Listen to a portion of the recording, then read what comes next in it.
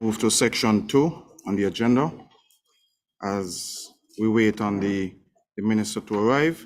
So I'll give a warm welcome to my fellow directors, invited guests, all. So right now we'll move right into the minutes and treat the documents as read.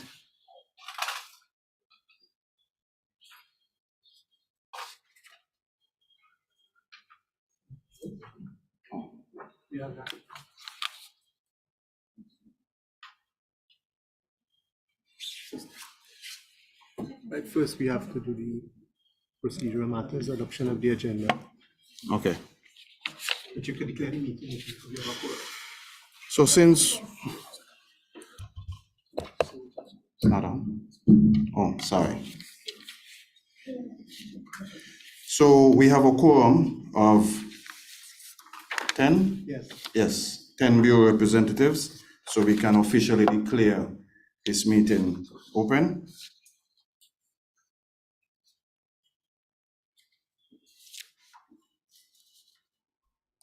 First item, we will be moving into the minutes. So there's any objection as it relates to the minutes, adopting them as read?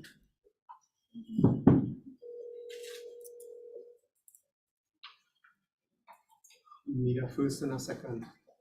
I see none, so could we have a first responder?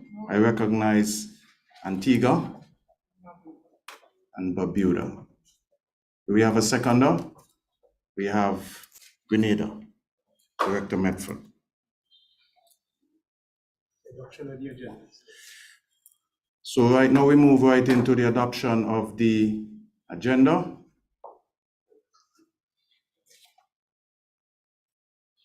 Do we have a first? See Mr. Vaughan smiling, okay. And then we have a second director from Trinidad and Tobago, Ramnet. So I guess we can get right into the launch. Well, we should wait for the minister, but if you want, I could present my report by 10. Okay. So we will invite CEO Omar to present his report in the interim. So Omar. Thanks very much. Good morning, ladies and gentlemen. Thank you all for being here, both in person and online. And in respect of online, we have a plethora of regional and international organizations, and we thank them for being with us. And we thank those who made the long trip to be with us here too in this semi-COVID environment. Thank you very much. That's what PTB, UNIDO, and some others. Thanks again. So, thanks, Chair. So while we wait the minister for the formal ceremonial opening, we have adopted the agenda, we've confirmed the past minutes, and there's no really procedural matters. Do we have, Mohan? I mean, we have snacks and we have lunches, and the washrooms are right up here, and for those online, we would love to feed you too, but unfortunately you're not here. And with respect to actually getting into the technical aspects of the CROSQ Council meeting, it normally starts with a report from the CEO of the CROSQ Secretariat, which is myself at this point in time. So I will just try to give an overview of some of the projects and programs everybody will be hearing here today. At this point in time, CROSQ has about 3.7 million US under management for execution of projects over the next couple of years. We have about 0.4 million in pipeline opportunities that currently under negotiation. And we have about 5 million that hopefully should come in over the next 4 years. And they're not distant streams, but they are being developed right now, but not exactly pipeline opportunities. So over the past couple of years, despite COVID, we're happy to report that with the collaboration of all the bureaus of standards and our regional colleagues, we have been growing at a very fast rate. And that is pretty good when you take into context that our normal core CROSQ budget has not been increased over the last 3 years. So with that, I would really like to thank the staff of the CROSQ Secretariat for keeping that kind of pace going. It's not been easy for them. Like other international and regional organizations, they go on leave, but they're not really on leave. But I can't ask them not to be on leave. So I just pretend that they're on leave. And I'd like to thank the bureaus because there's a lot of absorption capacity challenges that they face. But, they don't deprioritize the regional agenda. And I'm very grateful, or we are very grateful for how the bureaus really respond to the regional agenda, in the midst of all their national priorities. We really appreciate that. And we'd like to say thank you to the Bureaus of Standards, who are the shareholders of CROSQ, and more importantly, the prime beneficiaries of its efforts. Because in any member state, CROSQ only tries to work through or with a Bureau of Standards so that the CROSQ does not compete with our bureau. And we really work to support them in their national endeavors. So with that in mind, that we have about $3.7 million worth of projects, including about a new one we're going to launch here today with UNIDO, we have a healthy pipeline that is developing. Now, we segregate our work into a number of regional quality infrastructure streams, and I'll just present on each one. So right now, we have the green and blue economy. We have 3 quality infrastructure projects we're looking at there. We have 3 projects dealing with the built environment in terms of standards and quality, 2 in health, 3 general ones in regional quality infrastructure development, 1 in energy, and we had 2 before that that finished earlier this year and 1 last year. And 1 organization, GIZ, has indicated there will be a phase 2, which is really beautiful. And then we have some ongoing projects with the CARICOM Secretariat, 4 of them. And we have 2 projects in train with CDB and 2 more to come. That's the Caribbean Development Bank, who's been really a very strong partner with us. So just to get down into a little nitty-gritty, in regards the green and the blue economy, we have 3 projects.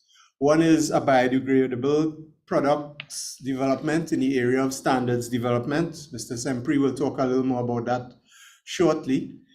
And probably right after my agenda too, he might be able to start if he's ready, because while you wait for the minister.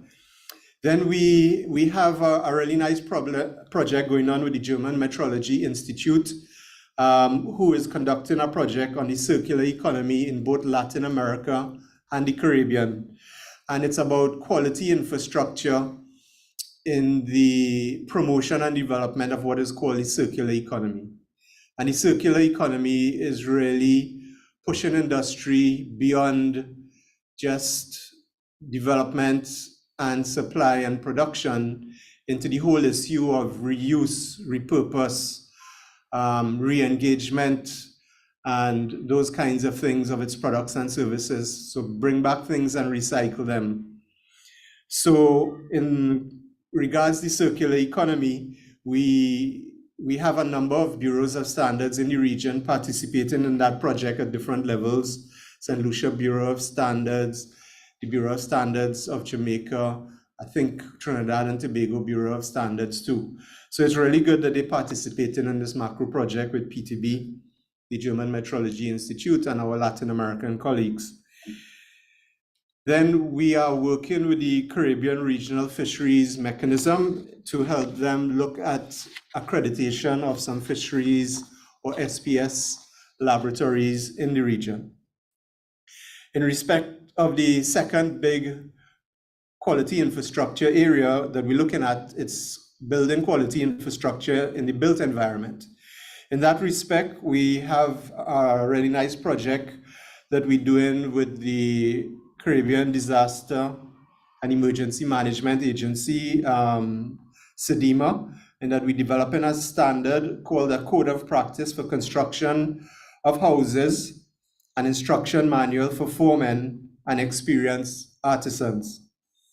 We are also partly involved in a project with CDIMA and the World Bank, along with the OECS and CDB, in a project called Caribbean Physical and Financial Resilience Building Program, whereby we are assisting in the development of a curriculum for the training of building professionals in the region to help them better implement building codes. And in the final project in the area of the built environment, we are working with CDB, CDIMA, and the OECS, and that's a really nice team that is going there. And we're working with them with an organization called the Coalition for Disaster Resilient Infrastructure out of India to develop a financial bucket of opportunities for the small island nation states of the world to help them develop their physical resilience infrastructure. Right now, that fund has about 3 or 4 donors associated with it. And we're working with the CDRI, the Coalition of Disaster Resilient Infrastructure, to develop a bucket of opportunities for the Caribbean region in physical resilience management. Then we move on to quality infrastructure in health. We have undertaken the design and development of a revision of a prepackaged goods standard, but this time to include a front of packaging labeling element on it. It has been a quite energetic standard because it raises a lot of issues as to the trigger limits of salts, sugars, calories, and one other item that is of particular concern to the health community. And we're seeking to find a way to put that on labels so the consumers can be better informed, but in a way that allows companies to really remain competitive and to evolve their formula as we move forward in the Caribbean to try to better manage non-communicable diseases. The other big area under quality infrastructure in health is that we recently developed 7 standards pertaining to tourism and health management, which was quite timely in a partnership with CARFA, in that it would help tourism-based industries to merge their products with better safety standards in regards of health management. In terms of regional quality infrastructure development in general, we have 3 projects on the table. One of them you will hear a little later today that we're launching with UNIDO, and that is a regional quality infrastructure development agenda that would really finally help the regional quality infrastructures of Africa, the Pacific, and the Caribbean to start having some strong linkages.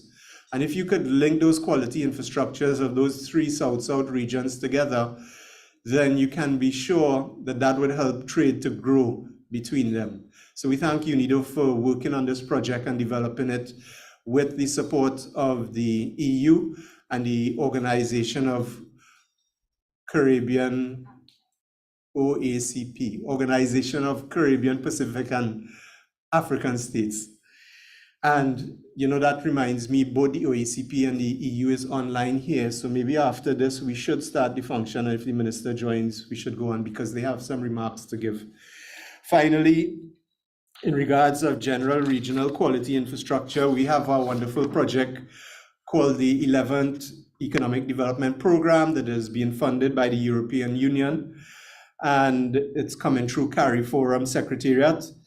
It's a 4-year program. We're about 60% into it, and it has a lot of development agendas going into the member states in the areas of standards development, measurement infrastructure, accreditation, conformity assessment, and quality promotions. And you'll hear more about the granularity of that if you stick around for most of the day. And finally, we're launching here in a little while a new CROSQ regional quality policy called National Laboratory Development Policies for Non-Medical Labs. And this policy will help member states, if they adopt it, to have a strategic and a tactical agenda to develop their laboratories for non-trade purposes in the region, and that's a great help. We now have the minister with us, so I will take a break from going through the balance of the projects that we have to start the formal ceremonial opening, and then I'll just end after that with a continuation, a quick recap and a continuation of the project report, which will take about 5 minutes. Thanks very much. Over to you, Chair.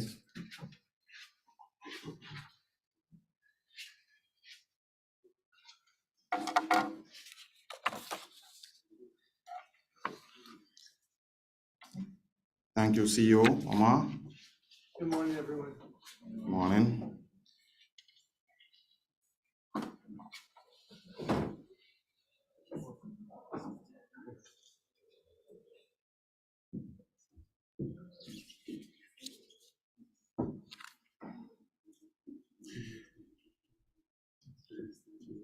Good morning and welcome. So now we get to start officially.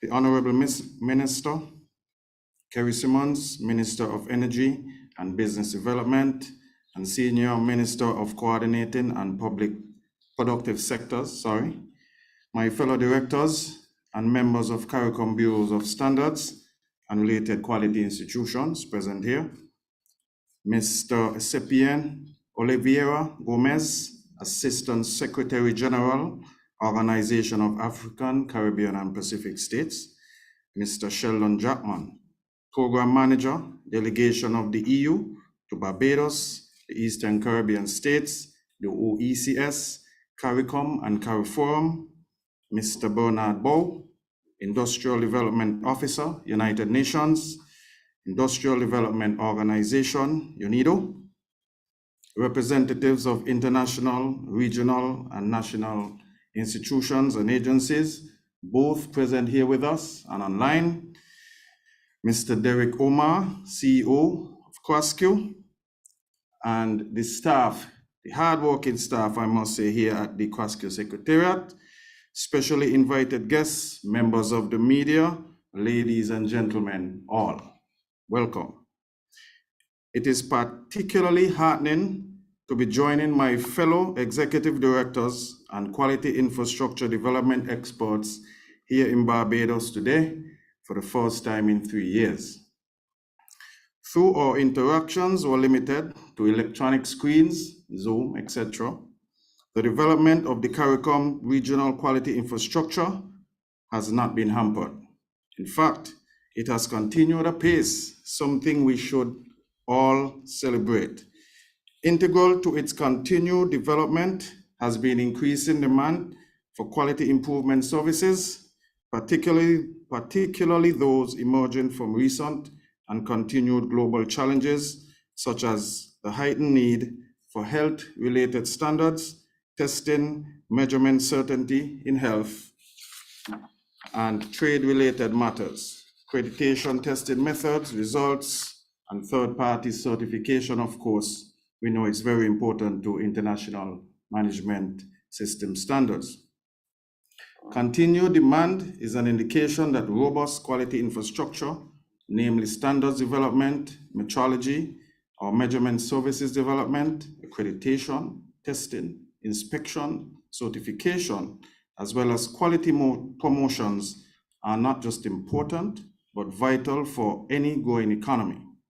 If we intend not just to survive, but to thrive during these challenging times, quality competitiveness and quality infrastructure must be central tenets. Indeed, demand is growing for quality management systems, and our network of bureaus have been working together with our international counterparts and with our CROSQ Secretariat to provide information, guidance, education in these areas, as well as others. As the network of National Standards Bureau within CARICOM region, CROSQ countries continue to explore ways in which we can respond collectively to assist each other, particularly during these difficult times of increased quality and price competitiveness in our region, where quality matters even more. In many cases, our economies are small and our internal markets are finite, which is why we need the potential for expansion which trade provides. The only way to successfully trade in goods and services is to meet the regulatory and other requirements to enter new and existing markets. Markets that are likewise tightening their own controls. This is where sound quality infrastructure shows its strength. The strength of our QI has basically been around for 20 years, brought us through some difficult times, and recent engagement and trends within our business sector suggest our continued relevance. We will be here for another 20 years, I'm sure, answering the call and serving the needs of our member states. Thus, because of our commitment to cultivating sturdy and responsive systems, over the past year, we have embarked on a process of broadening our collective outlook to the development of a new strategic plan for the network here in CROSQ. A scan of the last 3 years brought us to the realization that times are changing and that resilience is an aspect of national development to which quality infrastructure can and must contribute. Our new 2022 to 2025 strategic plans bring the process of looking at just how we can continue to answer the call and respond to those needs. It is in one of the highlights of this, our 44th meeting. Similarly, the projects we have collectively undertaken, facilitated by our CROSQ Secretariat here in Barbados, has also been with a view of pushing us to the next level, from engagement with the EU under the EDF, the Caribbean Development Bank, the Technical Assistance Program for Sustainable Energy in the Caribbean, the German National Metrology Institute, PTB, and others. We have been reaching out and finding opportunities to expand our capabilities as national standards body. Each project and intervention take into consideration what our populace are demanding from member states, as well as the development of our quality-related institutions themselves. Today, along with the launch of the CROSQ strategic plan spanning October 2022 to September 2025, we also embrace a new opportunity in the form of a new project with the Organization of African, Caribbean, and Pacific States and the United Nations Industrial Development Organization, funded by the European Union. Our strategic plan and this new project, which target businesses specifically, addresses different aspects of our region's development. You will hear more from the relevant officials as these proceedings progress today on these related matters, as well as about the launching of CROSQ's new regional laboratory development policy. We welcome both initiatives and pledge our collective support to ensuring their success. This year celebrates 20 years of existence, and it is our collaboration and interconnectedness that continue to serve us well. Within our network of 15 bureaus of varying sizes and capacity, even as we acknowledge that there is increasing demand for national sectors and other industries to provide services that businesses can use to rebound and expand from the contractions some have seen in recent years. I dare to say, many of our bureaus are competently responding and even exceeding expectations. What has helped us to develop to this point is our great relationship with key international quality practitioner institutions like those joining us here today, both in person and online. And I would like to mention a long list of acronyms here, if you permit me. So it's ASO, PIFS, ISO, ASTM, UL, BSI, USNC, PTB, GIZ, and UNIDO. Our excellent collaboration relationships with regional quality institutions as well must not be forgotten, such as Indocal, JANAC, TT Labs, NCBJ, Copant, and CARICOM quality infrastructure beneficiary organizations, including CEDA, CEDEMA, BCRC, CAFSA, CRFM, CDF, and others. And of course, the wonderful support we have gotten from our donor partners, such as CARIFORUM, the EU, OACPS, CDB, and other organizations from both the United States and Europe. As we work to enhance our quality management systems while providing essential support to our partners, I encourage us, or I rather implore us, to continue to seek out and embrace new challenges that both our collective spirits, collaborative spirits, strengthen our resistance to shocks and tether us to vision and visionary pathways. Ladies and gentlemen, I would like to thank you, and I now declare this 41st meeting of Council of CARICOM officially open. So I think it's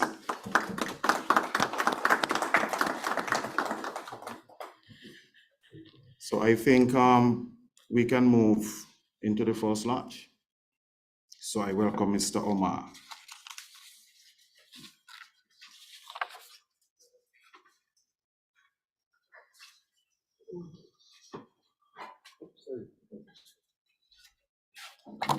Thanks very much. CROSQ has been around for 20 years, and this would be the third roll of our strategic plan, and it runs from October 2022 to September 2025. The strategic plan was developed through an inclusive, open, consultative, and collaborative process aimed at achieving consensus and promoting ownership of the plan by the 15 National Bureaus of Standards of CARICOM, the collective enterprise of which is called CROSQ. The CROSQ Secretariat, based in Barbados, is expected to facilitate its implementation over the next 3 years by way of the active participation of all the Bureaus of Standards and under the delegative authority of the CROSQ Council, the governing body of the institutions comprising the chief executive officers of the CARICOM National Bureaus of Standards. Our strategic plan that we're launching here today has two major parts to it. One is the strategic compass, and the other one is the implementation agenda. The strategic compass will naturally have our vision, the mission, the core values, and our strategic themes. What is critical for us in our strategic vision, because you could always lose yourself when you start to implement strategy, but if you know where you're going and what you want to hit, you'll always get there. So the most critical part for us in the strategic vision, we think, is our vision statement, and which we have really evolved this year from a technical definition to a people-oriented definition. And our vision for the next 3 years is really to carry quality infrastructure to the people, be them in the public service, the private enterprise, or consumers. And our vision is transforming and empowering lives through standards and quality. So we really took away all the technical work from developing our vision statement, and we all united behind the objective this year of transforming and empowering lives through standards and quality. And therefore, we really want to go hardcore over the next 3 years in two major areas. One is called quality assurance, whereby we really want to promote the development and international recognition of our testing labs in the region, our certification bodies for quality infrastructure in the region, and our inspection bodies for quality in the region. And we really want to get down to the granular level in member states to help people really understand what standards are about and to show them it's all around them and they use it without even knowing it. And that they need to be more conscious of promoting and pushing those standards when they buy. And that's what you call quality and quality culture development. So our vision in this new strategic plan that is overarching is transforming and empowering lives through standards and quality, and especially in the areas of quality assurance objective testing, inspection, certification, and quality culture development. To promote that vision, as part of the strategic compass, we have 4 strategic themes that we'll be developing our program along. The first strategic theme, in which there's a number of action items, is institutional infrastructure, learning and growth.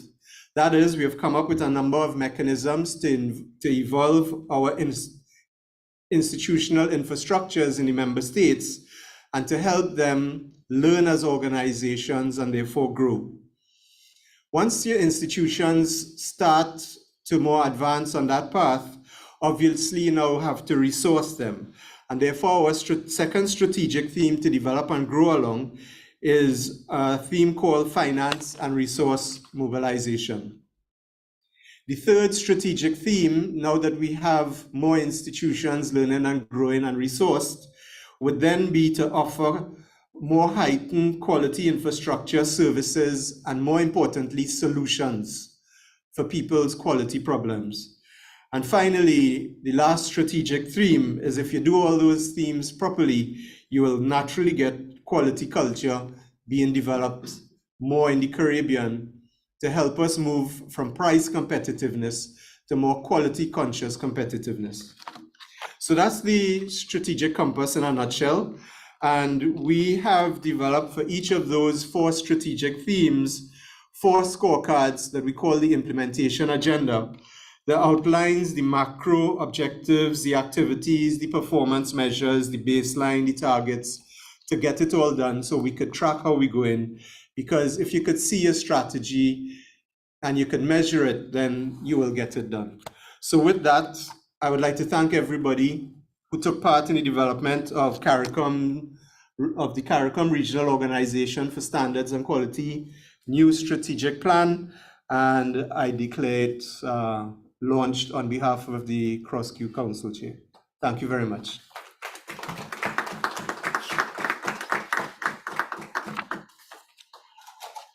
Thank you very much, Derek, for introducing that strategic plan for us.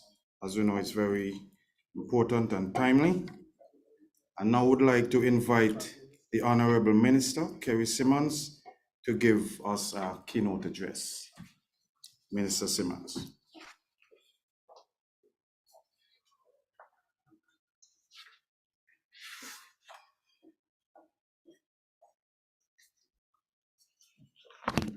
I believe that I should begin by offering you my sincere and heartfelt apologies for being a little bit late. I hate being late. The truth of the matter is that the weather that you see has begun to have some unanticipated infrastructural difficulties for the country. So you must forgive me if I actually leave shortly after we do the photo op, because I have a meeting with the Deputy Prime Minister with respect to some of these things that are upon us right now. I think the protocol has been established, but I want to formally go through that exercise and recognize Mr. Stuart LePasse, who is Executive Director of the St. Kitts and Nevis Bureau of Standards and CROSQ Council Vice Chair, Mr. Escipion Oliveira Gomez, Assistant Secretary General of the Organization of African, Caribbean and Pacific States, Mr. Bernard Bow, Industrial Development Office of the United Nations Industrial Development Organization, Mr. Sheldon Jackman, Program Manager of the Delegation of the European Union to Barbados. Of course, our last speaker, Mr. Derek Omar, who is CEO of CARICOM Regional Organization of Standards and Quality, and directors of CARIFORM National Standards Bodies, representatives of international and regional organizations present and online, especially invited guests, and last but by no means least, the ladies and gentlemen of the media. Let me start by saying that it is a distinct pleasure to be able to come here today to deliver some opening remarks at this 20th anniversary AGM of the Council of Directors of CROSQ. My ministry has in Barbados the overarching responsibility for the work of the Barbados National Standards Institution. And obviously, by extension, we have to collaborate closely with the work of CROSQ. And the CROSQ and BNSI related matters, therefore, are of necessity top of mind for me as minister with responsibility for business, which takes into the whole takes us into the whole realm of commerce, etc. But above and beyond that, I think that this ministerial responsibility is also now supplemented by an overarching responsibility for the country's productive sector.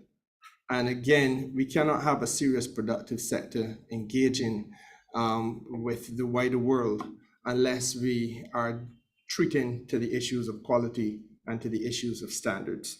So I want to start on behalf of my ministry and the staff of my ministry by offering you all a warm Barbadian welcome. I'm not so sure that it is correct to say today a warm Barbadian welcome, but a Barbadian welcome nonetheless to all of the representatives of National Standards Bureau who are present here with us in national standards agencies.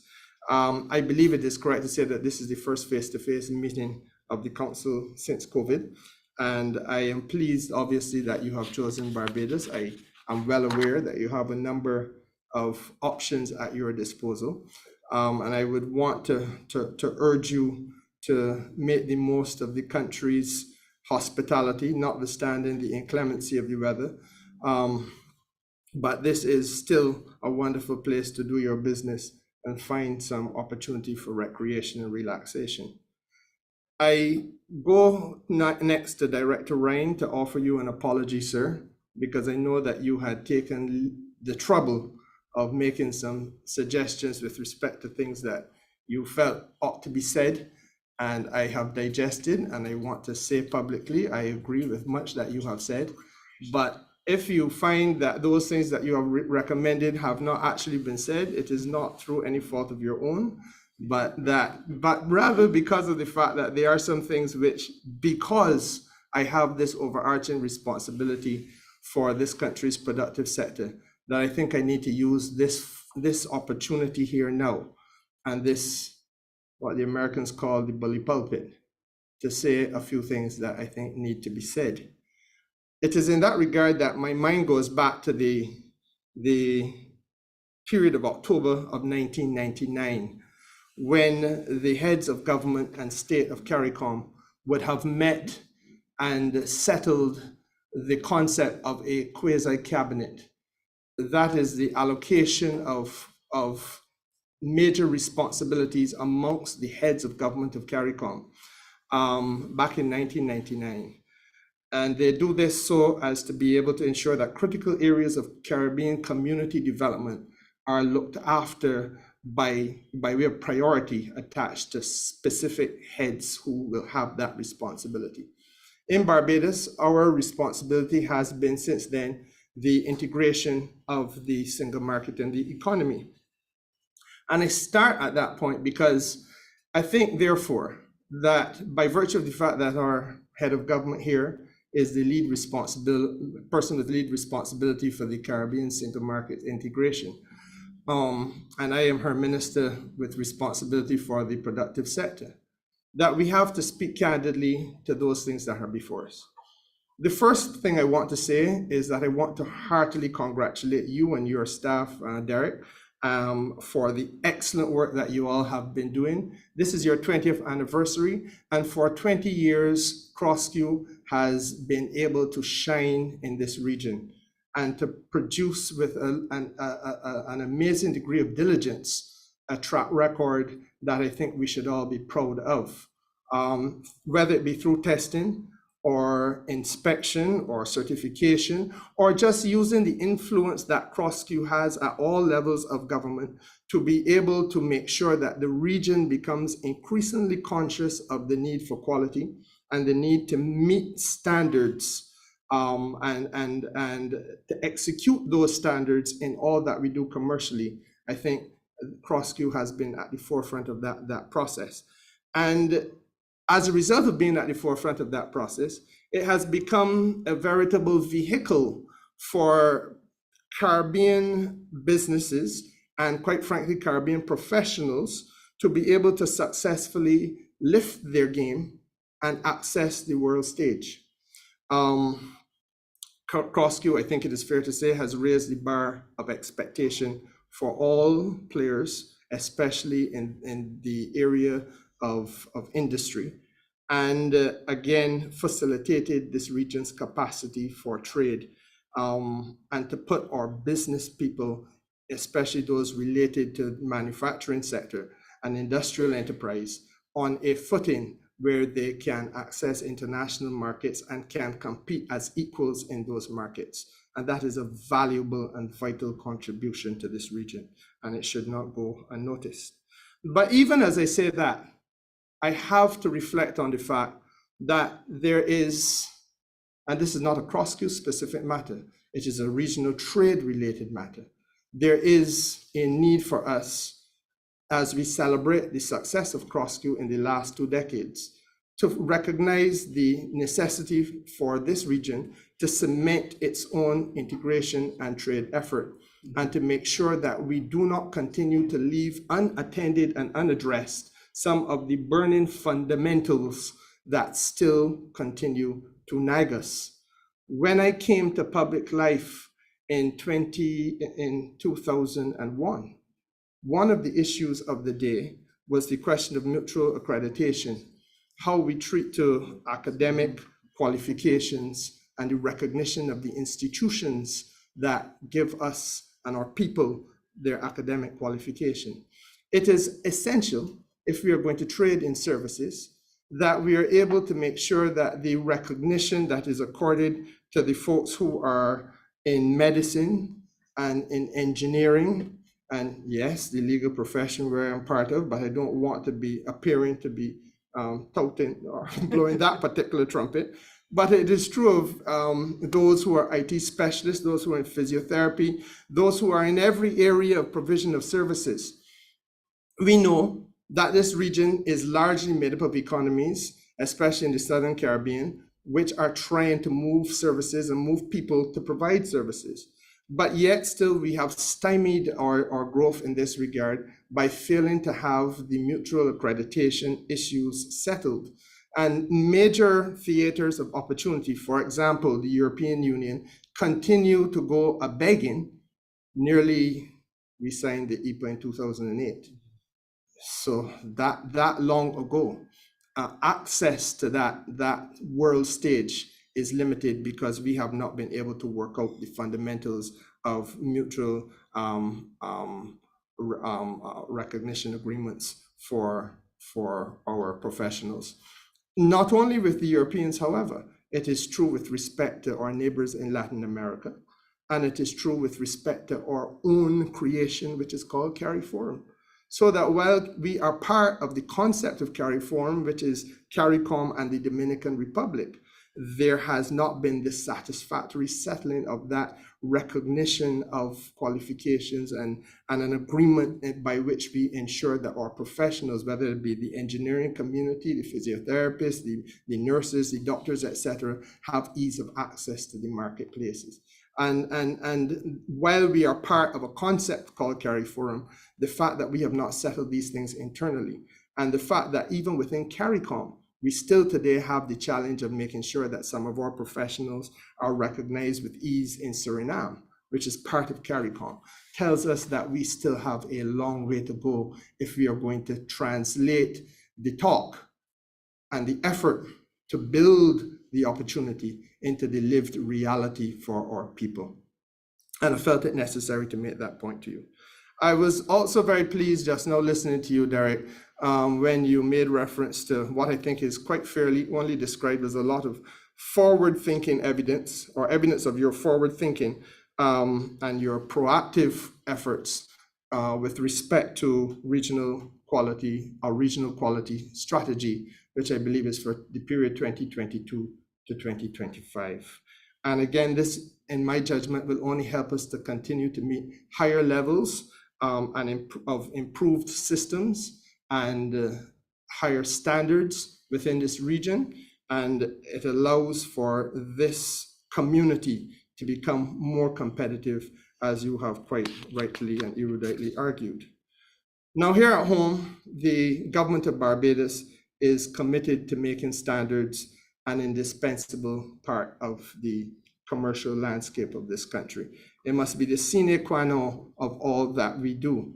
Director Ryan will tell you that almost every time we speak, I caution him that he must not hide the light of the BNSI under a bushel.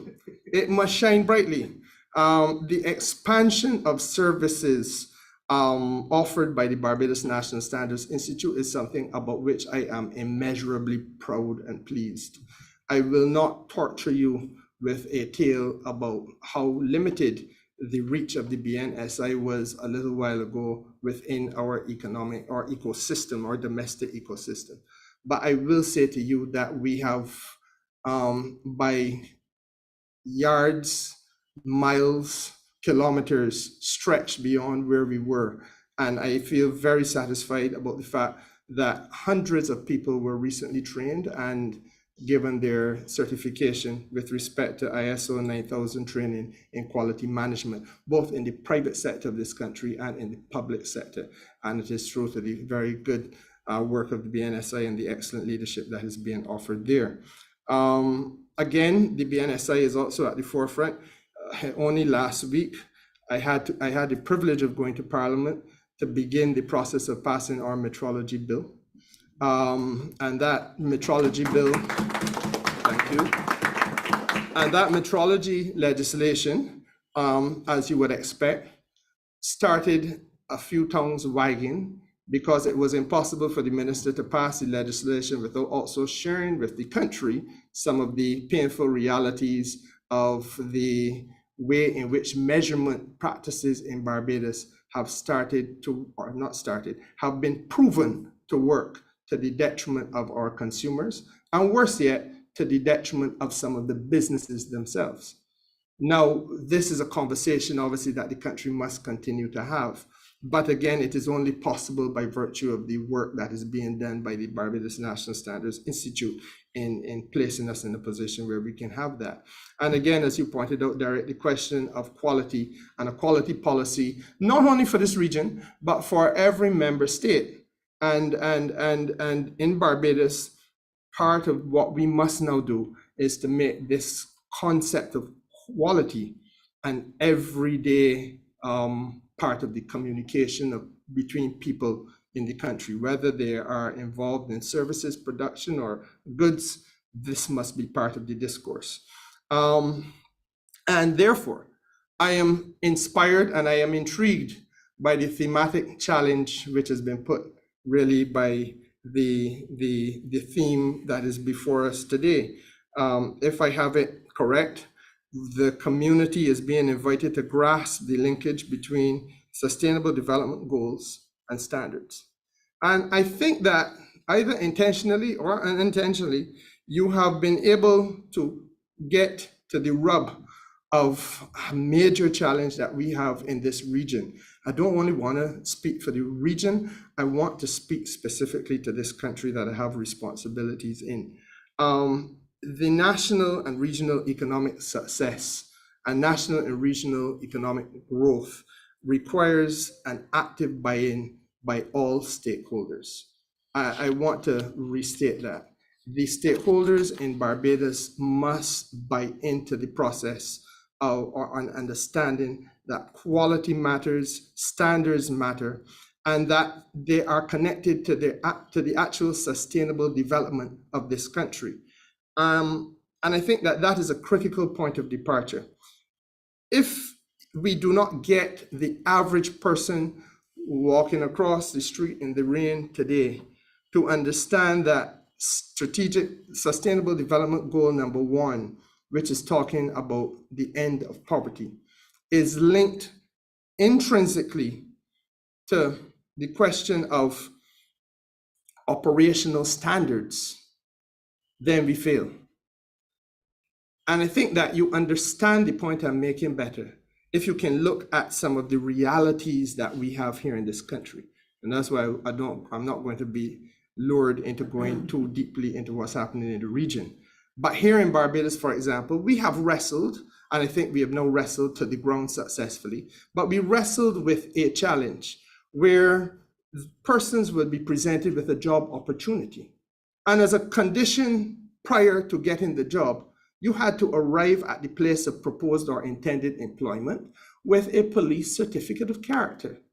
That seems to be a very simple request, but that job opportunity is deprived by virtue of the fact that for 3 weeks, 4 weeks, in some cases 2 months, in some cases 3 months, that police certificate of character could not be handed to the individual by virtue of the failure to have the proper operational standards in place to make sure that the act of processing a police certificate of character is done. And therefore, the effort to end poverty is frustrated by virtue of the failure to have the national standard implemented and followed. Now, we've battled with that and we've got that. I think we have rectified that.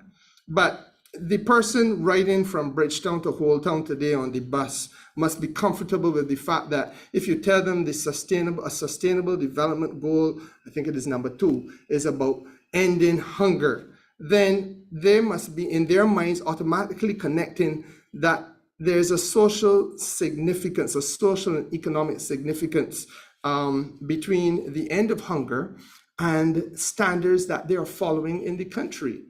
And therefore, the conversation in Barbados must be about things like sanitary and phytosanitary standards, which is another piece of legislation that is now on our order paper, which we are going to pass in Parliament to carry this country kicking and screaming into the 21st century. But it has to come. The safeguard of food safety and plant health is absolutely important. And again, to grasp this, and the urgency of the hour must be appreciated and can only be appreciated if you understand the reality of the operational practices here, that commerce takes place in this country with respect to agricultural product by the wayside with no reference to SPS issues. It takes place in the fish market with no reference to sanitary and phytosanitary issues. It takes place all around the Caribbean, quite frankly, in similar circumstances.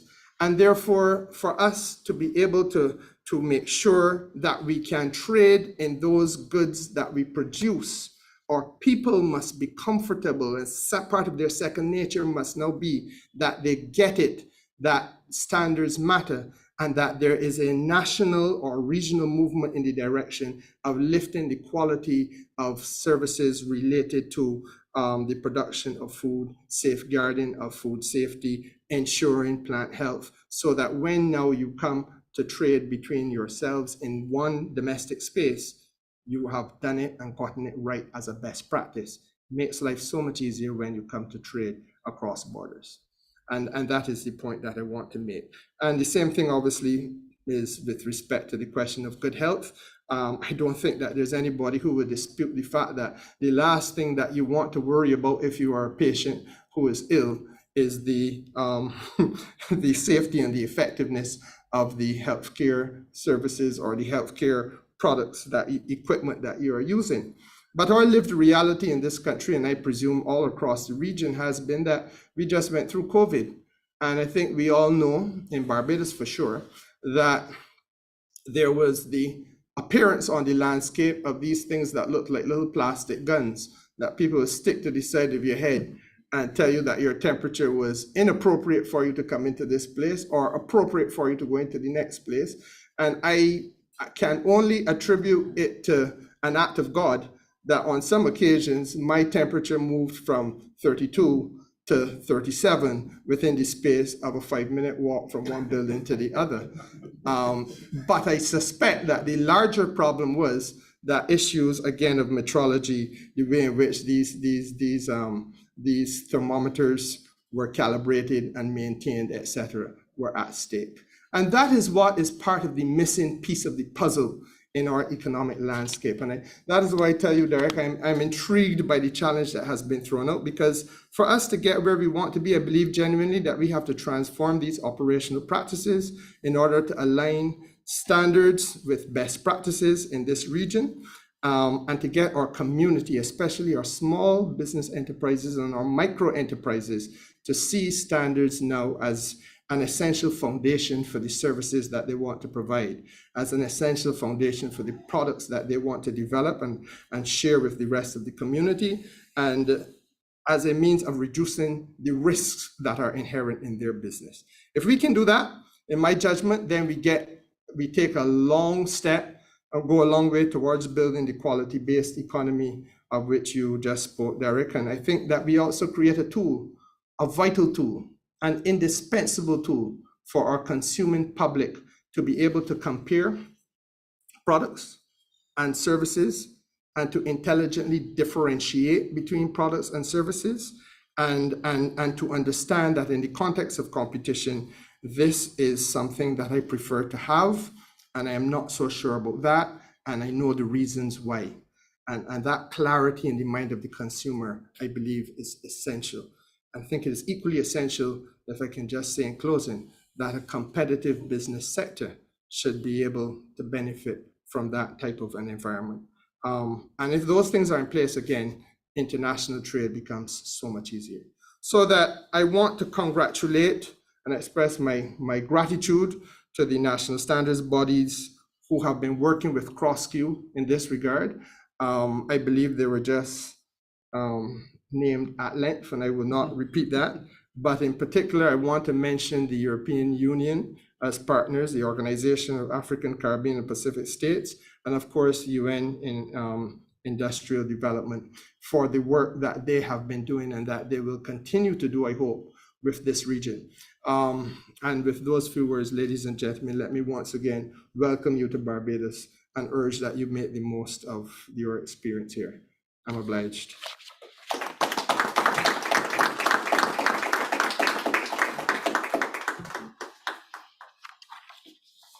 Thank you very much, Minister Simmons, for your well-informed remarks.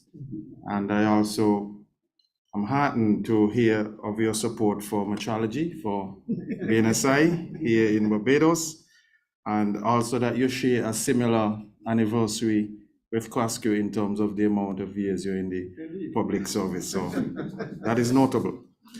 So right now we would move into a photo op.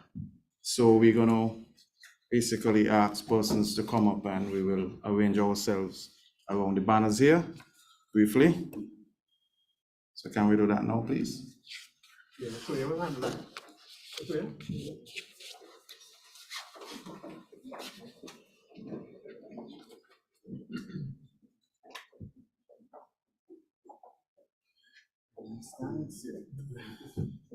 Who you want any photo?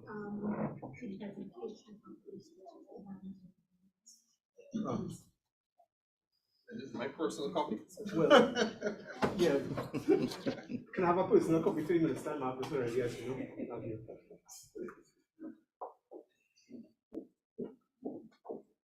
I shall try for it. Eric. Thank you. Chair, you want to go ahead? Yeah, I think so. I think we should have all the directors.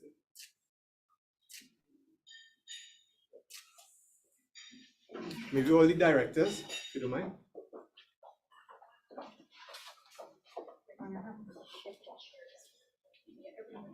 Or if you take it at an angle. Oh, yeah, yeah. You want some of us to sit? Hold on, indirect. The photographer will touch base. Yeah, some can sit and some can stand. So you have people to sit back now? Yeah. Okay.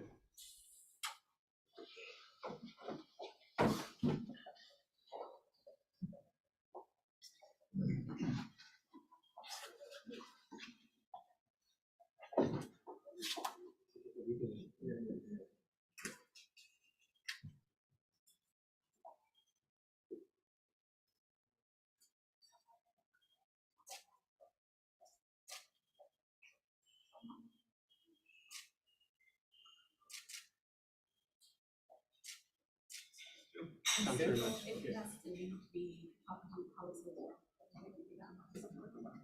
La policy, you want to do it? We don't choose the regional land for the development policy. Okay.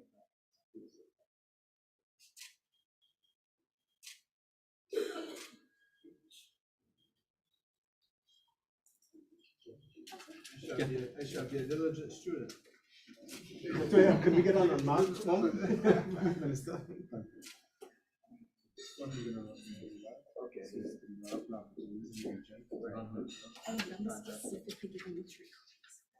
Thank you. Yeah, thanks very much.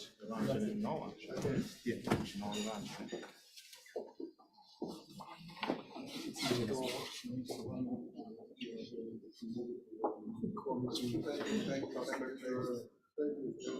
Thanks very much for coming.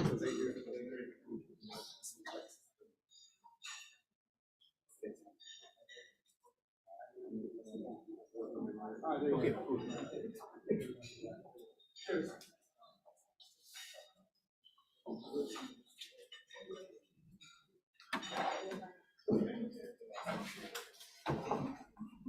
Susie, launch the project. The lab project now.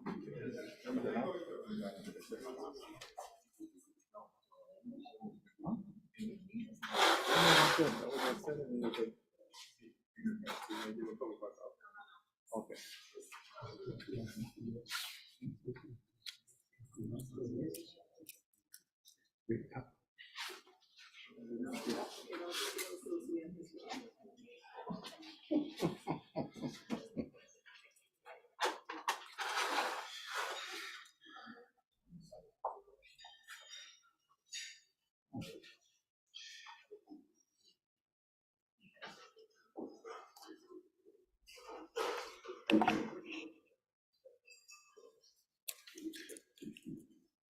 Okay, we're moving right along.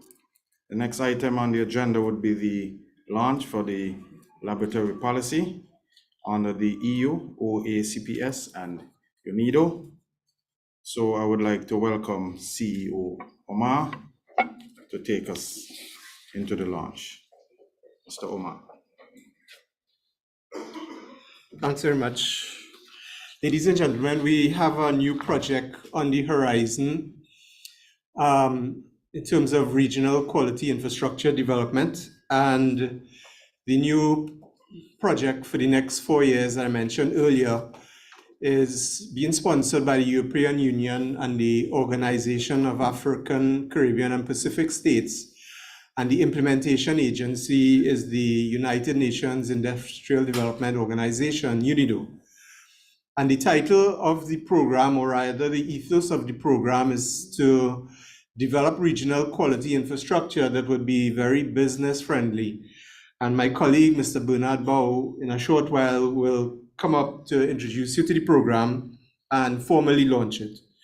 As a major deliverable under the program, we actually got some advanced funding and we developed a CROSQ regional laboratory development policy for non-medical labs. That is, we recognize that there is a definitive need for all the member states to adopt a policy at the national level to help them develop their trade laboratories at the regulatory level, at the institutional development level, and the kind of services they can offer and how you can monitor the quality of those services. So the collective expression of all the bureaus of standards have been put together in this new document called a regional non-medical laboratory policy to aid in the development and maintenance of laboratories at the national level.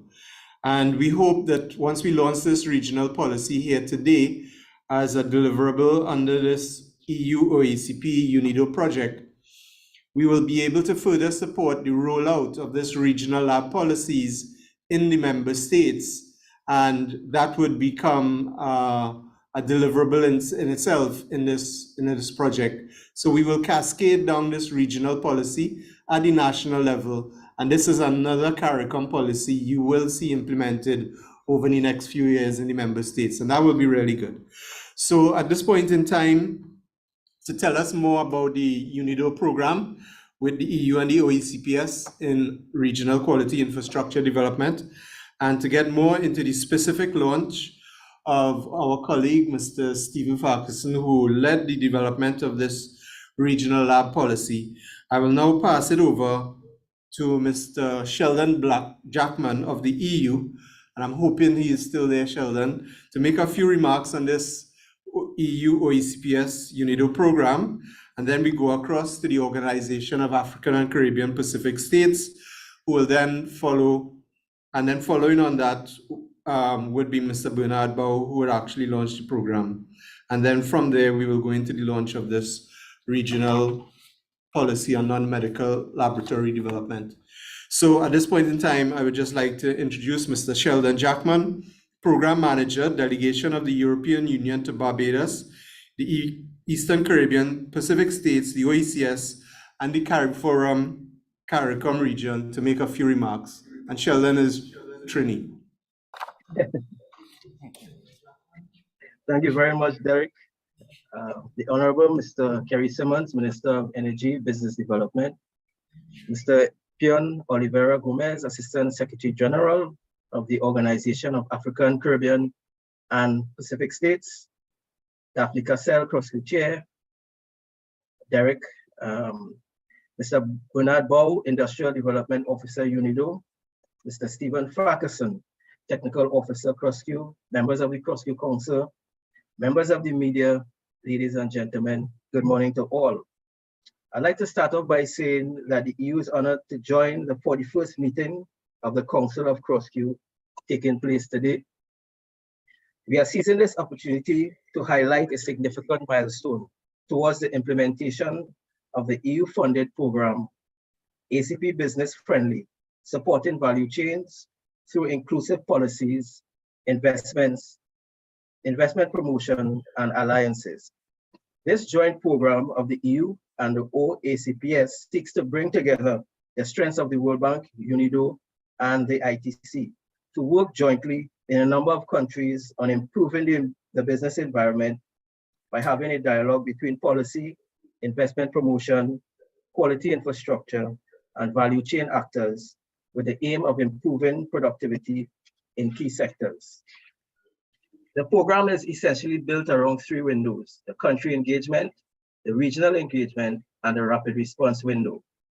UNIDO, as implementing partner, will aim to leverage intermediary organizations and business membership networks to strengthen investment promotion, marketing, monitoring capabilities, and business support programs and partnerships.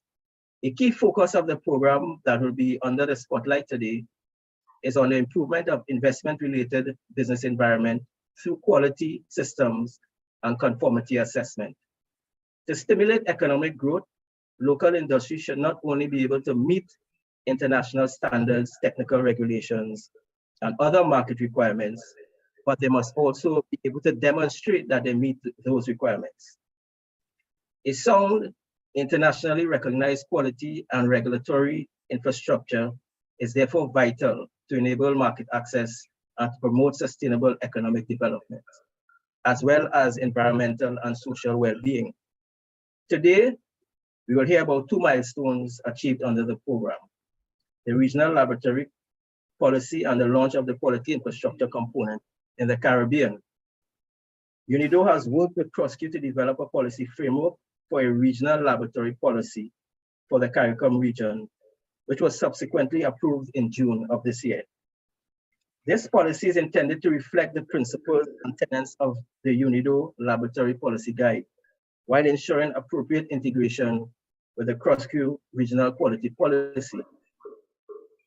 In addition, the objective of the quality infrastructure component is to support quality and regulatory infrastructure improvements in the ACP countries and in the Caribbean region in particular, enhance value chain specific QI services, and promote a quality culture and practices.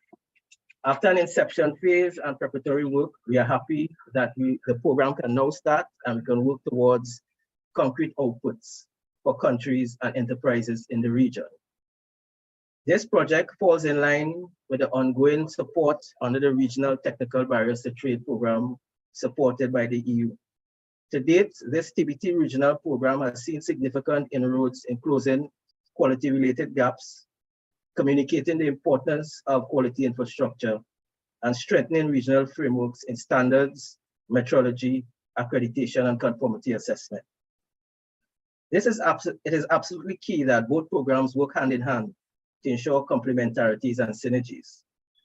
Ladies and gentlemen, in closing, I look forward to close collaboration with CROSQ and other members of the project team to identify main areas of work and to a fruitful joint program implementation. Thank you very much.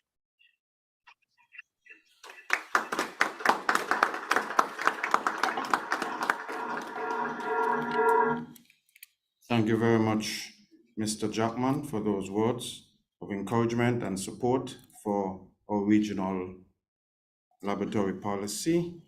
We now invite Mr. Eusebio Gomez, Assistant Secretary General of the Organization of African, Caribbean, and Pacific States, to say a few words. Thank you. Good morning or good afternoon if you're here in Brussels. I'm really happy to be here today, back in Barbados in a way or another. I would like to really recognize the presence of Honorable Kerry Simmons, Minister of Energy and Business of Barbados, also of the representative of the European Commission, Mr. Sheldon Jackman, who is my former colleague when I was working at Kerry Export. Also, Mr. Daphne Cassell, CROSQ Chair, and my friend Derek Omar, the CEO of CROSQ, and of course, my also friend Bernard Bao from UNIDO. I have greetings from the Secretary General of the OACPS, His Excellency Mr. George Revelo Pinto Chicote. For those that do not know who we were created in 1975 through the Georgetown Agreement, and nowadays we regroup 79 member states with a view of promoting sustainable development in our countries and hopefully work together to reduce and eventually eradicate poverty, consistent with SDG number 1. This program that we are presenting here today falls within the joint OACPS-EU private sector development strategy. The OACPS and the European Union have been partners since their creation in 1975, and we are very happy of the collaboration that we received from them.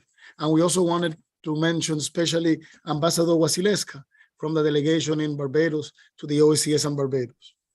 So under this framework, we work together with our partners, the European Union, to promote a good business climate. In this regards, the program under which this facility is being funded, which is the business-friendly program, sees the World Bank, UNIDO, and ITC working together to promote really the competitiveness of our SMEs. We also work in strengthening intermediary organizations such as CROSQ, in which we count a lot on them. I am very happy also to hear that Indocal is today in the meeting. Buenos dias, Indocal. We were very happy, in fact, of this because when I was working at Kerry Export back in the 2010s, through Kerry Export, we organized the first meeting ever between Indocal and CROSQ. And I think that the European cooperation, because this was funded under the 90DF Regional Private Sector Support Program, the European Union has helped to create or strengthen the Caribbean region and strengthen CARIFORUM, as the minister said. So we're also supporting SMEs, and this is done directly through many ways. One of them is through programs that we have with the Organization of Eastern Caribbean States on the trade.com, but also directly with partners such as Kerry Export that also participate in this, and I saw that they were joined. The other section that we have is promoting investment. This investment is seen with work with the Caribbean Development Bank, the Inter-American Development Bank, and the United Nations, like United Nations Capital Development Fund. Our work is based on exchanging best practices, ensuring market access for our companies, and here, this is a very important point. Quality, as the minister said, quality is the cornerstone of competitiveness. And we were very happy to hear that from the minister, how he's committed to quality. We also promote young entrepreneurs and women and public-private sector dialogue at all levels. In this regards, we're very honored also that this program joins the work of the African Regional Standards Organization, ARSO, and the Pacific Island Forum Secretariat. So we're really happy to see this collaboration for a better future for all of us. We do believe that our countries need to put in place quality standards and systems in order to ensure competitiveness. We don't believe that it is good to try to compete in the world market with big quantities and cheap prices, but rather specificity and quality. And I really wanted to thank CROSQ for really going in this direction. As the minister said, we have been working a lot in mutual recognition agreements in the region, and I am in a way disappointed that this has not advanced a lot, especially that I worked very strongly on that with Kerry and Export concerning the cultural protocol of our economic partnership agreement with the European Union. But anyways, we just wanted to thank you a lot. Thank UNIDO for that work, the hard work they're doing. Just to mention that under this specific program, in September, last September, we launched in Geneva during the 26th meeting of the World Investment Association, the 26th meeting of the World Association of Investment Promotion Agencies. UNIDO launched with us, with the European Commission and the Oacpcu, an investment portal that will be expanded to the whole region. And I'm also very happy to see that this program is working with friends such as GIZ and PTV, with which we collaborate in other areas. So I just wanted to encourage all of you to keep on working. The Oacpcu is at your service. Our Secretary General, Mr. Chicotti, sent his greetings. And just to let you know that the chair of Committee of Ambassadors is from the Caribbean. He is Ambassador Connolly from Trinidad and Tobago, who also sent his regards.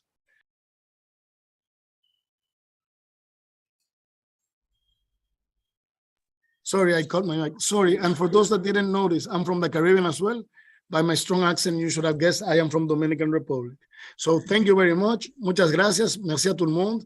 And have a nice meeting.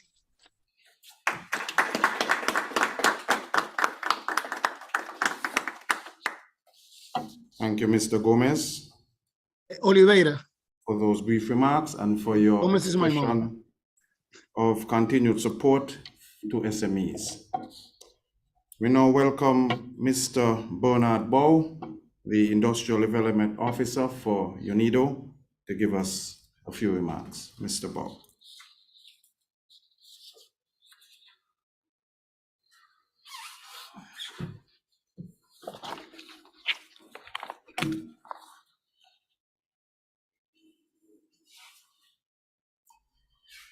Good morning, good afternoon, everybody.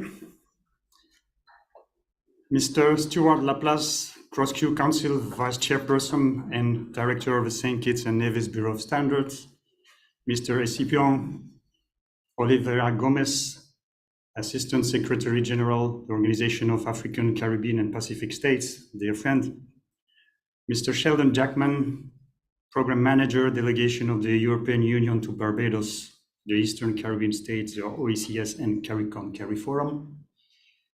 My friend, Mr. Derek Omar, CEO of CARICOM Regional Organization for Standards and Quality. Dear directors of the Kerry Forum national standards bodies, representatives of international regional organizations present and online, specially invited guests, dear friends from PTB, representatives of the media, ladies and gentlemen. I wish to thank CROSQ Secretariat for the organization of this event and the government of Barbados for welcoming us today in this beautiful and inspiring country. This is a true pleasure to be here today. The ACP Quality Infrastructure Program, called Supporting Quality and Regulatory Infrastructures, Value Chain Specific QI Services and Quality Culture Promotion in ACP countries, was developed as a response to the need of the member states to tackle trade obstacles and specifically address TBT issues in order to benefit from the intra-ACP trade opportunities. The project was signed last December as an addendum to the delegation agreement between the EU and UNIDO for a total amount of 7 million euros and will be implemented until December 2025. I wish to express our thanks to the donors, the European Union and the Organization of African, Caribbean and Pacific States. Thanks for all the program, the mother program ACP Business Friendly, supporting value chains through inclusive policies, investment, promotion and alliances. These names, the title of projects are very long, I agree. So maybe we need to develop a specific standard for naming projects in the future. I wish to thank these donors and partners for the support and trust placed in UNIDO. For UNIDO, this is a strategic program underpinning the vision of our newly established Director General, Dr. Gert Müller, with regard to fostering fair, transparent, and sustainable industrial development through resilient value chains, through sound and strong investment promotion and renewed partnerships for the Sustainable Development Goals.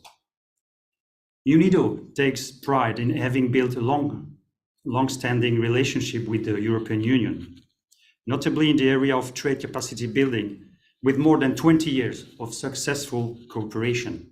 I still remember the first regional program in the UEMOA countries in West Africa, starting in 2001. UNIDO's technical assistance has benefited many ACP countries, and this cooperation with OACPS will allow us to reach new heights in preparing member states to integrate into regional and international markets in a sustainable way. Ladies and gentlemen, today we are at the crossroads of our development as humanity. The climate crisis, the shrinking resources, including biodiversity, the rise of epidemics and pandemics, the new digital age are transforming every part of our lives, bringing with them new challenges and opportunities. Quality infrastructure is no exception and needs to adapt to meet these significant changes in the context in which we operate. We must ensure that we have conducive quality policies and good governance in quality and regulatory institutions, quality and regulatory infrastructure institutions. New standards for circular economy, for net zero, for sustainable value chains, and fit for purpose conformity assessment services that will have to rely more and more on digitalization, remote auditing and evaluation. Many areas where quality infrastructure need to modernize and evolve, also contributing to greater consumer education and protection. This is what this quality infrastructure program in ACP is about, and where UNIDO has been called upon to bring in its unique expertise. UNIDO's approach on QI is systemic, private sector, and demand-driven. The ACP QI program has a global component and 3 regional components, with some targeted interventions at country level related to value chain, and this in full coordination and complementarity with other interventions, such as the micro-level business-friendly component of the same program implemented by ITC, and such as also the 11th EDF program of CARICOM. Ladies and gentlemen, project teams are being recruited, and we are at the final stage for this program. I'm happy to announce also that we are finalizing the recruitment of the Chief Technical Advisor, which will take office in a few weeks. Together with CROSQ and its members, the baseline analysis is being established and priority value chains are about to be selected for QI-related specific support in the Caribbean. This project envisages as well a strong South-South cooperation that will allow less advanced regions or countries to learn from the experience of those who have gone through the same development challenges quite recently. I think this is a great part of this project. I'm 2 times happy to be with you today. First, to launch the ACP QI program for the Caribbean, and at the same time to launch this first of its kind regional laboratory policy that we developed together with the CROSQ based on the methodological guideline published by UNIDO with the support of the INET QI, which is the International Network on Quality Infrastructure, grouping all prominent institutions, international institutions in this field. So we very much look forward to a successful partnership with CROSQ, with Indocal, CARICOM, CARIFORUM, the EU and the ALCPS in the coming years. Thank you once again for the invitation and the opportunity. Long live the ACP QI program and long live the CARICOM laboratory policy. And I would like to take a few minutes maybe to quickly go through the presentation of this ACP quality infrastructure program. If we can have the, all right. So I hope that you can read on the screen. Maybe it's a bit small and apologies for that. This program is one component of the ACP business friendly, supporting value chain through inclusive policies, investment, promotion, and alliances. The funding is by the Oacps and the EU. The full funding of this big program of business friendly is 41.7 million euros, of which 15 million have been allocated to UNIDO. The other parts have gone to the World Bank and ITC, as Escipion said earlier. So 15 million divided more than 50-50 between the investment component and the quality infrastructure component, which we are launching today. The overall program started in 2019, but this component is starting this year and will end in December 2025. There are also country pilot countries, sorry, for the implementation of the program. Next. Just to present the overall objective and specific objective of this program. Overall objective is to support quality and regulatory infrastructure improvement in ACP countries, enhance value chain specific QI service, and promote quality culture. As I said earlier, specific objectives are on number of 3, enhancing the regional quality and regulatory infrastructure governance, strengthening the availability of value chain specific quality infrastructure services, and importantly, promoting quality culture and practices. Next.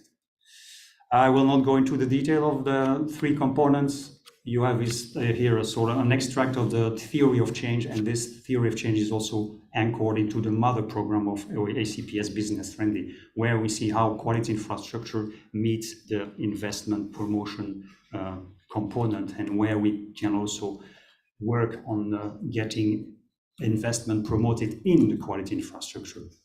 So 3 outputs, as I mentioned, and you will have the opportunity to glance through the presentation after this ceremony. Next one, with relate to how we work with CROSQ and the Dominican Republic for Kerry Forum et al. We have started and we are now finalizing our relationship building with CROSQ. Over the past month, we had extensive discussions with CROSQ Secretariat to ensure continuity and consistency of intervention, and to also recognize CROSQ's needs for sustainability and self-determination. Logical framework will be customized according to specific regional needs, and also based on the gaps that are going to be assessed over the next weeks, so that we really avoid to reinvent the wheel and build on previous and ongoing strong support programs already in the region, for instance with PTB from the European Union and others that were mentioned by Derek earlier. And we try to complete some we could call unfinished business for value chains, and the quality policy for selected member states who don't yet have a sound and harmonized quality policy. Need to be consistent also with the relevant EDF, EPA, TBT project, as I mentioned. So we have a direct collaboration between UNIDO and Indocal also and Codoca in the Dominican Republic to complement the picture. And of course, we will make sure together that we have a strengthened cooperation between CARICOM and the Dominican Republic for a better and thriving regional integration in the Caribbean. And also potential synergies with the meso-level component, including possibilities of investing in conformity assessment to support selected value chains and also foster public-private partnerships. Next one. So quickly, the next steps will be the recruitment to be finalized. The PMU, the Program Management Unit personnel, is about to be recruited. And for each of the regions, including Caribbean, we'll have a lead QI expert that will be based in CROSQ Secretariat, as well as a project administrative and financial assistant. The needs assessment is starting. The baseline analysis is expected to be completed within 2-3 months. We will launch first, let's say, quick activities like good governance workshops that are on the schedule for the next weeks, and I'm sure all of you will be invited. And also we are having an internal initial discussions for recruitment of specific experts to work on the mentioned national quality policies in selected member states. And of course, further inputs are really, and suggestions from member states, and especially today from the directors of national standards of bureaus, are really, really welcome to be conveyed via CROSQ. I think this is, last but not least, indeed, this regional laboratory policy launched today, which is also a big pride for us. And our friend Stephen will present afterwards the ins and outs of this beautiful tool. So thank you very much for your attention, and I wish you a very fruitful meeting of the Council of CROSQ.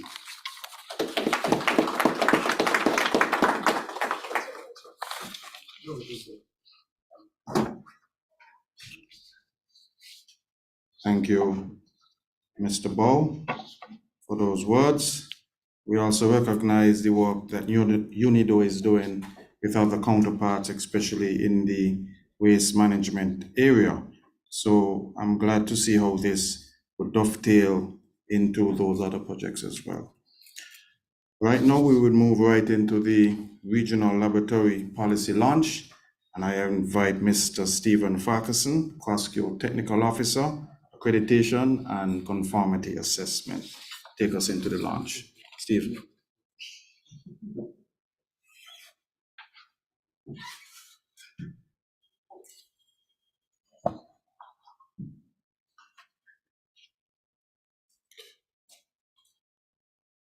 Acknowledging the protocols already observed, I'll just say that specially invited guests, ladies and gentlemen, good morning. Indeed, this regional non-medical laboratory policy have indeed come a long way since the conversation started last year, 2021. This journey began with certain knowledge and recognition, as was just expounded, that new and evolving technologies require an evolving quality infrastructure. Several laboratories in the CARICOM region are sometimes challenged to meet the requirements and rigors of international recognition or the demand of the clients or customers due to the challenges of design, scope, resourcing, and practices, among other factors. CROSQ's participation in the development of the United Nations Industrial Development Organization, UNIDO, draft document entitled Laboratory Policy, a Guide to Development and Implementation, helped to birth the idea of a regional laboratory policy. The evolution of that draft was very timely and presented the opportunity to provide the requisite guidance and direction necessary to bring our own policy development into context.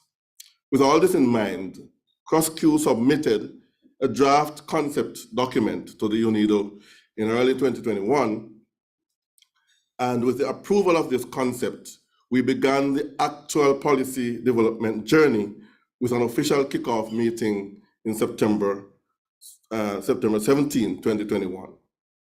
With a hardworking team and several stakeholder engagements and multiple iterations, I must say, we concluded the project and presented the final draft of the policy in June this year, 2022. UNIDO graciously agreed to expand the project deliverable and funding to include the printing of 100 copies of the policy for distribution to member states and partners. Ladies and gentlemen, we all know that the laboratory role in the quality infrastructure, nationally and by extension, regionally, is to provide the critical services of verification and validation of the quality goods, thereby minimizing risks, proving viability, increasing competitiveness, and driving the next steps of building resilience against severe climate action, food security issues, and a host of other challenges. And the modern laboratory must, however, undergo continuous improvement while becoming sustainable, ultimately leading to satisfied customers. So the product value chain depends on laboratories to build the competitive edge prove conformity to standards and assure consumer efficacy of the tested products that is fit for purpose. Today, it is therefore my duty to introduce the completed non-medical laboratory policy at this launch event. The policy carries a foreword showing the intent and spirit of the document, whilst giving credence to the sponsors and partnerships that produce the policy. The terms and definition based on it is based on the existing regional quality policy as well as other international references. It also carries the acronyms because we tend to speak what I call standardese, and sometimes persons get these documents and it's just a lot of acronyms and so on, and it's difficult to wade through it. So we have a definition there. It provides a background, context, and expectations based on stakeholder contribution and feedback.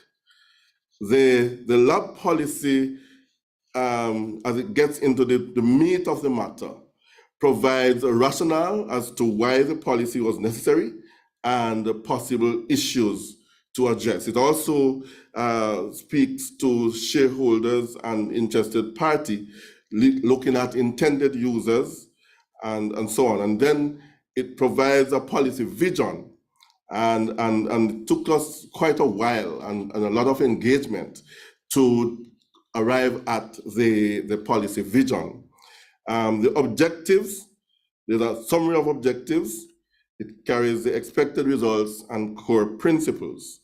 Then as you get deeper into it, the objectives are expounded to look at governance and enabling environment, look at building trust, good laboratory practices, supportive quality infrastructure institutions, and finally, but not by no means least, it looks at sustainability and resilience. And as you go through the policy, you will find that these instructions and guidance will help at the implementation phase for the policy that we hope will be adopted. It speaks to the instrument of change, which examines key areas for national strategic planning, and it ends with a monitoring and evaluation framework, suggestions, therefore, for monitoring and evaluation of performance and the impact of the policy at the national and regional level. But before I conclude, I must extend our profound thanks to the team of persons who worked assiduously with us to execute and complete the policy.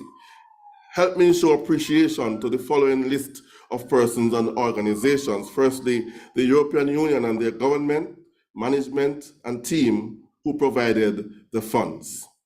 We also have the Africa, Caribbean, and Pacific organization through whom the project was agreed and approved. We have UNIDO, and of course with Bernard Barr, Matthias, and the entire team of managers, specialists, and coordinators who so ably provided the project direction, guidance, and support. The CROSQ network and secretariat, inclusive of the CEO, Mr. Derek Omar, and the CROSQ Council, who were instrumental in the final approval of the project deliverable. We had Dr. Mike Peet as the project team leader, ably assisted by Mr. Theodore Reddock and Miss Julianne Laudat as consultant, and of course the Belize Bureau, and specifically Mr. Trejo, who agreed to advance the Bureau of Standards in Belize, and specifically they contributed to the process along with the wider stakeholder group in Belize. We thank finally the facilitators from the QI teams from the piloting countries of Trinidad and Tobago, Antigua, and Barbuda, and Belize. In Trinidad and Tobago, that was led by Ms. Carlene Lewis and the team from the TTBS alongside other stakeholders. In Antigua and Barbuda by Mrs. Rodriguez and the ABBS personnel along with other personnel from the wider ABB who participated. In Belize, we had the general stakeholders led by Mr. David Guerra of the Bureau of Standards, Belize Bureau of Standards, who provided invaluable support and at various stages in the process, including the survey instrument that was used to gather data. We had the regional stakeholder across the 15 member states of the CARICOM who provided valuable feedback while showing appreciation and encouragement of the work done. And then we have, finally, the technical and administrative staff of CROSQ who provided the on-the-ground support to me and the team during the long, hard journey to completion. So as we now hand over copies to you, I encourage you and all, as we launch this policy, that we understand the gravity and the dimension of having regional framework and by extension, a national mechanism for guidance and improvement of laboratories as a cog in the wheel of change and economic growth. Thank you, and may we have a great, I declare this policy launched. Thank you very much.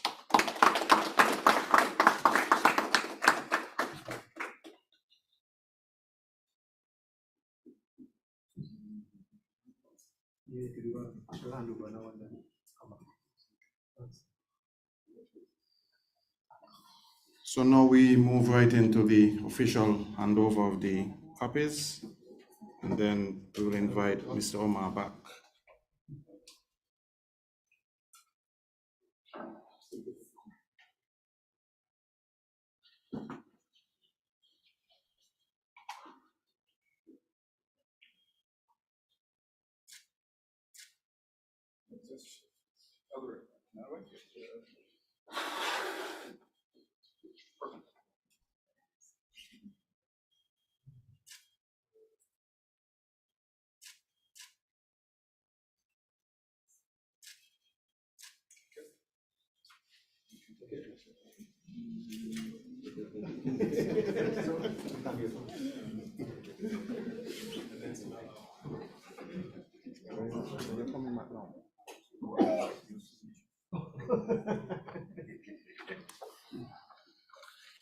Okay, we will re-invite Mr. Omar to continue with his presentation.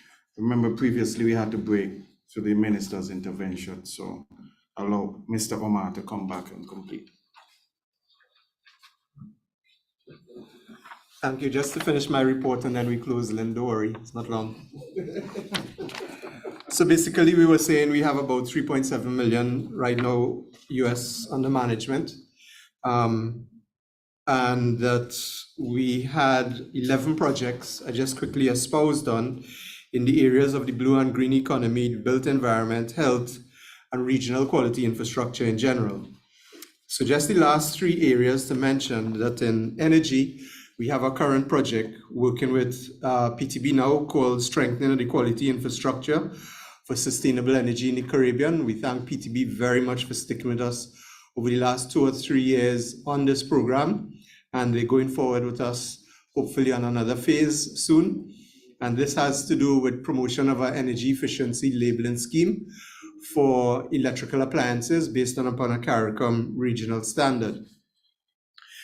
And then in the area of the CARICOM Secretariat itself, we have a number of ventures going. One is we currently working with them on the revision of the CARICOM strategic plan.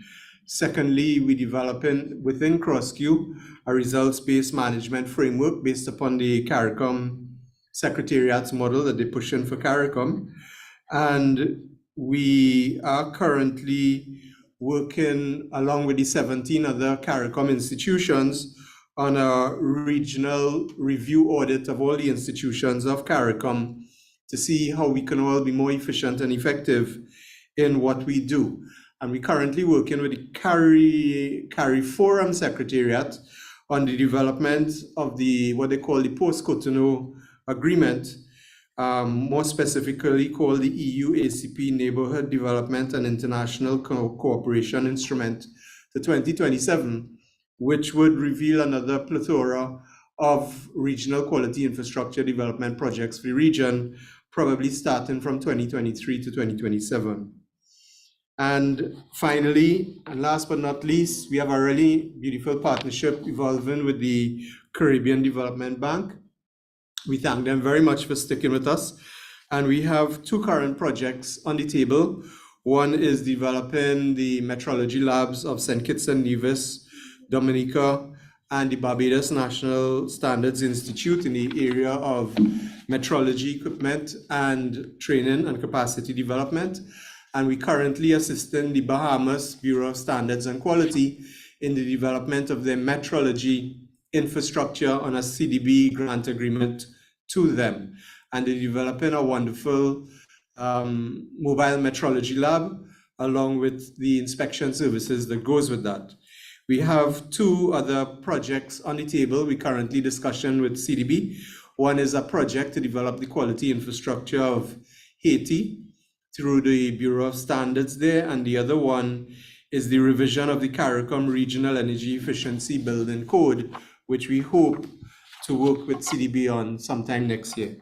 So with that, I've outlined the 20 projects that we currently have moving on this portfolio in a collaborative system of all the bureaus of standards. So when we, after this break of this formal ceremony, and we reassemble, we will go straight into the standards development performance report that would take us from 11 to 12 and then 1 to about 1:30. And then after that, each of the other technical officers will present on their sub-projects that feeds into this wider report that I've just kind of outlined this morning. So with that, Chair, thanks very much for allowing me to deliver the CEO's report and to contextualize the rest of the program today. And each technical officer will go into the granularities of their projects in respect of this. Thanks very much.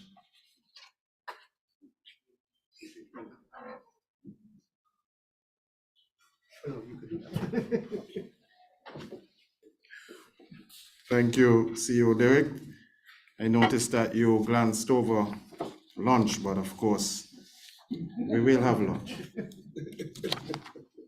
So I would like to bring closing remarks on behalf of the chair, Daphne Cassell, who could not be with us today. I would like to thank those of you, especially those online who exercise a lot of patience with us today with a late start. My fellow directors who are here with us, both in person and those of us who are in transit, as well as those of us who are listening online, for being a part of these ceremonial openings today. I would like to thank the Minister for taking time out to join us here, the hosts, Bureau, and CROSQ, of course, the BNSI, Ryan and his crew, for being here with us and exercising some, well, I can see we have the sun now, so some bright sunshine in Barbados. Now, the past few hours have been really cloudy, but nonetheless, we appreciate all of you who took the time to be with us today, those who gave speeches, well wishes, commitments, those funding agencies present as well as online and in person. I would like to say thank you. And with this, I would like to close and we can move right into the other brief session just before we take our lunch.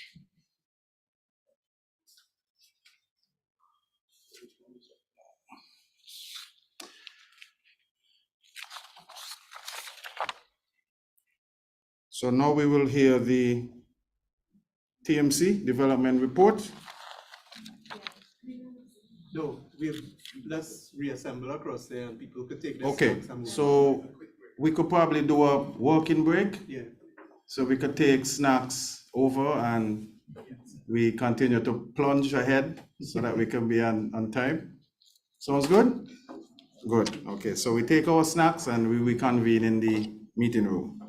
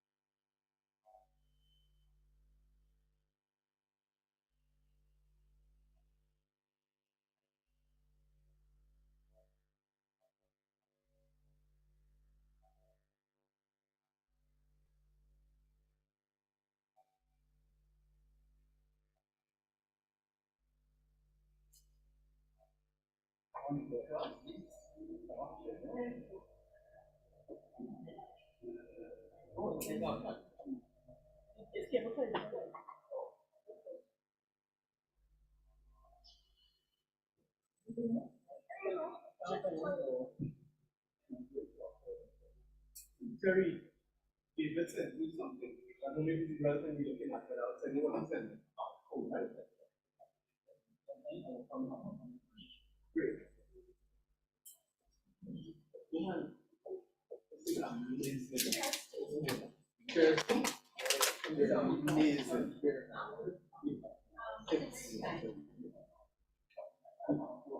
Remember 10 out of 10. 10 out of 10. I think yeah.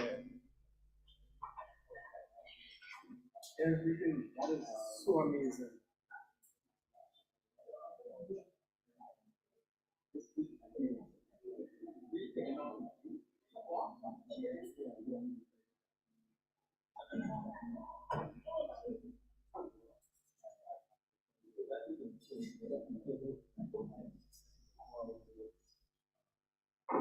Yeah.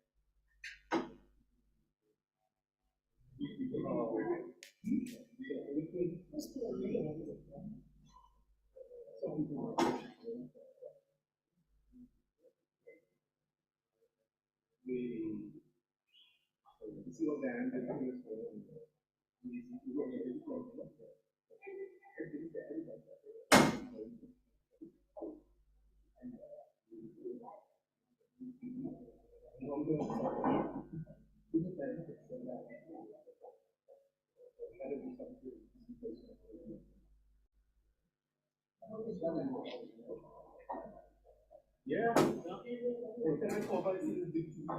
What we're gonna do? What's gonna that is what I'm doing. Yeah.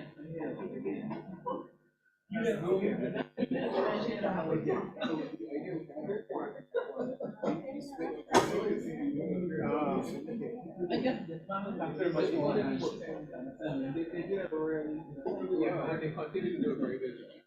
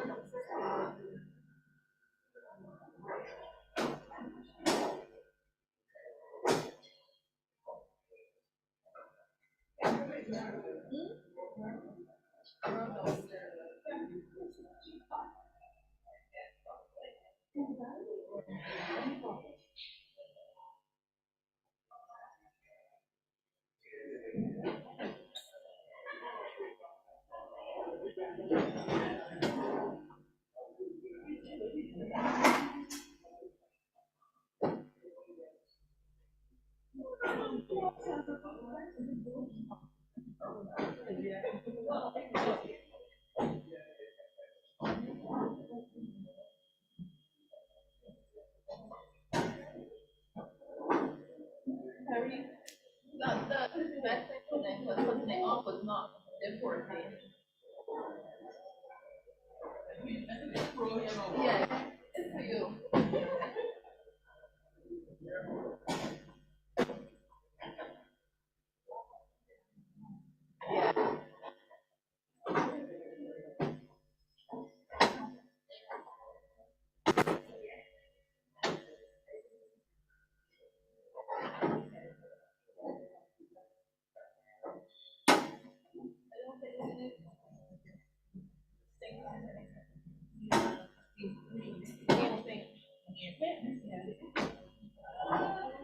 Oh, some of these I came over there already. Yeah.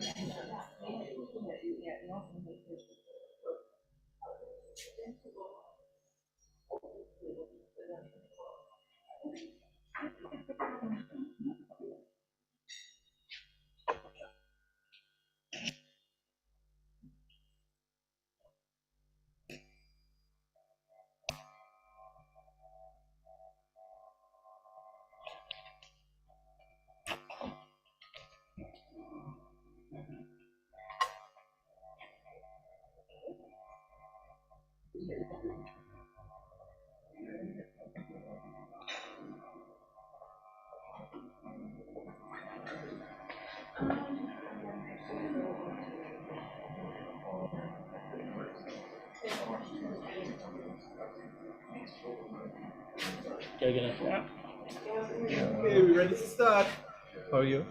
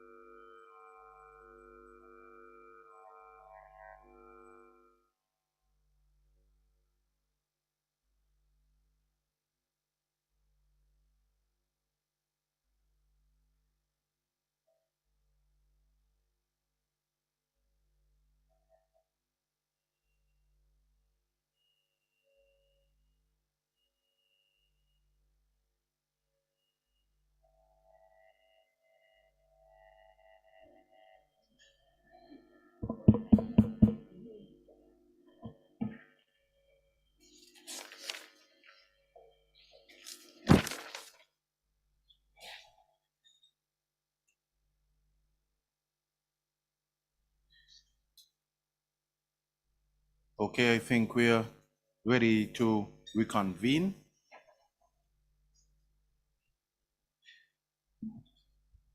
I would like to take a few minutes to invite Chair Daphne Cassell to address us here at council, say a few words. Ms. Cassell.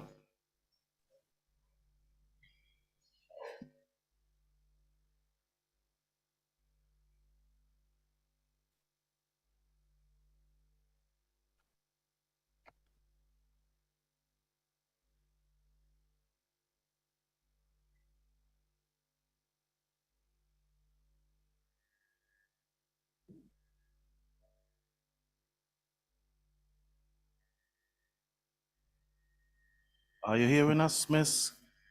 Cassell? Good morning. Good morning, Vice Chair. Yes, I am.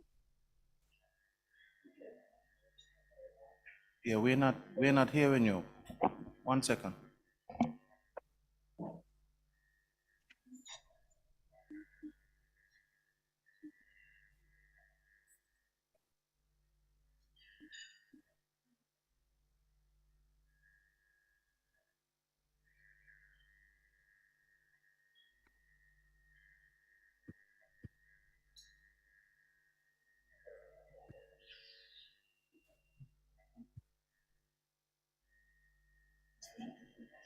Can you say something, Ms. Cassell? Hello, good morning. Good Okay, we morning, got you. Vice Chair. Yes, we can hear you. Go right ahead. Okay. Good morning, Vice Chair, colleague directors, all of our invited and valued funding partners. Good morning. And let me initially express regrets in terms of urgent situation that arose that negatively impacted on my travel to Barbados and to be with you in person. So it's indeed my pleasure to bring greetings from Montserrat and to wish us a successful 41st meeting of the CROSQ Council so far. Things has progressed well, and we have received the words from the minister. So to one and all, CEO and all our technical officers, we look forward to an engaging and productive session today and to move forward into the additional reporting from our technical officers. Thank you. Thank you, Chair, for those wishes of welcome and success for these proceedings. We now invite Mr. Fulgens from the TMC CROSQ Secretariat to make his intervention. Mr. Fulgens. Thank you, Chair. And let me just say welcome to all those online, our international guests, especially to make mention of our BSI, CSN representatives, representatives from the USNC, representative from ISO, directors online, other invited guests, directors right here first. Good morning, everyone. To present the TNC's performance and development presentation for the period April 2022 to September 2022. The presentation is going to take the form of, we're going to look at our work program, the general status, and with some specific standards and international and regional standards. We're also going to look at standards that are going to be proposed to be presented to COTED, as well as the editorial committee report, some project updates, regional and international relationship developments,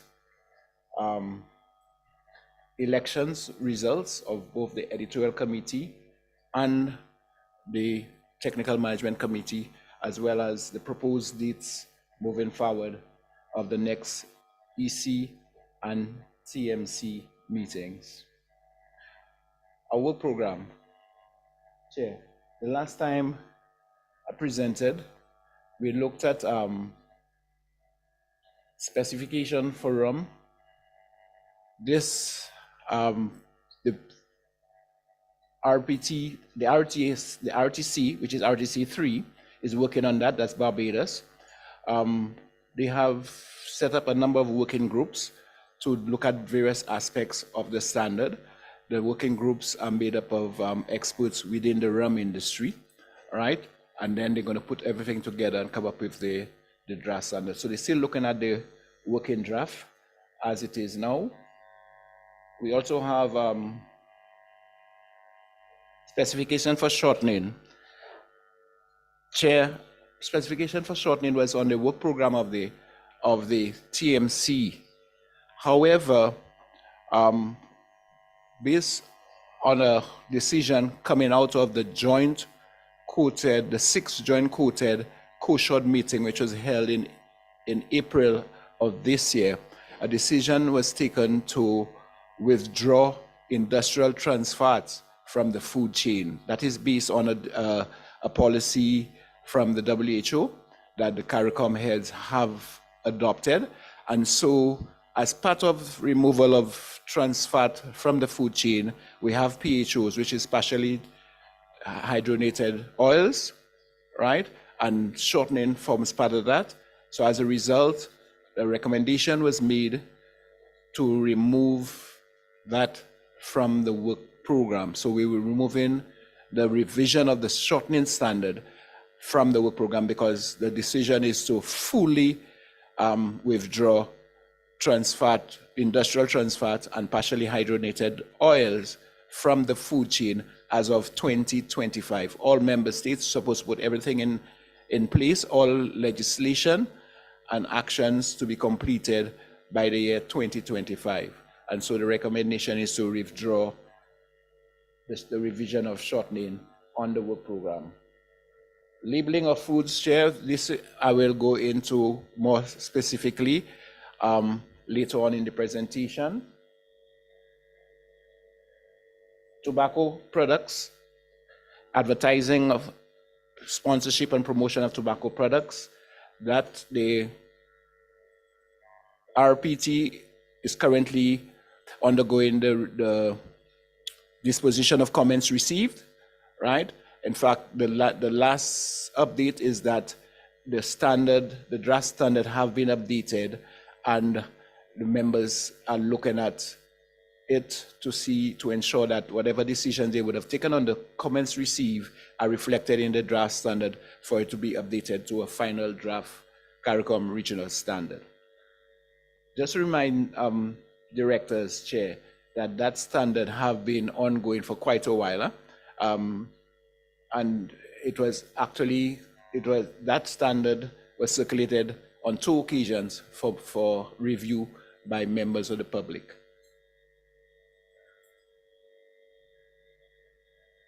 DCRS 76, hand sanitizers, that standard is at the draft CARICOM regional standard stage, inquiry stage, where comments received were being disposed of, right? I think specifically they were looking at one comment received from a member state and trying to get some harmonization on that. Hopefully that they figure out that they would be finished with the disposition of comments by the end of October and then submit the draft to the CARICOM Secretariat as a final draft CARICOM regional standard.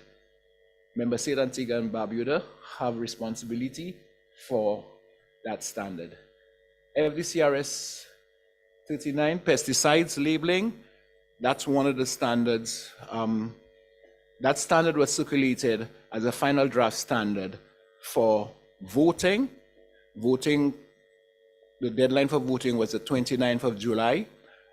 And when we get into the standards for quoted, I will give more details as to how the voting pattern went with this standard. FDCRS 43, sodium hypochlorite solutions, which is liquid chlorine bleach. Whereas the voting period for that standard actually ended on Friday last, which was the 8th of October.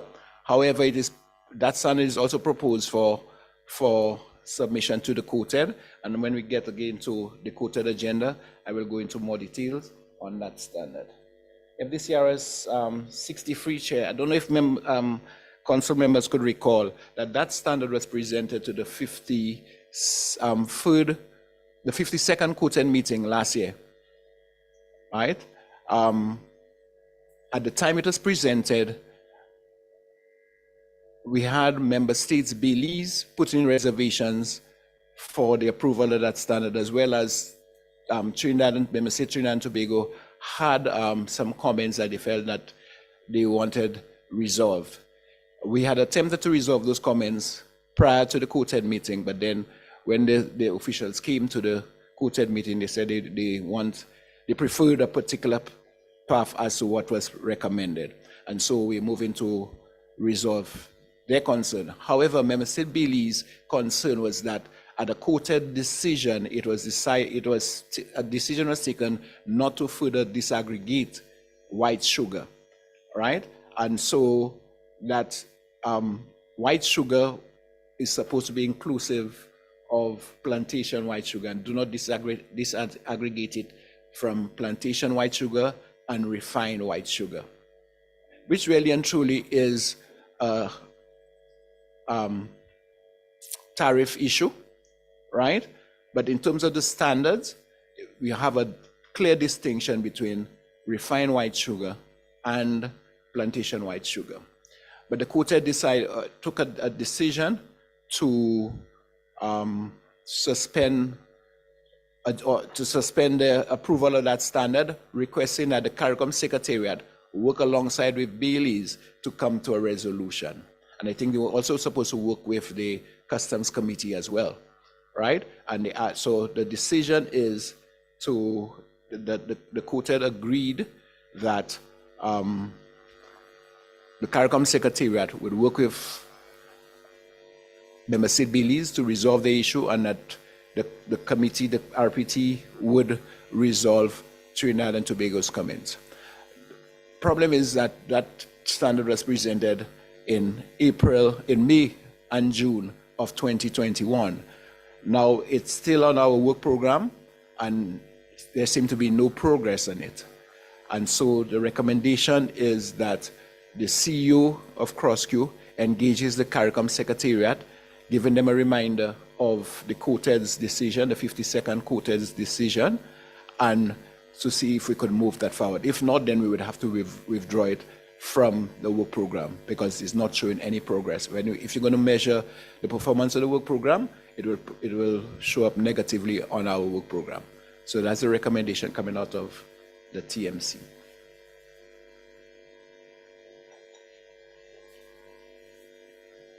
Chair, biodegradable products, that was approved.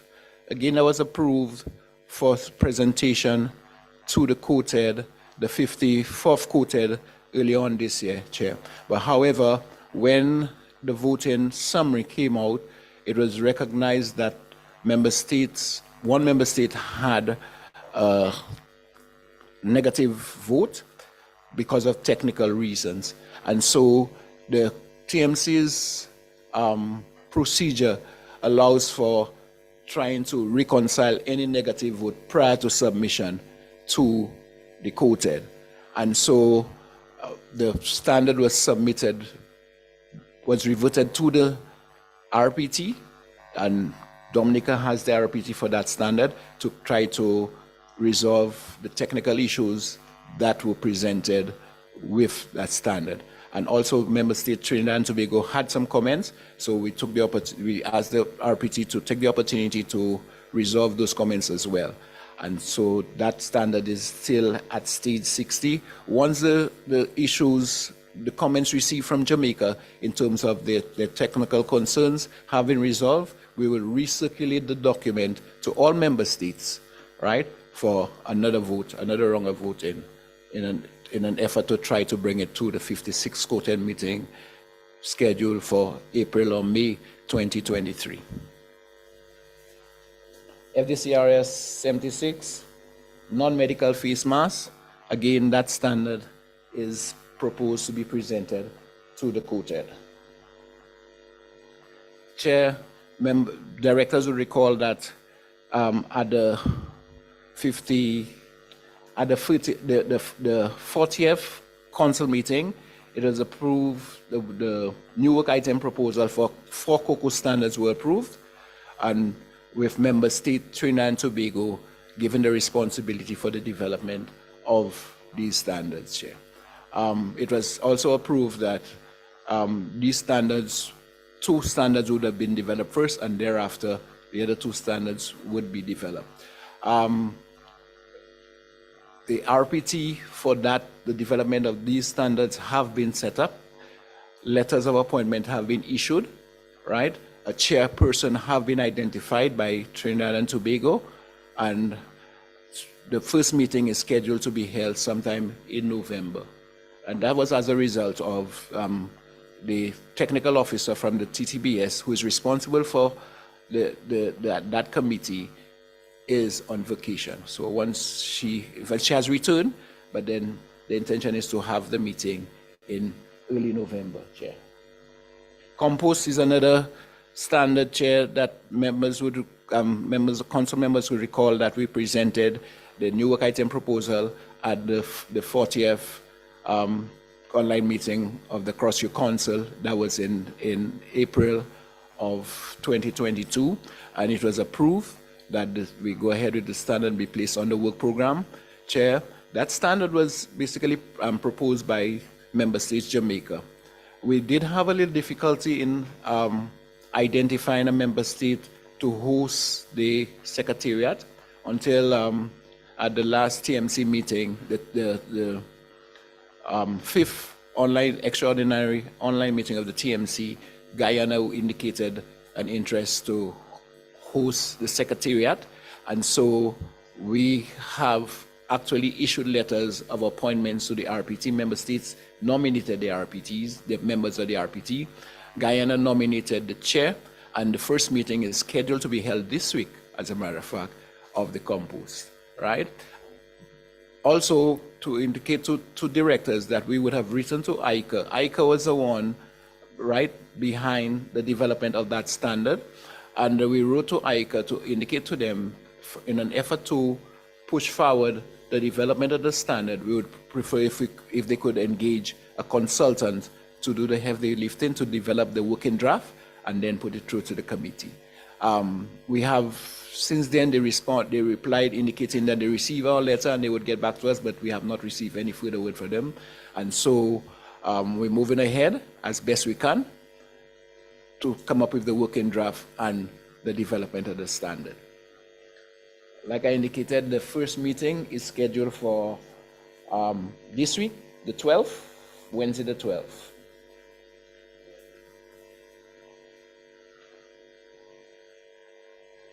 Professional engineering, Chair.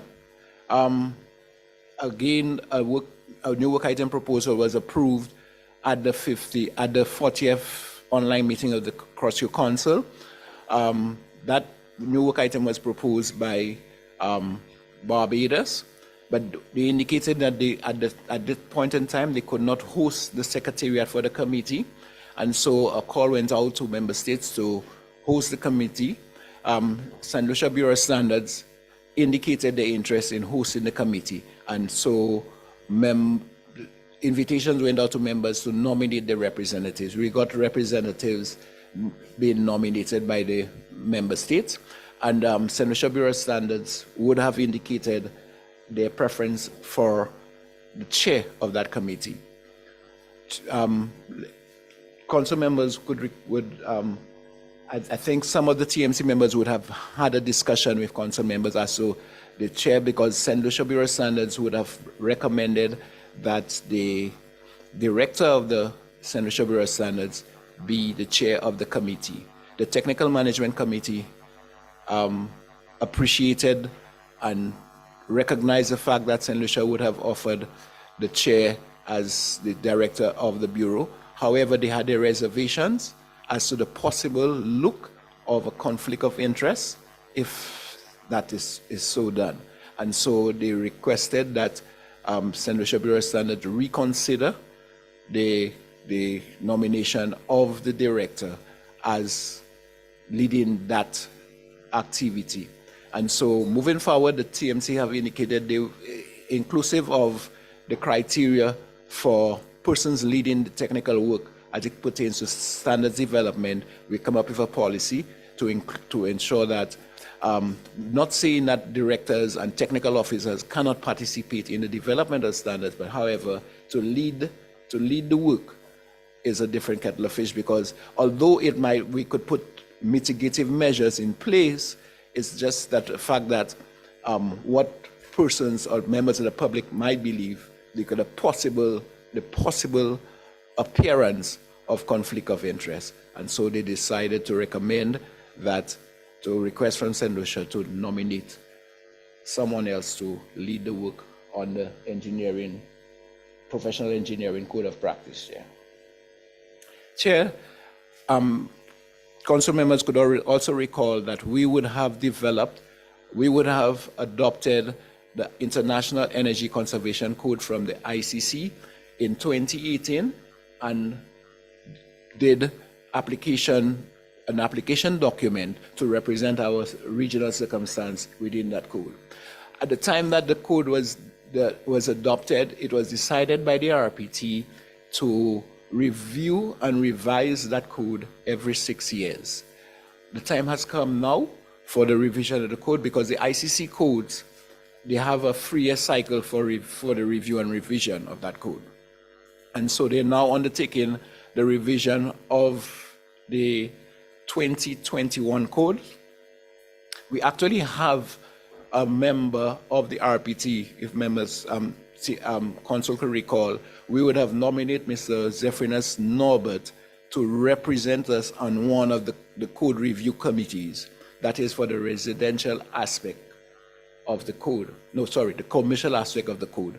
And so we did receive a report from Mr. Churchill, Zephrinus Churchill Norbert, and we're now looking to move to review our 2018 code in line with the 2021 revision of the IECC code. All right? In fact, letters should have, invitations for nominations to a regional project team should have gone out. I must say there's a little delay on that, and that would happen by Wednesday this week. You would receive an email requesting nominations to the regional project team for the revision of that code. I also had a discussion with CDB to fund the revision of that code. At the point in time that I had the discussion with them, they seem to be very interested, and so I will be engaging with the program manager, resource mobilization, in developing the proposal to be sent to CDB to give us support in the revision of CREBC 2018. Fulgence, if I might. Yes, Chair. Yes, CEO. I think it's good that you and Janice approached CDB on that idea of the revision of the Regional Energy Efficiency Building Code, because it is one of those codes that got regional implementation, in that there was a lot of marketing and promotion in all the member states through the support of the 5 Cs, GIZ, and PTB. Then we had a lot of training programs in all the member states in terms of multi-layers of persons involved. And then you guys even moved it into the opportunity for certifying building regulators against the code. And what PTB and GIZ looked at was then actually the next level of the pyramid of implementation, which was equipping the BSJ and the TTBS labs with equipment and methodologies to test for energy efficiency against appliances that are necessary for that code. And therefore, that is a fabulous rounds of phase 1 implementation of that regional code. So, and that took place over the last 3 or 4 years. So it's good that, we put that in the document to CDB, that really we're moving for phase 2 implementation to go deeper now with the revision of the code and then roll out. So I think that's fabulous work that you're doing there and leading. Thanks very much, and it's great that Janice will support you to get a proposal to CDB. Thank you, Chair. Thank you, CEO.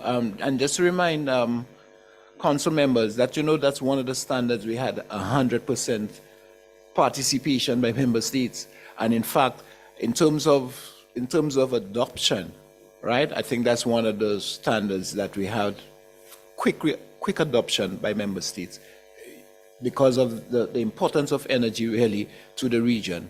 We really had great participation. I'm expecting the same thing to happen with the new constituted RPT moving forward in the revision of that code, Chair.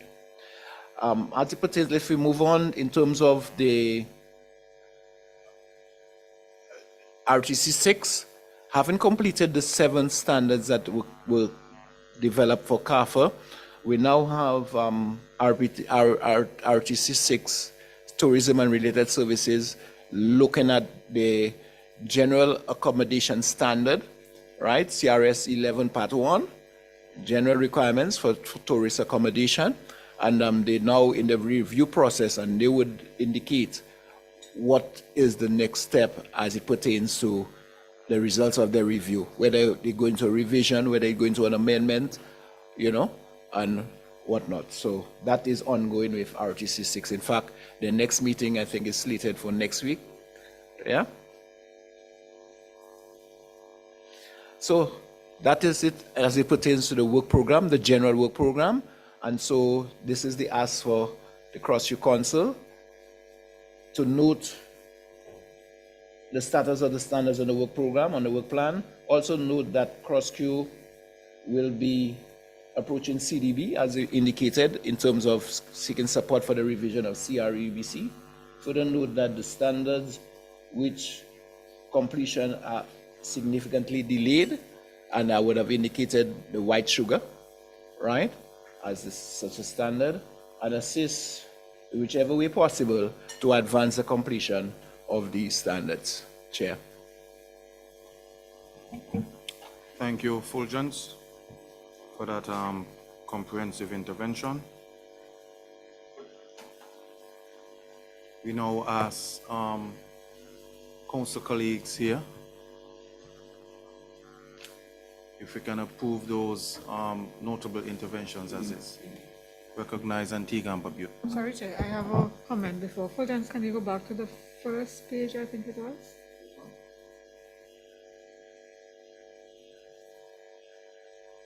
There was a question I wanted to ask you there. Shortening. So is it that we're assuming that as of 2025, shortening will no longer be produced as a product for use? According to the policy decision, yes, it will be taken off the fruit chain completely. As a PHO, yeah. No, but I mean the product itself will no longer be produced. No, it by would be companies? produced, yeah. That's interesting. Yeah. So what are you going to use to make pastry? Well, interesting question.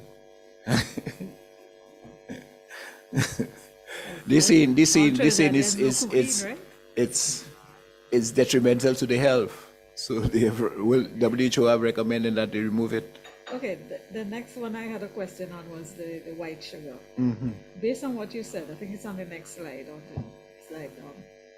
Isn't it one country that has a sustained objection? Correct. So why you take it off the program? No, we have not taken it off the program. What we're trying to do is that every time we're reporting no progress in it, right?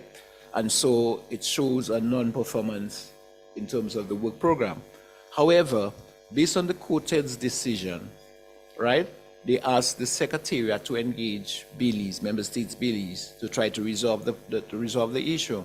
And so all we're asking that we're not recommending we take it off the work program. We're asking that intervention with the CARICOM Secretariat, because I did try to intervene with the CARICOM Secretariat, and they said, no, it is CROSQ that was supposed to do that. I reminded them of the decision, and I think I have it later on in a slide. So your comment shouldn't be no progress then. Your comment should be that the quoted has asked the CEO is it the CEO yourself to intervene? No, well, TMC is asking the CEO to intervene. because we have not shown any progress, because in terms of we waiting on the quoted given a directive to CARICOM Secretariat, but they have not acted. And so I still say the comment should be extended because it doesn't give the correct impression for somebody who doesn't know reading it. I do have TMC that is on being another asked. on another slide where I think I do specific. And then No problem. So my other comment is on the issue of chairmanship of the RTC. RPT. I do not have a problem with the issue that it shouldn't be a director. I think you're right in that respect. And that any director who would like to should be able to sit on a technical committee. But I don't think that's you said TMC to make a decision. I don't think that's a TMC decision. That's a decision to come from council down. It's not TMC to make a decision entirely. So I just wanted to put that on the table. And I will say that a similar thing happened in my case with CCA. And I did ask not to be that, a director shouldn't be considered, if you remember. You can sit on the committee and contribute, but because at the end of the day, that work has to come up to the same persons. In my opinion, yes, it appears as a conflict of interest and it shouldn't be. But I don't think it's TMC to direct council, it's council to give that director. Thank you, Chair. Thank you, Director from Antigua and Barbuda. Your comments are noted. Is there anyone else who wish to make a comment at this time? We recognize St. Lucia. Good afternoon, good morning. Thank you, Chair. On the same issues, TOS St. what is being presented essentially is stating that a quoted decision was made to not disaggregate sugar. That is a technical context, and all the standard does, it disaggregates sugar. So is it that the RPT is being asked to go back and create grades of sugar as opposed to a disaggregation? No, what we suspecting is that the disaggregation really deals with the tariff headings. Yes. Right? The standard deals with the specification, right? And in accordance with Codex, which is the international standards body responsible for food standards, it does have the various characterization of white sugar, and it does have plantation white sugar and refined white sugar as two separate entities, right?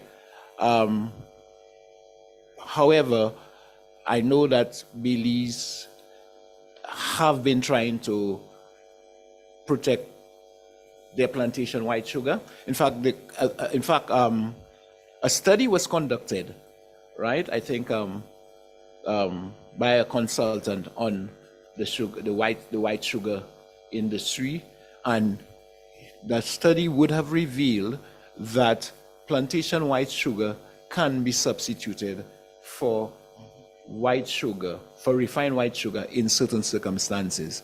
But what the industry is saying as it pertains to refined white sugar is that because of the color and the type of products that they might make in terms of the beverage industry, and the beverage industry is the one that really looking to ensure that you have the refined white sugar and the plantation white sugar. And so they are saying that plantation white sugar cannot work for them. Now, according to the Codex standard is totally distinct, right? Two distinct types of sugar. And so it is not a situation where we could go back to the RPT and say, do not disaggregate. They would have gone according to the Codex standard and also the IQMSA standard, which is the International Sugar Organization. They set standards and testing parameters for sugar, right? They also have it characterized differently, right? So that is the situation. And so that is why I'm thinking, and to also answer Director from Antigua's question in terms of the the quoted decision is that they gave the CARICOM Secretariat a directive to, hey, go ahead and deal with Baileys on that issue, right? At the same time, look at Trinidad and Tobago's comments, which is really simple to resolve. Trinidad, it was a situation where the RPT would have recommended parameters used by the ICUMSA as opposed to using parameters used by quoted in one instance. Trinidad and Tobago is saying that they prefer use that parameter by the quoted, and so that's what they're looking for. So that's not a problem to resolve.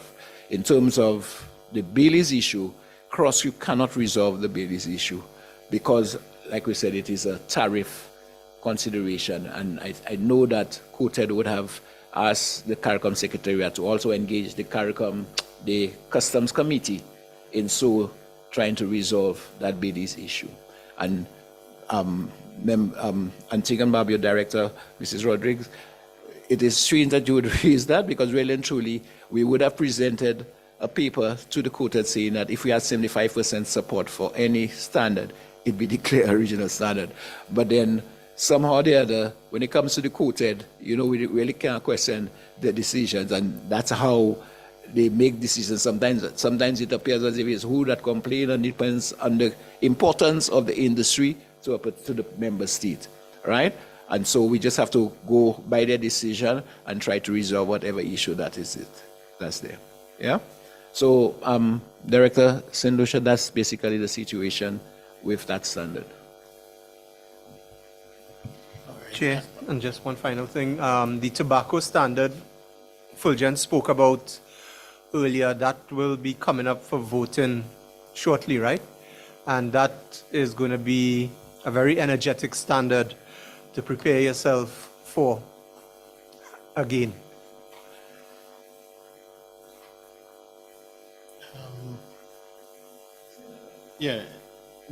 With regard to the chairmanship of the professional engineering RPT,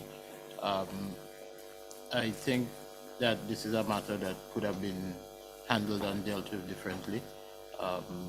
We have no objection into the separation for the governance purposes, but as we will indicate, St. Lucia did put forward the best possible persons relevant to that issue.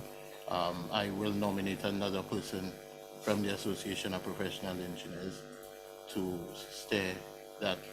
chair that committee. We do note that this is an important standard which was proposed and is being which we wish to spearhead by the Caribbean Council of Engineering Organizations.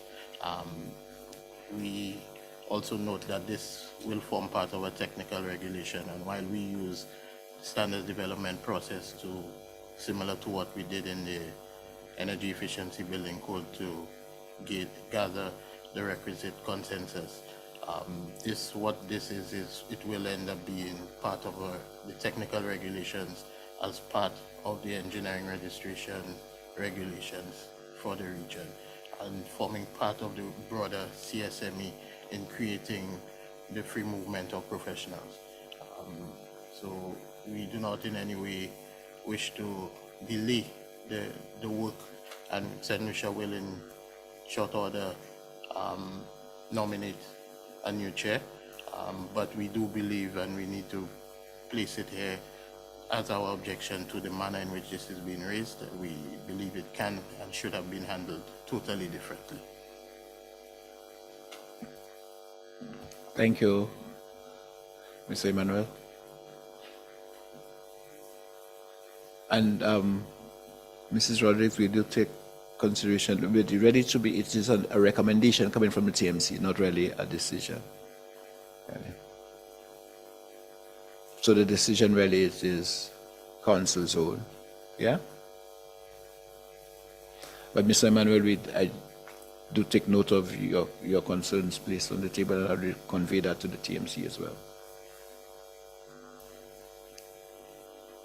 Chair? Okay, thank you, Fulgence. And we note the comments from Council Member St. Lucia as well as Antigua and Barbuda. Are there any more interventions at this time? Chair, just one. So Fulgence, you'll just change the recital, right? To indicate that the TMC recommended the change that the chair and council agreed. So we know for the Correct, future. correct. Right, so for the records. See you. Thanks. So if there are no more interventions, we will ask Mr. Fulgence to continue with his report. Okay, specifically, I would have mentioned the fact that they have some specific standards, and labeling of prepackaged foods is one such standard. My CEO would have mentioned that in his report this morning, where we looking at the revision of labeling of CRS 5, labeling of prepackaged foods, to include front of package labeling. And member states directors would recall that standard had gone out for voting, where we did not receive the requisite 75% of positivity vote. In fact, we had received 66.67%, and the draft standard was returned to the Regional Technical Subcommittee for reconsideration. The Regional Technical Subcommittee looked at the comments that were received at the voting stage and went ahead and disposed of those comments. They did have some comments, because we did have 3 member states who voted negatively for the standard, and so they would have cited the fact that they wanted to await the results of the CPSO study, which is a private sector of CARICOM, private sector organization of CARICOM. They had seek an intervention at the 51st meeting of COTED, where they sought time and space to carry out that study, right? And the COTED had granted them that time and space. However, we continued with the development of the standard accordingly. The CPSO presented the results of their study at the 6th joint COTED COSHOD meeting, which was held in April of 2022. And they presented the report. They did have some rebuttals from some responses from the Health Caribbean Coalition, HCC, that made a statement. Also, there was a statement by Dr. Lafia Samuel that on that study. She works with the UE Center for NCDs, the George Allen Center for NCDs. And also there was a communique signed by a number of health entities and organizations like the Oasis Commission, UE, and a few others, given the response to that study. The CPSO presented the results, and they asked for time to do their validation meetings, and they were asked to submit the final report by the end of May 2022. We actually received that report in July of 2022. The report was submitted to the RTSC Secretariat, which is Member State Suriname, who then circulated the report from the CPSO study, along with a study that was done in Jamaica by UTEC Jamaica and PAHO, right? So they got that document as well, along with all the other documents that was submitted at that joint COTED COSHOD meeting. And they were asked to consider to take it back to the NMCs and then come up with a position as to where do you move from here. And they are currently doing that. The CPSO, in a meeting with, requested a meeting with me to find out what was the next step in terms of the standard. I indicated to them that the committee will consider all the reports that they will receive, and then they will make a decision. The CPSO indicated they had responses to the queries placed by HCC and the then concerned group, and so I asked them to submit those responses, because they did make mention of it at the same 6th joint COTED COSHOD meeting. I asked them that those submissions should be made to the CARICOM Secretariat, and then the CARICOM Secretariat would get them to CROSQ, and they would be circulated with the RTSC. That was done, and so all documents relative to the CPSO study have been submitted, and the RTSC is now considering these reports as to make a determination as where do they go from here, right? I know that the next meeting of the RTSC is slated for sometime in November, giving them sufficient time to be discussed at the NMC level.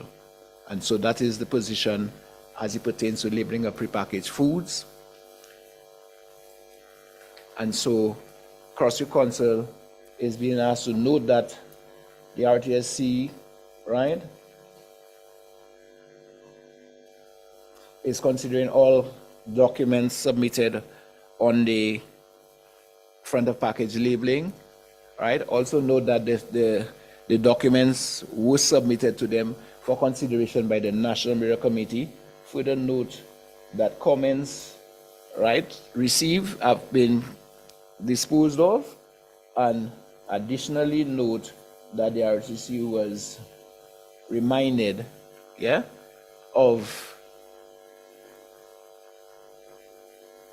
they were reminded that they should consider all the documents in making a determination as to the way forward for that standard. Chair. Comments, questions from the members?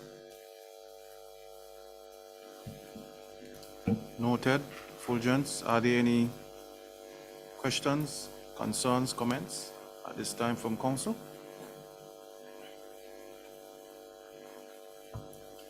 If not, we can proceed. 1 second. St. Lucia has the floor. That is for the revision of FRS 5? Yes. Have we been able to make any further progress with that based on the reports from the CPSO and other engagements with COTED and COSHOD since then? Because we note that there are some significant issues or upgrades to that standard, and it is being essentially delayed on an informative annex. And so we would want to see that the revision of CRS 5 for labeling of prepackaged foods be moved forward as soon as is possible within the process, because it doesn't make sense that the importance of this standard and the new additions that it will bring be stymied for an informative annex.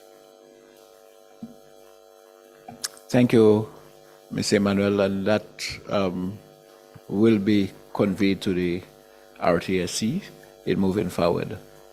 Yeah? Thank you for the intervention. Thank you. If there are no more interventions, you may proceed. Mr. Fulgence. Chair, if I may just interject too as we move forward, if you don't mind. Tony trying to reach your Fulgence from USNC. He wanted to know if he could present now because they have another urgent meeting they have to attend to shortly. Okay, actually, I had spoken to the chair and I would have invited Ben from BSI to present because of the time difference, and then I could accommodate USNC thereafter. But USNC just sent us an email, so they just got called to a meeting and they want... Oh, okay. So I was wondering if Ben will just hold on, it wouldn't be too long. That's fine with me. Ben speaking here, that's fine. Okay, Thanks, thank Ben. you, Ben. Thank you. Tony? Chair, craving your indulgence to allow USNC to make the presentation at this point in time. Yes, no objections.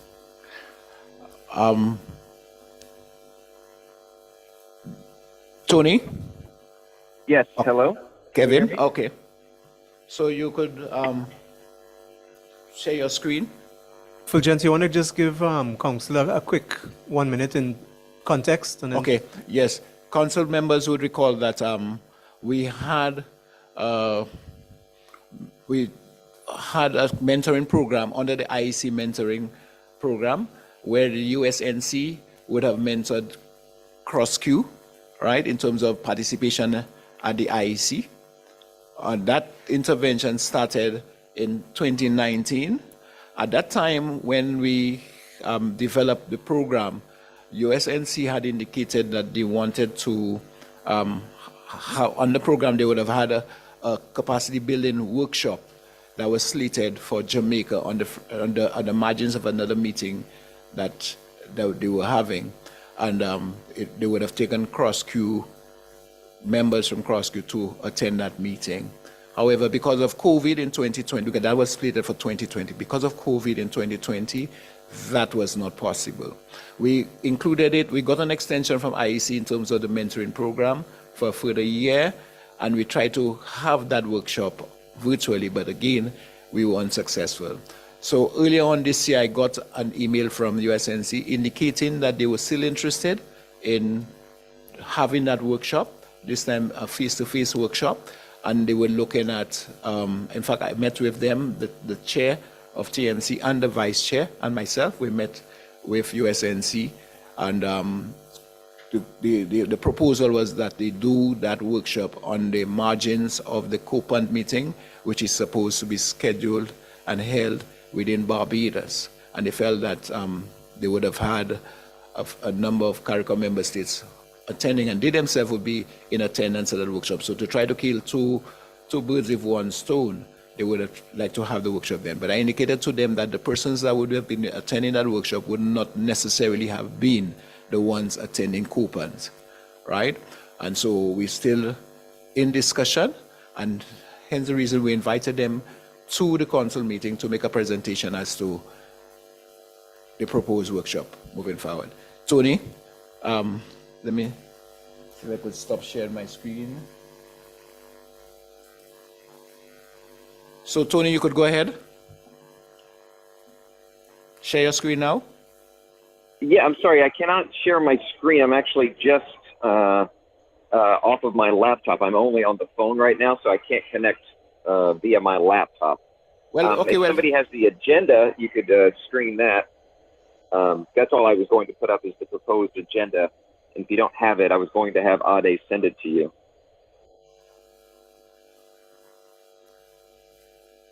And I can talk to this without putting anything up if you'd like.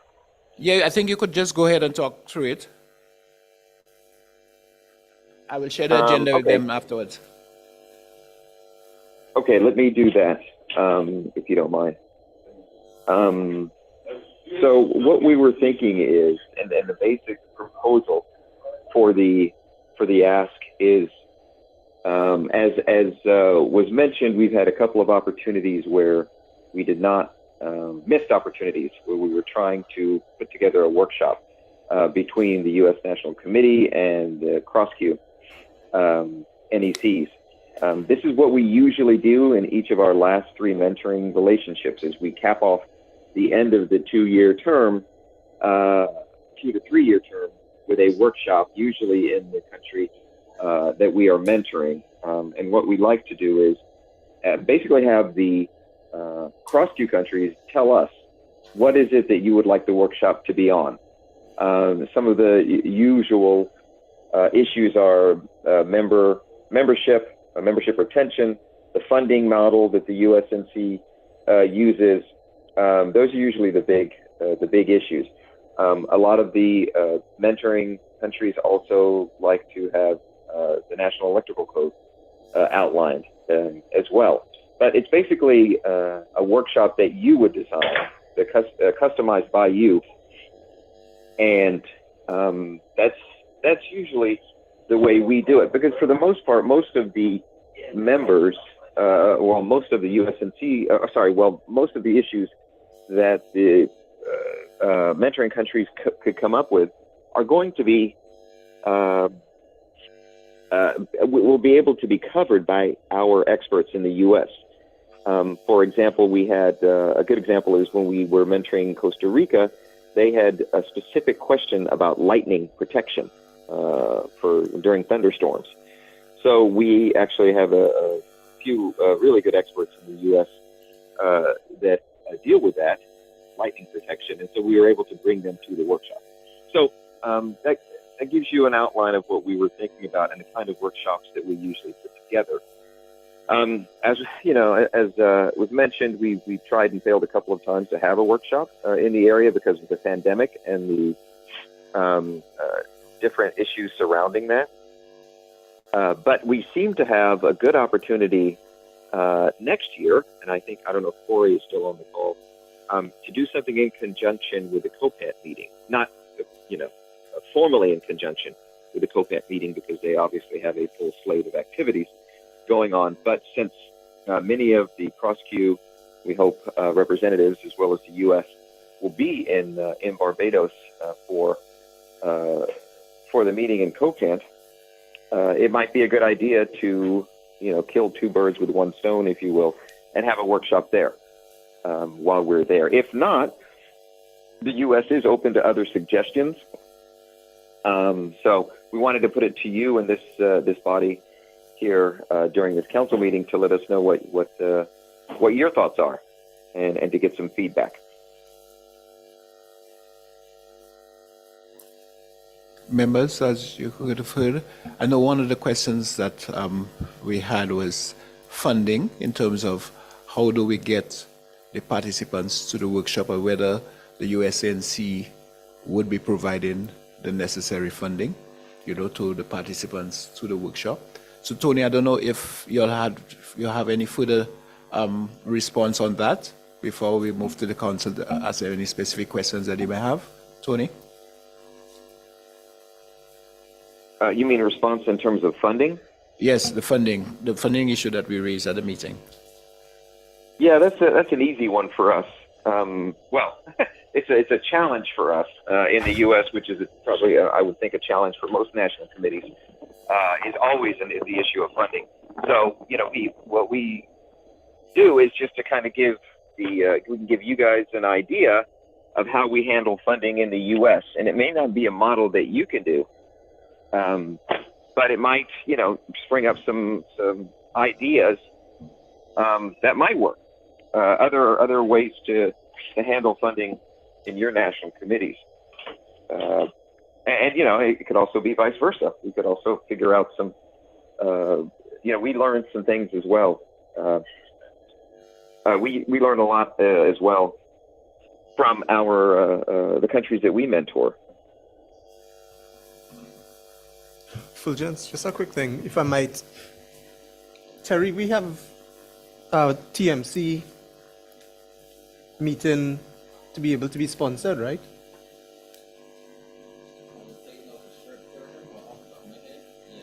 Right, so why we don't use your sponsored TMC meeting next year, Fulgence? And then you bring down Tony and them, because that should capture the right people. Just as an idea. Because remember, we had money for each of the special committees to meet once in the EDF. You didn't use yours yet. Yeah, in fact, that is, yeah. We could consider that. The only thing is that I was, TMC chair, vice chair, myself, we were considering that the target persons, yes, you would want the technical officer responsible for the NEC, right? But to me, you would also want the chair of the NEC to be there as well. So I don't know. Having said, I don't know. That might be the challenge. Or maybe you could do a hybrid. So at least we still get people in the flesh. And then those who we can't assist, maybe they join online. So at least get 50-50. Just an idea. Yeah, we could consider that. Okay. So directors, I don't know if there's any specific questions you would like to ask concerning that workshop that you believe is a good idea, and taking into consideration your local circumstances and your participation in the IEC standards development process and whatnot. Through you, Chair.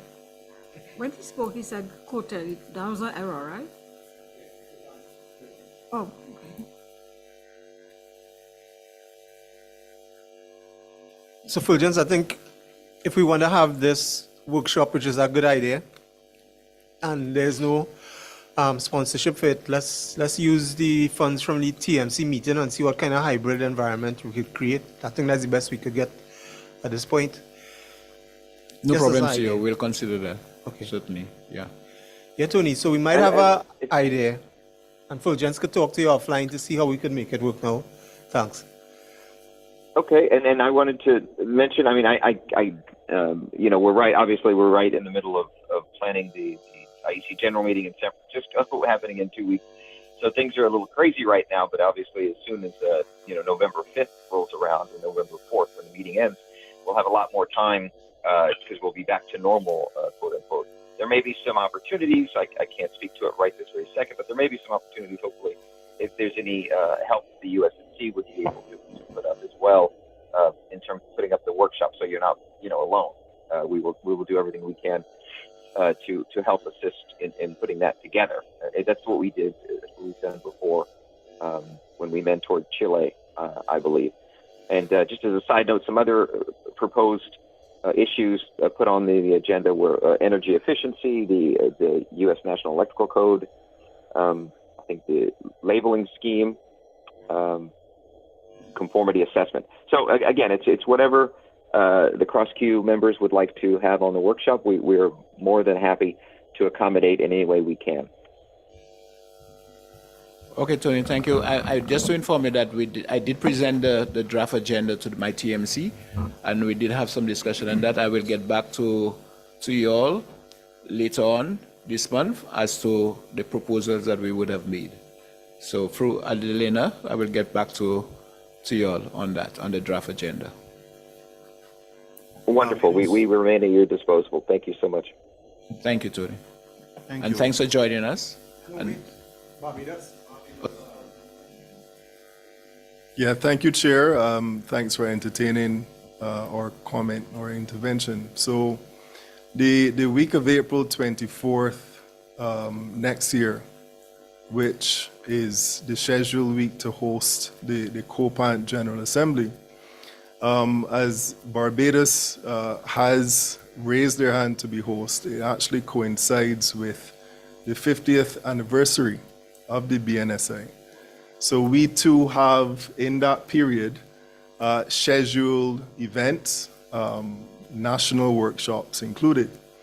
So we're currently in conversation with the COPANT members to see what other type of sponsorships for a joint event to celebrate our anniversary along with the COPANT activities. And interestingly, I believe that in the US, it is 125 years that ANSI is celebrating their Standards Bureau as well.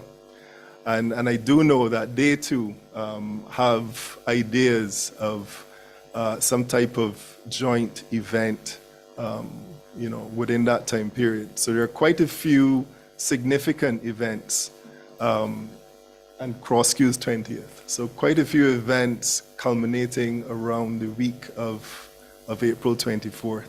So perhaps, as we are bringing the same players together, certainly we can find sponsorships through our engagements as well. Thank you for that. Also, just to, ASTM was supposed to be here as well, but unfortunately they couldn't make it. They also planning a workshop to be held on the margins of the COPANT meeting as well, ASTM International. So that's so Fulgence, what might probably work is if you have to bring your technical officers to that meeting, it might be better to separate it. But if ASTM is having a workshop, that will be fitting for the directors. So that would be good. So if you're going with the TMC opportunity to decide to try to create a hybrid sort of environment, you might even want to pick one of the northernmost Caribbean islands to have it in. So we might have a little more pool of money to go around, but you could take Antigua or the BSJ to have that meeting in, because then you wouldn't have to pay for rooms probably to meet, depending. I don't want to impose on ABBS. Actually, CO, we did have BSJ offering to host the next TMC meeting. Okay, so it might work out there. Yeah. So Tony, Barbados? Yeah, just one final thing, and this is just a request. We have a national committee surrounding the planning for the COPANT event, and perhaps I'm sure the committee would be open for the invitation, perhaps from representation from CROSQ, to actually sit on the committee, just to have sight of what's happening at the planning stages nationally. So the offer is to invite CROSQ participation into that planning committee. Thank you, Chair. Thank you. Chair, we'll take up that offer and have an offline discussion with BNSI. because we'll help with the visas and all those things. Go ahead, Wilson. Noted. Mr. Fulgence, I would also beg your indulgence to recognize that we have about 10 minutes before the break. Thank you. Thank you, Chair. In our conversation earlier, we did say we were going to break and come back, right? Thank you, Chair. Tony, once again, thank you for that intervention, and we're going to speak further on that as we move forward. Okay, we will engage, I guess, after the IEC meeting in San Francisco, we could engage in November, sometime in November. Okay, it sounds wonderful. Thank you so much. All right, thank you again, once again. Thanks. Have a great meeting. Bye. You too. Thanks, Chair. At this point in time, Chair, I think I would call on BSI CSN to make their presentation. Ben? Hello, thank you. I'll just share my screen. Hopefully this Yes, works. go ahead. So is that working for you there? Yes, it's working for us. Excellent. Well, thank you for this opportunity. It's all been interesting so far, and thank you for letting me listen in and make this presentation.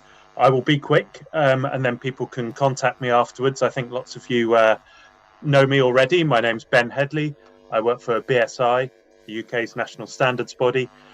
This presentation is largely on the Commonwealth Standards Network, which I manage, but I'm also BSI's point person for Africa and the Caribbean on sort of just the broader policy level of things. So I'll talk about some other things that are coming along as well.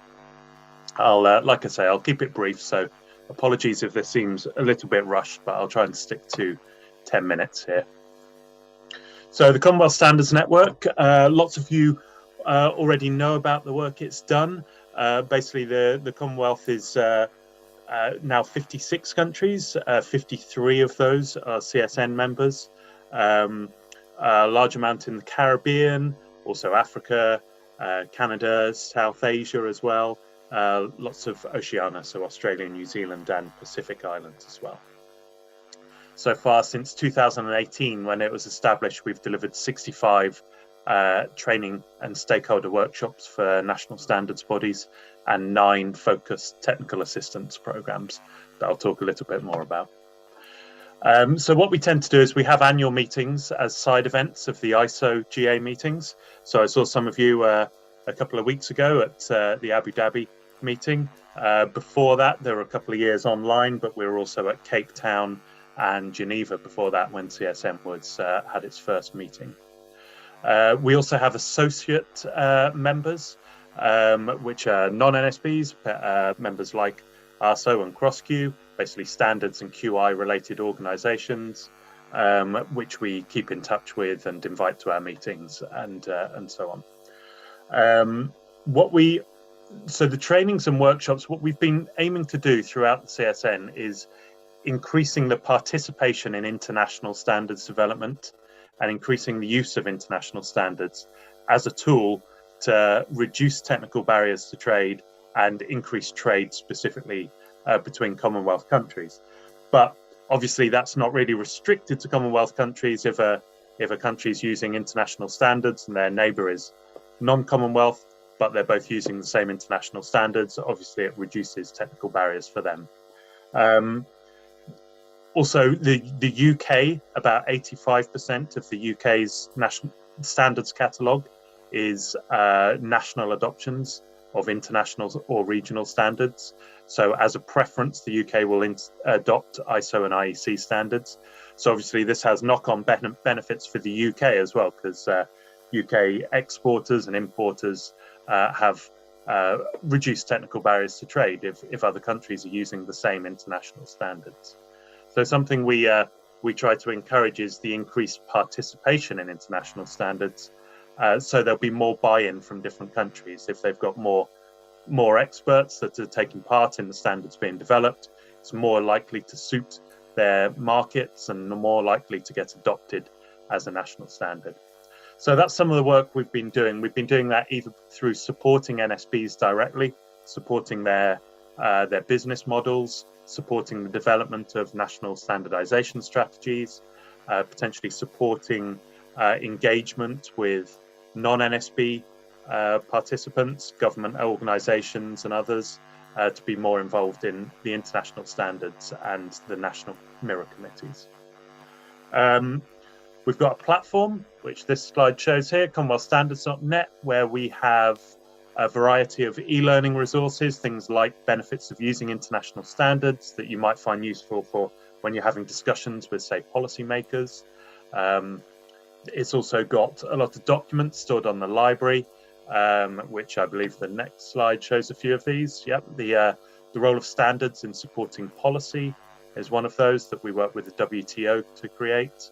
A toolkit for NSBs and a roadmap for national standards bodies as well, which has got a simple sort of breakdown of good practices that we've worked with other organisations to create lots of these. Worked in partnership with ISO to deliver good standardisation practice audits and give recommendations for them as well. So a quick bit on what we've done so far with technical assistance in the Caribbean. We've worked with SLBS, SVGBS, the Belize Bureau of Standards, and Dominica Bureau of Standards as well. I won't go into details today of what we've done with those NSBs, but we hope to continue conversations with those NSBs and others to support the work that we did and potentially do new technical assistance programs in the future. Now, you may have heard the UK government, there have been changes in how we're receiving funding. All of this CSM, by the way, has been supported by BSI to provide the Secretariat, but funded by UK government at an average of about £2 million per year. That funding was diverted during COVID and more recently with events in Ukraine, because it comes from a funding pot that can go to emergencies like those. But a new program is starting up, building on the success of CSN, called the Standards Partnership, which in a nutshell is basically the same as the Commonwealth Standards Network, but with a global outreach for the program rather than just Commonwealth. So Commonwealth Standards Network was seen as a success, and now this is a chance to extend that.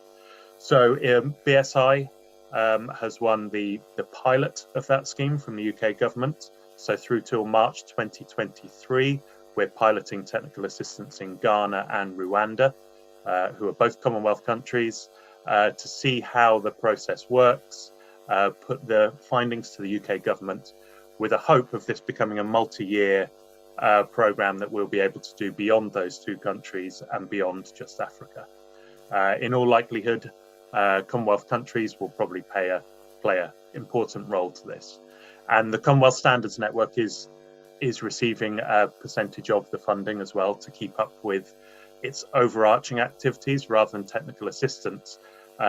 Things like producing those resources that are valuable for a number of countries rather than just going into one specific country. So that's where the funding will continue to come to CSN, whereas the technical assistance will come through the Standards Partnership. So what we're doing is this has got a little bit more focus on trade than the Commonwealth Standards Network programs had. They were a bit more focused on development.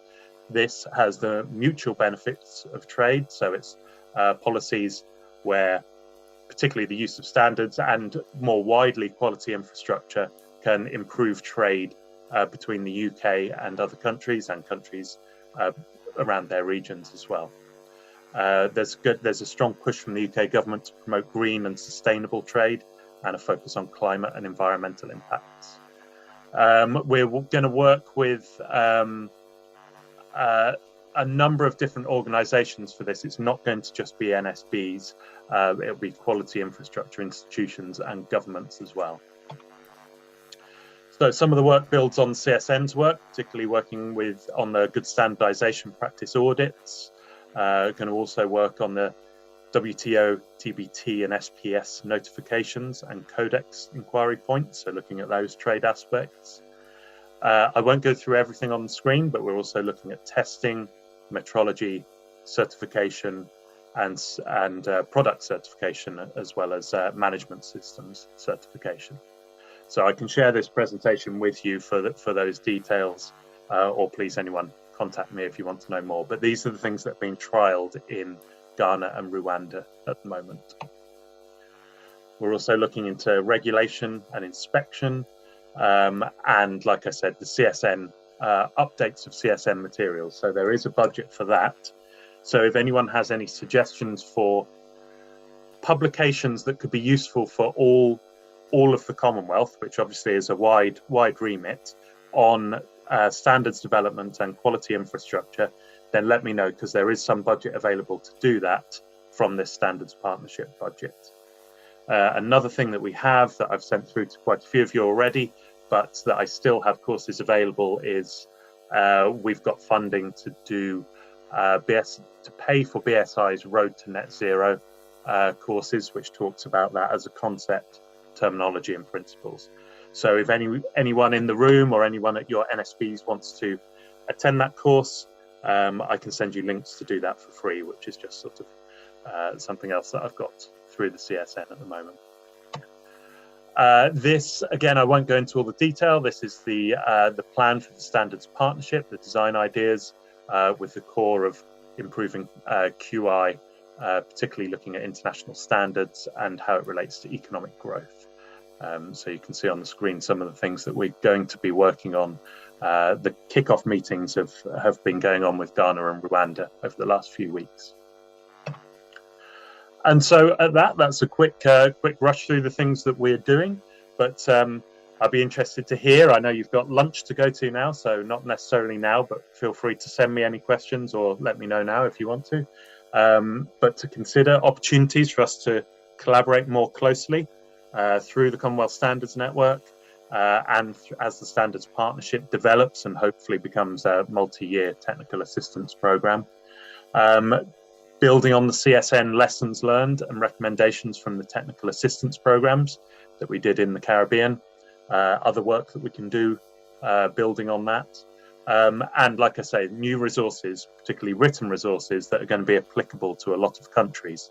Anything that you think would be useful to do on a Commonwealth scale to share, please let me know, because we do have some funding to do that. Some ideas that have come through so far are to promote the London Declaration, to promote net zero, to promote the UNECE Gender Inclusive Declaration.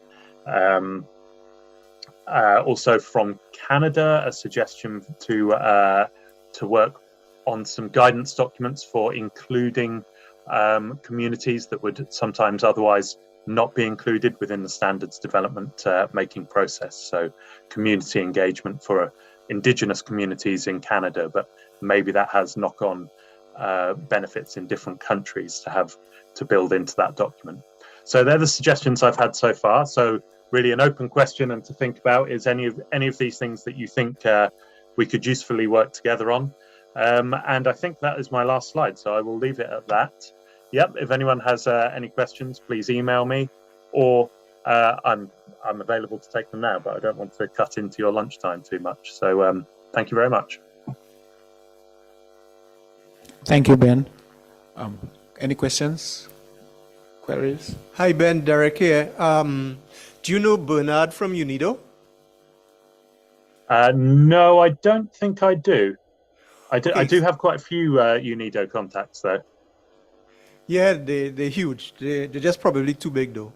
Because I don't think they even know themselves. I was thinking, so basically, we're going to have this new 4-year ACP project launching soon with some programs like what you mentioned there in the Caribbean to design. So we'll be hiring a consultant, hopefully later this week or next week, to undertake that study with us. So I was wondering, number one, can we share your presentation around to the people who are attending this meeting? And number two, maybe in the next week or two, it might be good for CROSQ and UNIDO and BSI just to get together to share ideas of what you have and what we're thinking about so that we could look for complementarities. Would that be something okay for you? Great, yes. Feel free to circulate the presentation. And yes, that would be great to have that conversation. Obviously, there's lots of work going on that you've already got kicked off with UNIDO, so we don't want to duplicate anything or tread on any toes with anything at all. Yes, like I say, I know a few of the UNIDO people, Nigel Croft and others, and so yes, it would be useful for us to all have a chat while this standards partnership and CSN develops, and see how we can help each other out. Okay, no problem. But Nigel Croft is independent English. I don't think he would take too kindly to you saying he's UNIDO. Right, Nigel? He's on this call somewhere. All right. Yeah, it depends whichever hat I'm wearing at the time, Derek. I'm happy. No problem. Great. Yeah, sorry, Nigel, if you're sorry. Independent at the moment. I was looking at your name on the screen coming up as UNIDO. Good. So we could organize a meeting like that later, Ben, in the next week or two. So that'll be really nice. And then in the interim, we could collect any ideas from directors here to discuss with you. Perfect. Sounds good. Antigua has the floor. Thanks very much, Chair. Thanks for your presentation, Ben. I think one of the things would be the net zero guidelines that we just finished working on with the BSI, that we should advance that. Not many people in the region took part in it, but I think, Ben, that's a good idea for a collaborative effort, those net zero guidelines. Great. Yeah, thanks for that. Yes. There's a lot that's gone on with that, and yes, there's also the forthcoming workshop agreement as well, the ISO agreement. So we could use CSN as a tool to include other parts of the world as well, if you like, or yes, working through the other people at BSI to help promote that work and do that through CROSQ as well. So yeah, that would be a useful one, I think. Thank you. If there are no other burning comments or questions, we will have a pause for some lunch. And the call is whether we should get 30 minutes, 45 minutes, 1 hour. What do you guys say? You're talking that way. We are half hour behind. Half an hour behind? I think we could finish within another half an hour.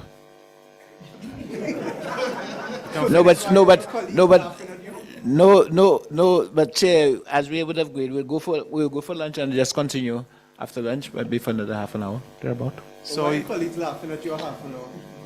I don't know, Chair. I don't know, CEO. Maybe you could tell me. Well, you didn't determine whether it's a half an hour for your presentation or lunch.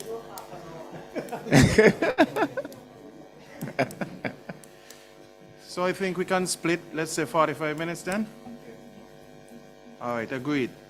So we break for lunch now. Thank you, Ben. Thank you for the presentation. We come back at 1:15. Thanks very much, Ben. That was a good intervention. Thank you. Thanks, everyone. Have a good lunch. Yeah, thanks. So 1:15 on online, colleagues. That is 45 minutes from now. Fulgence, I think you have a presentation from anybody again? Okay. Oh, ISO, Talita? Okay, thanks. I think lunch is across the hall, correct? Yeah. Yes, so the same room we had the press conference this morning.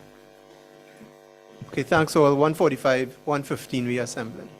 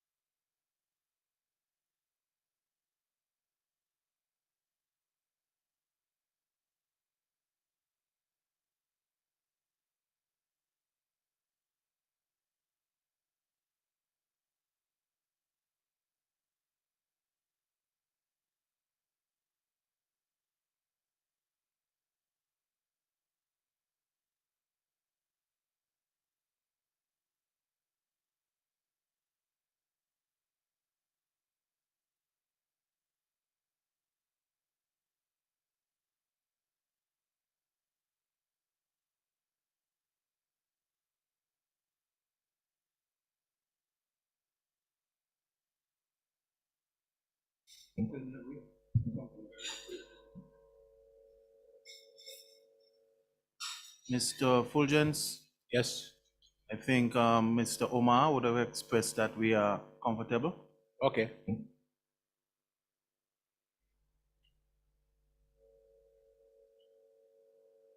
So the invitations on that matter, Chair, would note that the FDCRS was approved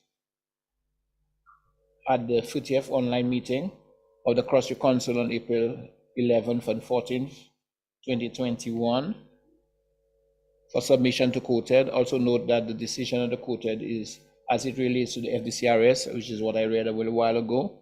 And further note that the CROSQ Secretariat has reached out to the CARICOM Secretariat in respect to the decision of the quoted and to endorse the TMC's recommendation for the CEO's intervention with the CARICOM Secretariat to move that standard forward.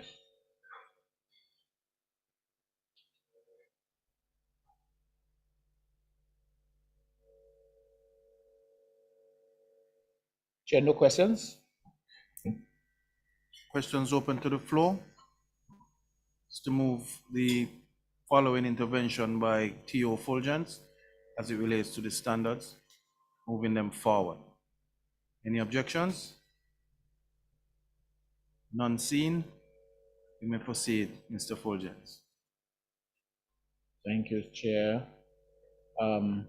This one relates to the code of practice for the engineering that we would have discussed earlier, Chair, so I would just skip that because we would have gone through it already.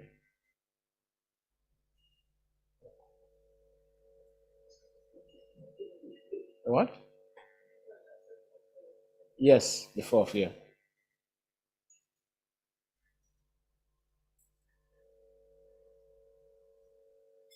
In terms of international, Chair, I'm just giving a synopsis of where we are with member states as it pertains to the adoption of international standards. I think we have made some progress since the last council meeting, but I still want to encourage members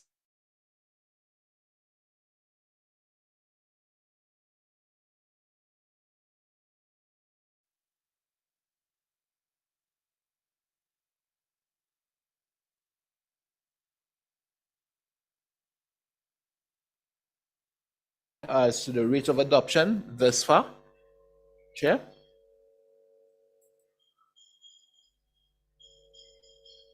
The only thing, Chair, I find that we're not doing very well with the COVID response standards. We should be doing better than that. All right, so just want to let members know that. The ASTM standards as well, Chair. The COVID response standards ASTM, we can do much better with our adoption rate of these standards. And the invitation to CROSQ Council is to note the rate of adoption of these standards within various member states. Also note that an adoption rate of 67% is required to declare a harmonized regional standard and to facilitate speedy national adoption of these standards so that the objective of declaring them as harmonized regional standards can be realized, Chair. I don't know if the council have any questions, Chair? Any concerns? Are there any interventions from the members? I shall proceed, Chair. You may. So the standards we're proposing, as proposed by the TMC, to be presented to the quoted. The first one is the CRS 75 non-medical face mask specification. The voting positions after the close of votes is that we had 100% positivity rates. All 15 member states would have voted. 13 voted positively and 2 abstained, right? And the abstentions is because of non-response from industry persons, or they don't have any industry persons in the area, so they would have abstained as best practice, Chair. And FDCRS 39 pesticides labeling, again, we had 100% positivity rate. We had 11 positive and 4 abstentions, Chair. Again, the abstentions were as a result of lack of response from the stakeholders. So the NSB would have proffered an abstention vote. The field standard, which is FDCRS 43, sodium hypochlorite solutions, at the time of preparing that report, like I would have indicated, that the voting period would have ended on the 8th of October, which was last week Friday. Since then, I have tabulated the votes received. I have received votes from 12 member states. Of the 12 member states, I have 10 positive votes and 2 abstentions. I'm still awaiting positions from Trinidad and Tobago, who have promised me they needed to get a sign off from their parent ministry because remember, TTBS is not responsible for food and chemicals. It is the Chemical, Food and Drug Department, CFDD. And so they're waiting for a sign off. In fact, the director told me they got it already. So I should be receiving that form pretty soon. Jamaica had promised me their position as of Friday, but I have not seen it arrive. And they indicated that they were voting positively for the standard with a comment. And Suriname had asked for an extension in terms of, because they said that their officers were on vacation, and so they asked for an extension that we should receive their voting positions by Friday the 14th. However, Chair, I'm seeking the permission of Council to move that standard forward to the quoted at the next quoted meeting scheduled for the 8th and 9th, the officials, and the ministerial, I think, is the 28th and 29th of November, Chair. So the invitation to Council is to note that the final draft CARICOM regional standards, FDCRS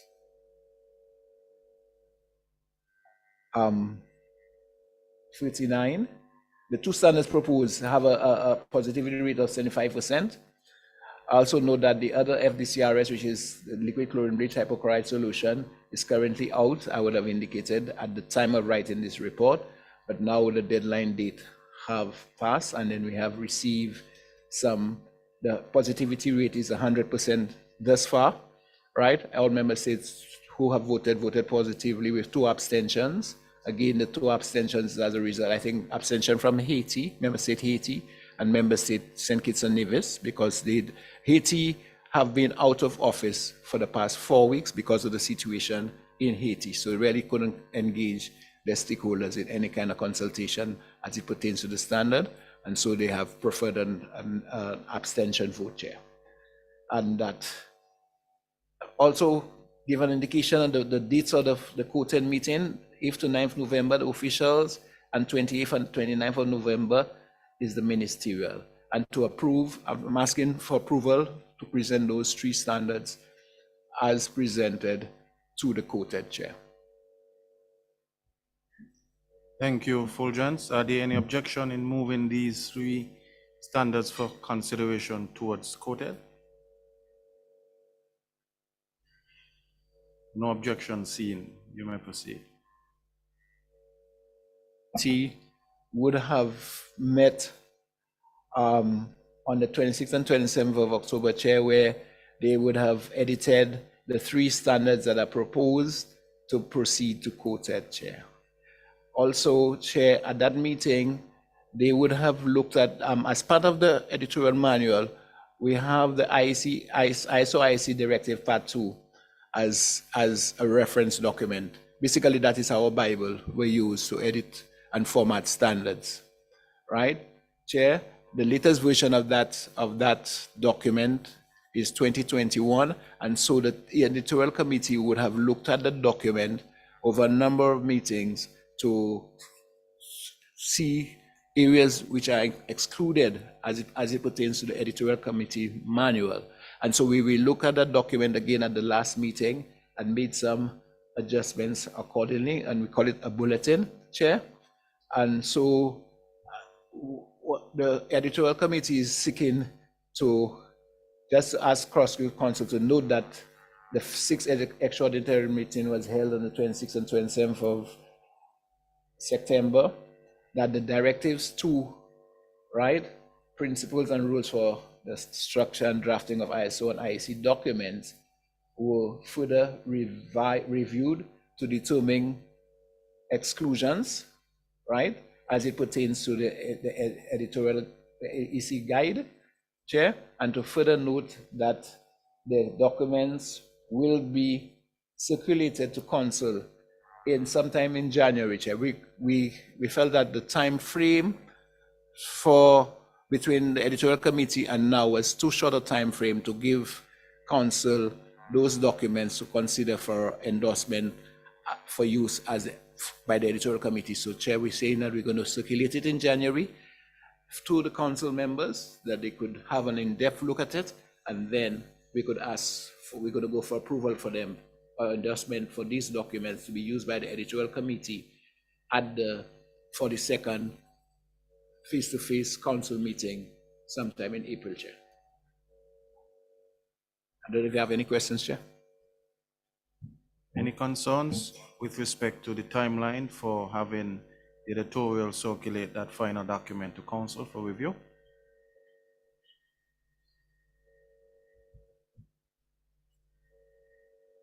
No objections? Thank you, Chair.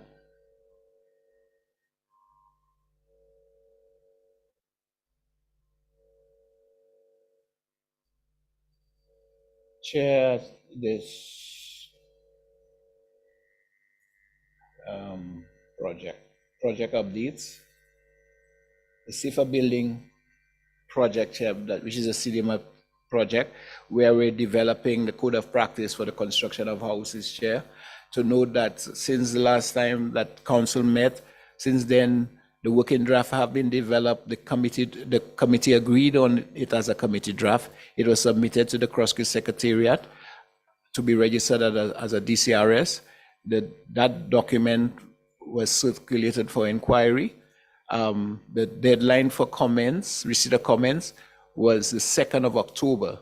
Since then, we received a request from Member State Trinidad and Tobago for an extension to the 14th of October. That extension was granted, and all Member States were informed of it.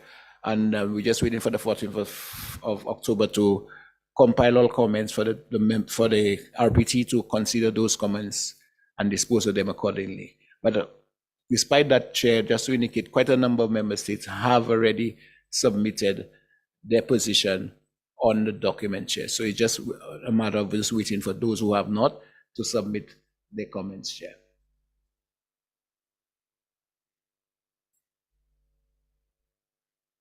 Chair, as to CROSQ Council is to know that the draft CARICOM regional standard was completed and circulated to Member States, as I would have indicated, with a deadline date of the 3rd of October, Chair. Also note that the disposition of comments received to commence shortly thereafter. So we figure out and to complete the disposition by the 30th of November.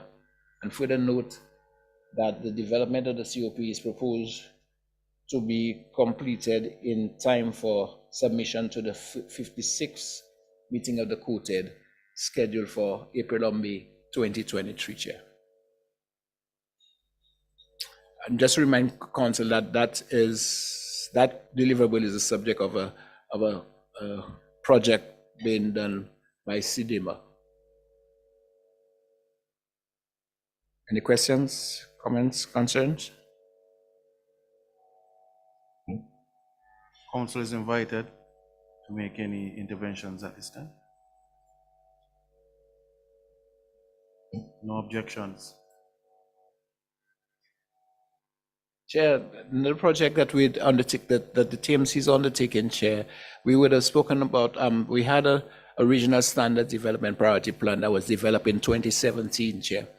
And it expires in 2022, the RSDPP, Chair. And so we have embarked on a revision of that RSDPP to move it from 2022 to 2027, Chair. That a consultant was engaged to carry out that exercise, and I'm sure directors is quite familiar with that activity, Chair, because we would have informed them through the desk of the CEO would have informed them of the activity. Actually, we had a review report was presented by the consultant and circulated to all Member States. I did receive some comments from some member states on the review report. That review report was presented at a strategic planning meeting, which was held in September, Chair. To be exact, I think it was September 15th, 2022, where we looked at the review report and we also looked at steps moving forward, right? At the end of that meeting, Chair, the members of TMC and other stakeholders was asked to give their further comments by the 30th of September, Chair. At the TMC meeting, that review report, in terms of the recommendations emanating from that report, were thoroughly discussed. Again, TMC members were asked to give any additional, to engage the directors and give any additional comments they may have by the 14th of this month, which is on Friday, Chair. They're also supposed to present areas for standardization to be included in the RSDPP 2022 to 2027 for consideration by Monday, the 17th of October, Chair. The intention here, right, that the workshop report would be presented by the 30th of November, Chair, and thereafter the first draft of the RSDPP 2022 to 2027 will be presented for consideration, Chair. Just to note, Chair, that we would have set a timeline for completion of that revised RSDPP for this council meeting. It was supposed to, the final report was supposed to have been presented. However, the engagement with the NSBs was not forthcoming in terms of timely response, and so there was a big delay, and we had to give the consultant additional time to do so, Chair. So we're looking at the final submission to the council for approval to be the 42nd face-to-face council meeting scheduled for April 2023, Chair. So that's our target line for now, Chair. Thank you. Are there any objections to that new proposed date as the final target line for this activity?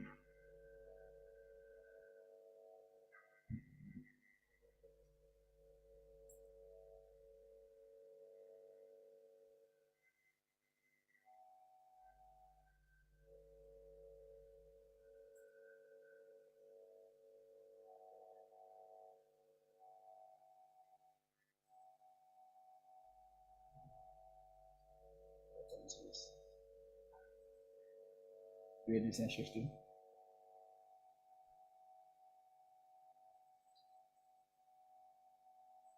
The chair, this thing is shifted. You finished? No, Chair, I was just trying to shift the next slide. Okay. Maybe it felt I was going too fast. Hey,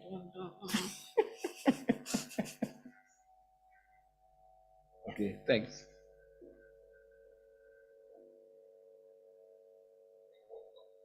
That's the ask for council, Chair, based on the RSDPP.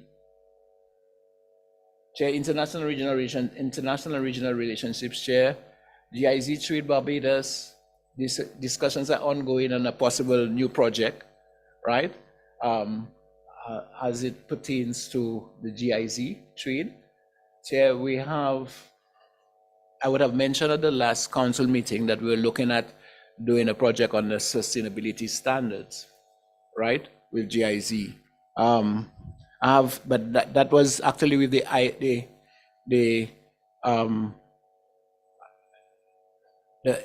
climate reform facility, right? That facility, Chair. Remember that we would have done some training in some management system standards sometime last year, right? Along with business continuity standards. That training was well executed. It was well attended by members. However, Chair, there was a deliverable to do some training with the private sector as a follow-up, and also for members to develop a business continuity plan for the organization. But I have not received anything in that regard. I think it's only member state Barbados who would have conducted the training in the ISO 9001, very successful training, right? And so I need some evidence to show some skin in the game that we actually did what we said we were going to do, so I could move forward with another proposal, right, to the facility for funding, Chair. So I'm just asking members to just be mindful of that fact, and probably they could carry out the training in the various management system standards that were offered at that time, as well as the business continuity to come up with a draft plan for the organization. So I could show the GIZ, the Investment Climate Reform ICRO facility, that we have kept to the arrangements that we had in the previous funding cycle, Chair. So I just remind members of that. UL, we will continue engaging the UL in the development of MOUs with the member states, as well as trying to operationalize them as well. ISO monthly meetings, monthly engagement meetings continues with the ISO. The last one they had at the General Assembly in Abu Dhabi, right? And this one is this month's monthly meeting is slated for sometime next week, 27th. I got the notice, right? I just want to continue encouraging directors to attend, and if you cannot attend, you could always ask your standards head to do that for you all, to keep abreast with the happenings in ISO, Chair. And as I'm on ISO, Chair, let me just take the opportunity to congratulate St. Vincent and the Grenadines Bureau of Standards for becoming the latest. They have upgraded their membership from subscriber, right, to I forget the next level, correspondent membership, right? So I just want to congratulate SVGBS on that achievement, Chair.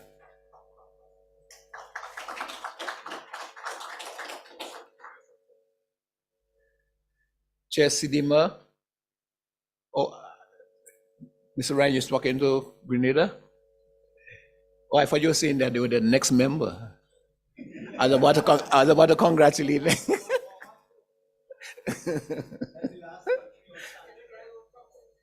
Yeah. Grenada. No, Antigua is okay. We have, unfortunately, Suriname have lost their membership. Hopefully, they could get it reinstated. Yeah, so it's just Grenada, and I know that Mr. Medford indicated he's trying hard to try to get that way. Okay. CDEMA we are part of the Physical and Environmental Planning Sector Subcommittee. They developed the terms of reference, and that's a committee that existed some time ago, and they just reactivating that committee. And they have invited CROSQ to be part of that committee. The World Bank started a project in January, and my CEO would have mentioned the project that they're doing to look at training in implementation of building codes, right? And they would have looked at Dominica as a pilot country, right? They have engaged CROSQ in that project, and basically our role is just to give them support to a certain extent. Chair, does BSI CSN, we would have gotten the update from Ben, and we say thank you for that, and we're looking forward to see how best we could benefit from this initiative, especially the standards partnership. And like my CEO would have indicated, we'll try our best to engage them so that we don't have any activity, right, that would have been organized by the standards partnership under our new project with UNIDO to try to harmonize and seek complementarity as well. The BCRC project, which is the BCRC, UNEP, GEF, and FAO project, Chair, where we're looking at removal of pollutants in the environment, right? Also looking at that project seeks to engage 10 CARICOM member states, right? As well as 2 non-CARICOM member states in terms of the DR and Cuba, right? So we have 12 countries in the region under that project. They're supposed to have the 10 CARICOM member states coming up with 2 standards to be harmonized among them. And also these 2 standards where a pathway would be developed as well to implement those standards, right? They held its first, the BCRC held its first PSC meeting last week in Trinidad and Tobago, and CROSQ was invited as a project steering committee member, and we attended. They have TORs who are out for engagement of the consultant to do the necessary research as to identify the 2 standards among the 10 member states. We also have a number. They have each member state involved in the project supposed to have a working group at the national level. And so we had asked that the bureaus be represented on each of these working groups. And the bureaus, I would have contacted the various directors and they would have given me the names of the individuals that are supposed to be sitting on those working groups. I just want to ask the directors to ensure that those persons are actually actively engaged in these working groups, because I think the BCRC would have indicated to me they have 1 or 2 that have not really taken up their positions. Yeah, so I just want to remind directors to follow up with their representatives. Every director did give me the name and I submitted it to the BCRC to be part and parcel of those working groups, Chair. Chair, so that's basically it as it comes to international and regional engagements, Chair. And the council is asked for the council is to note the interventions indicated in the previous slide and to provide the necessary support where required to the successful implementation of whatever initiatives that would have been highlighted, Chair. I don't know if they have any questions at this point in time. Your comments are noted. Any interventions on the floor at this point? Thank you, Chair. Thank you. Is your presentation complete? Soon, Chair. Soon, okay. You may continue. Chair, the 6th extraordinary EC online meeting held on the 26th and 27th, Chair, they were the elections.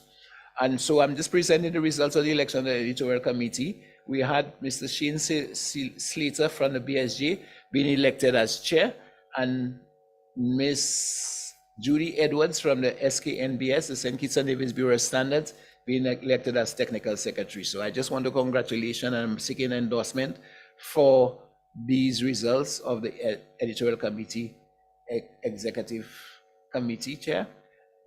As it pertains to the TMC, Chair, for the period 22-2024, we had the Dominica Bureau of Standards in the person of Mara Abraham being elected as chair, and TTBS in the Trinidad and Tobago Bureau of Standards in the person of Nadita Ramachala being elected as vice chair. So I would like to congratulate those persons and seeking the approval of the council for those executive committees, Chair. Chair, as a result, the ask is for the council to note the elections that were held, editorial committee 26th and 27th, TMC 28th to the 29th of September. Also note to the results of the EC committee, executive committee, and the TMC executive committee, Chair, and to endorse and approve the results of the elections of both the EC and TMC respectively, Chair. Comments, questions? Are we in agreement to endorse and approve those submissions as presented? Chair, the committee, the TMC would have also considered its meetings moving forward, and it would have considered the time and date for the next online meetings, extraordinary meeting, but it's not extraordinary. It would be, the TMC have recommended that we move to face-to-face meetings. In 2023, the BSG would have indicated its interest in hosting the next, in 2023, the editorial committee meeting and the TMC meeting, Chair. The editorial committee meeting is slated for The 20th to the 22nd is a 3-day meeting. We would have the code of practice for the construction of houses to edit, and this is quite a cumbersome document. And so we would have a 3-day editorial committee meeting and a 2-day TMC meeting. The TMC meeting is slated for the 23rd to the 24th. Just to indicate that the editorial committee meeting would have funding from the CDEMA project, because principally we would be editing that document, so they would provide the necessary funding for that editorial committee meeting, Chair. And hopefully the TMC meeting would be funded by the 11 VDF. I hope the project manager is listening to that.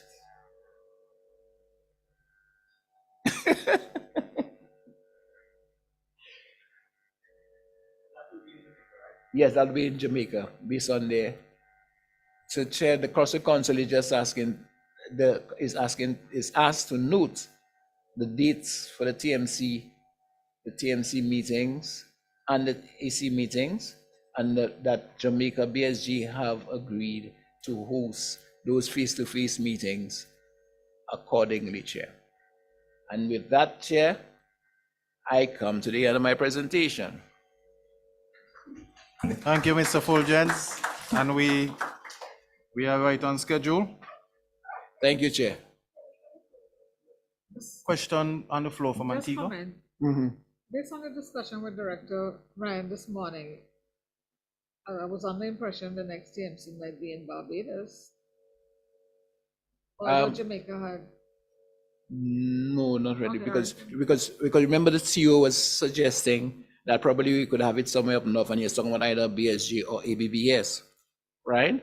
And so if we could have combined the activity proposed in terms of the USNC, right?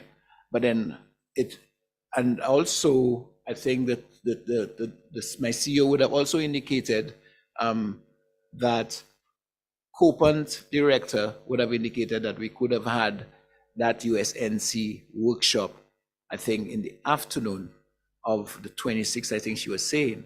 However, the workshop, the way it is designed for 1 day, right? And not only that, but the participants of the workshop is a little different from the persons that would hopefully be attending the Copant meeting. Yeah, so we're looking at two different, because so it's not just like hosting the workshop for hosting sake. We want the persons that really have to benefit from it, be the ones to, to participate and benefit. So, and we're actually looking at the technical officer responsible for hosting the NEC, the National Electrotechnical Committee, right? And probably the chair of that Electrotechnical Committee. So we're still looking at BSG if push come to shove, right?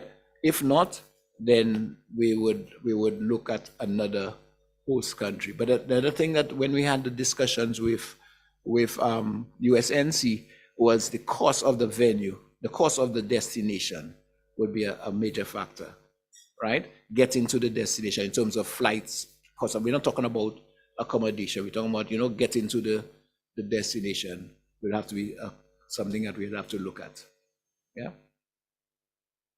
So we did note the fact that Corey said that we could have used the afternoon, of that day, but I think we would need a whole day for the meeting. But it's still developing.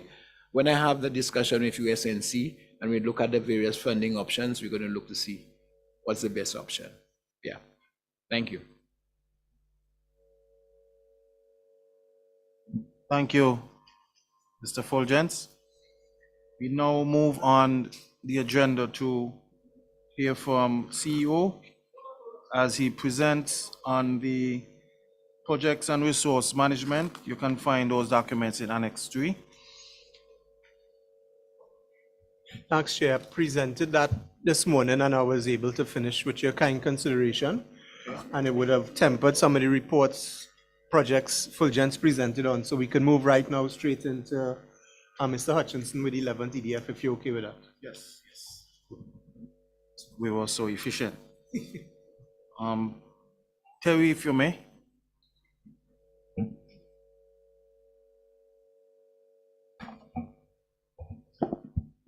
Hi, good afternoon to all.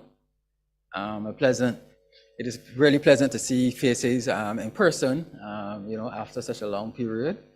Good afternoon to those who are online as well with us. Good afternoon to all the donors and our partners. So today my presentation will be on the 11th EDF program. The agenda here, I will start to speak about the standards first, then metrology, but bear in mind that my highlights will be on the national dialogues and the value chain especially, because the TOs will actually present in greater detail on these other areas. So in the interest of time as well, to claw back some of this time, I'm hoping that I can get through fairly quickly, but I will move a little slower on the national dialogues and value chain just to give a bit more on those areas. Here I have the agenda on the left, but I will speak first a little bit on the overview of the project, the timelines in terms of the start of the program, which was in September 2019 and slated to be completed in 2024, February 2024, 4.5 years. The technical implementation will cease in August 2023. However, we are looking to push for a 6-month extension, which was already basically approved at the top meeting, and also I think at the last council meeting it was also agreed to move forward with this extension. So we are currently putting together all the documentation to submit to the EU in that regard. The total budget will still remain, because it's a no-cost extension, at 4.5 million euros. The progress as of September 2022, which is basically 3 years completed, just noting that we had like a year and a half of trying to revamp our approach due to the COVID-19, and I know that the directors here in this room and all the parties had felt the impact of that as well, but we still had the opportunity to progress fairly rapidly over the last year or so, where we had I think about expenditure of I think 1,100 euros, 1.1 million euros, sorry, but we've moved now to 1.7, but we really were looking to spend 3 million euros by now. However, I mean, we are at a spending efficiency of 58%. We were at 43 before. I know over the last 2 months, we probably spent more than 300 to 3,500,000 euros.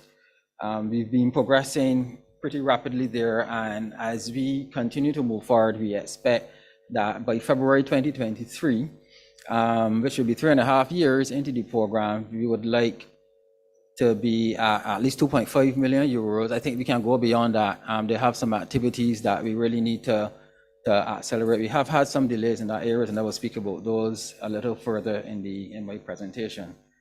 But the original project plan, we were supposed to be at 3.5 million euros by now, but the projected spend efficiency will be 73% come next year. Bear in mind though that we have about 11 months left in the original time limit in the program, so that's why we are pushing for the 6-month extension, so we can have some of the other activities completed as well. All have started. It's not that we haven't started anything, but some of them are a little bit behind, and we have some funds that we can spend. Dear directors, we have some funds that we can spend on the national dialogues that we're hoping that you could, accelerate some of those activities there, given the action plans that were developed.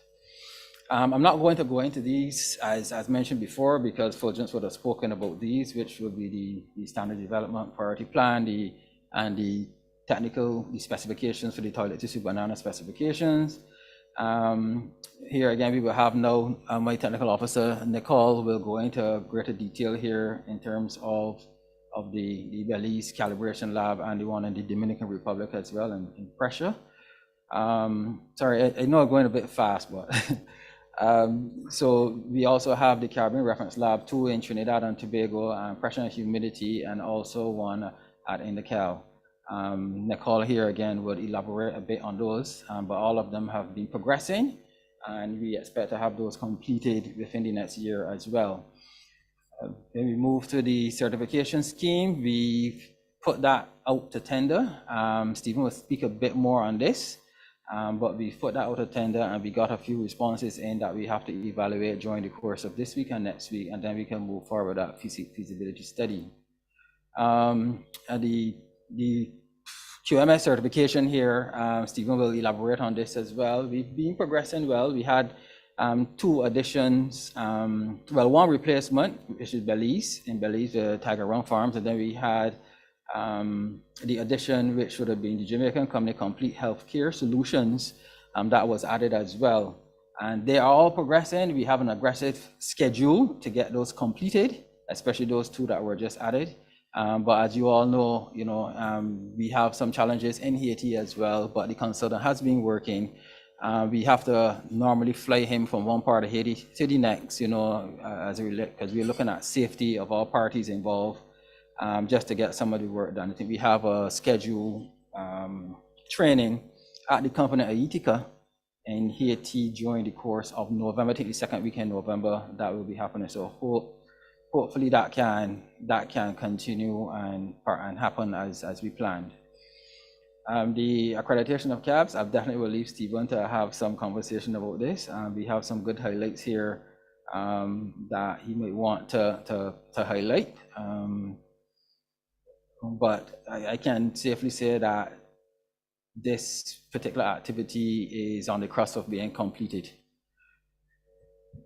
The training courses, initially we started out with 3, but we ended up with 5 because we thought it absolutely necessary to indicate, at least to have a couple more added, because we know that sometimes we may have some bureau staff that come on, recent staff that come on, and we would like them to at least get up to scratch or have some kind of introduction using these courses as well. And these can also be used for the general public, but Latoya would elaborate a bit more on this activity as well.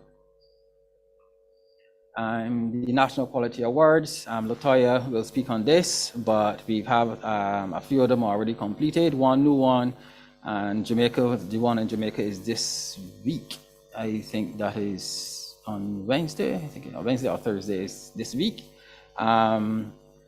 But the Dominican Republic has indicated that they're looking at Q4, which is this quarter, to complete theirs as well. But there is a possibility that that will happen in Q1 2023.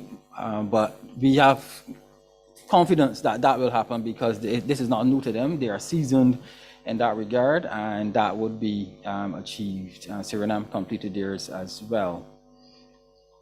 I know that Antigua and Barbuda and St. Vincent and the Grenadines has indicated that they will be launching theirs later this week as well, which is really good, and Trinidad and Tobago come next month. The media sensitization, Latoya will elaborate on this one as well, and she will speak a bit on some of the activities that we have done and how we improvise with the online media sensitization workshops, and in some cases hybrid as well. So here we come now to the national dialogues, where we had a few of them completed already: Barbados, St. Lucia, Trinidad and Tobago, Antigua and Barbuda, St. Vincent and the Grenadines, and St. Kitts and Nevis.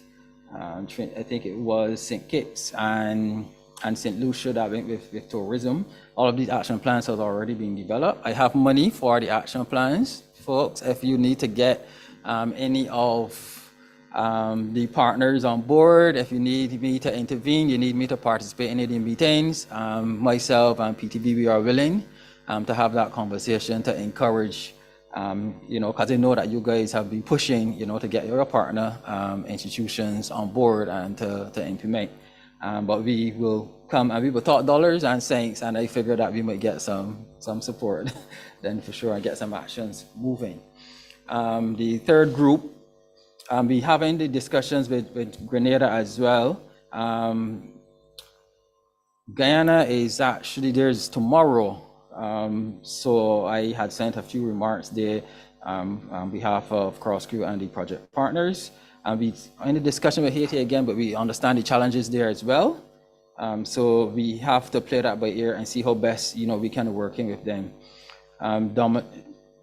Suriname, sorry, I started that discussion, and I think that we might be able to push this to later this year. Hopefully that can come off, but if it happens in next year, we will endeavor and we will do that. But the only thing is, the later we go, the harder it will be to get the action plans implemented. I know there are a lot of gaps, that have been identified so far in some of these dialogues. and it'd be good if we can, spend some of this money to complete some of those, to close some of those gaps. These gaps, I think, are critical to us. At least in the first stage, trying to get them completed so that we can, increase our probability of being able to export and so forth. We may need maybe a Caladina, maybe a value chain project afterwards to further solidify. But, we are here to support during the project timeline. So anything that we are looking at, it'd be best to bring it to the forefront now. And we'll move on then to the value chain. These are going ahead pretty well. We had 4 preparatory phases, 5 preparatory phases completed across the 5 value chains. But one of them we had to abort at the preparatory stage at the end of that because it was not feasible to move forward. We were trying to get another replacement for that, and we were unsuccessful at the time for the same member state, but we have engaged another member state since we got that go ahead that we may need to reallocate that funds to another member state, and Trinidad and Tobago has expressed an interest. In their national dialogue, they had identified about 6 value chains that they wanted to conduct. So there are no shortages there at all. Only recently we had a meeting with, I think it was last week, Friday, with Belize as well. They have one within this pool of value chain projects, but they have another 9 that they would like to do at some point, not within the timelines of the project, you understand that, but they are willing to take on another one if the opportunity arises. So there's no shortage there. And I hope that UNIDO is looking and listening here as well. There are a lot of projects that we can look to help develop the region, and our aim to make the region more sustainable. So some of the things, just thought I should mention some of the highlights, coming out of the action plans for the value change, which would include procurement of equipment, calibration of equipment as well, and testing services. We have requests for training actually in 17020. This came from Belize. Awareness, this came from Belize as well in terms of safety of LPG consumers, because one of the things that they had highlighted was, it is the way how these cylinders are transported, the way how they are filled, they are not really inspected, and some people, you just carry them on an average vehicle and go to your home and fill your tank at home without any kind of safety equipment or standards that they're using. So it is a bit of a challenge, and the Bureau is really adamant that they need to address that as quickly as possible.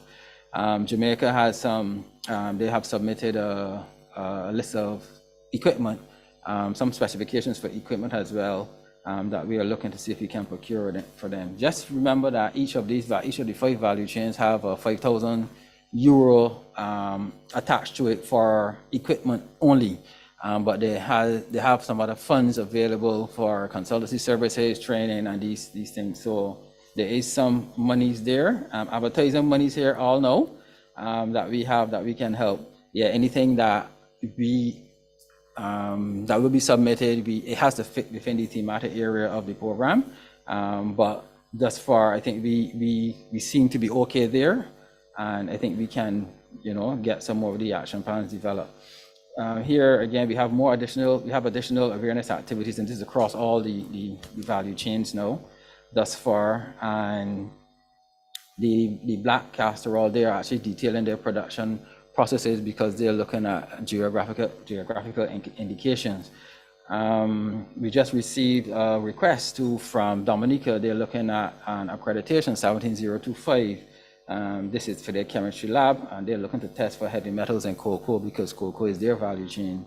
I know that the Dominican Republic has also developed standards for the coconut milk value chain, and so did Jamaica for the black castor oil value chain as well. But we've been monitoring these action plans, and they're progressing nicely. I would like them to, be accelerated a bit more, but they have been progressing, and we have extended the implementation of these action plans by another 6 months because it is really supposed to finish by the end of next month, which is 1 year. But we're gonna, extend it as far as we can to get as many activities completed, and we monitor these through monthly meetings and report submissions by our consultants, which really are our trainees. So we had 9 persons trained in the Caladina methodology, so now they will become facilitators. Why we would like another Caladina in here as well is because we had to do everything online and only had to become a facilitator and be part of the PTB's pool, we would need them to participate in a face-to-face event. So if Trinidad takes us on, for example, we can get them to participate in that. And PTB also has a few other value chains projects in the region. I think one in Ecuador, one it is in Jamaica. I'm not sure, can't remember where the other one is. But definitely we will look to get our trainees participate in those. We will pay for them to travel to the specific country to participate in those activities. All right, so we had a lot of our events in terms of our meetings. Initially, they were online, but we've finally been able to go face-to-face. But I'm not going to stay on this too long because the respective technical officers will give a little information on the outcome of some of the meetings that were held in the recent past. But I will definitely jump into the pillar assessment, where this is one of the areas that we really want to get moving. I think that when we get moving with this, I've already identified some of the companies that can do the pillar assessment, and I've done some research too on the CEDA's website. Remember I think there were the last 3 pillars, they were supposed to be assessed for they're going through that process all now. So I'm trying to get some experience and some ideas from them as well. And I plan to touch base also with the CDB to get some information. Here again, we have the strat plan that we spoke about.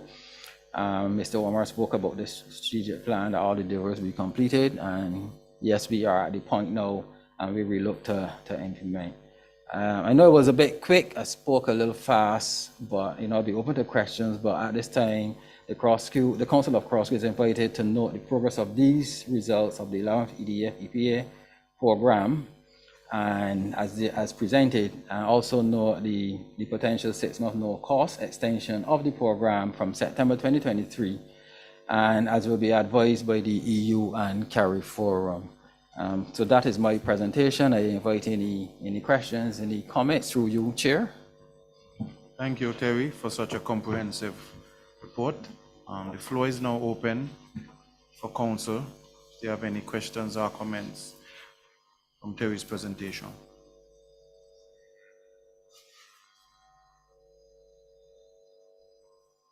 Seems like you were clear as glass. So thank you, Terry. Okay, just one thing. Oh. Terry, Mr. Rind is probably going to try to put on some sort of workshop during the week of Copant, 24th. And it's good that Copant is here because then all our staff will be able to attend all the meetings and stuff and see how it works. But on Wednesday, the 27th in the afternoon, he's thinking to put together some sort of national workshop. So Fulgence is assigned to his national planning committee as well as Heather, because she's real good with the logistics. So in terms of that workshop, I don't know if we might have a little support funding in case of any kind of support he might need for that workshop, brochures, banners, sponsorship or some snacks or something. So he'll talk to you in due course through Fulgence. But you could start putting that to Sabine because it will be a real good exposure for the EU in that. And I know we have some marketing budget and some promotions budget. So it might be something worthwhile to look at in due course to see if we could assist with that. Thanks. Okay, sure, thanks.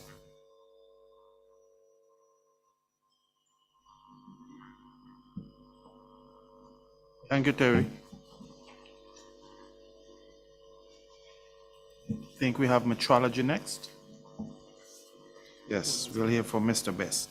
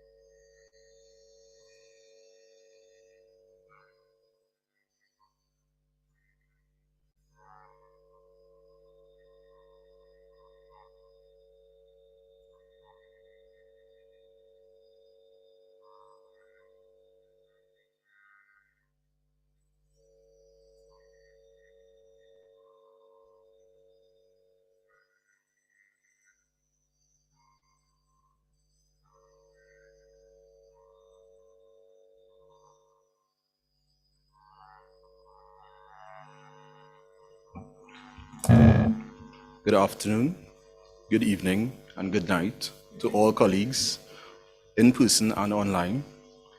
It gives me great pleasure to present the Metrology Performance and Development Report for the period of, April 2022 to October 2022. As we would have met, not sure, online, sorry.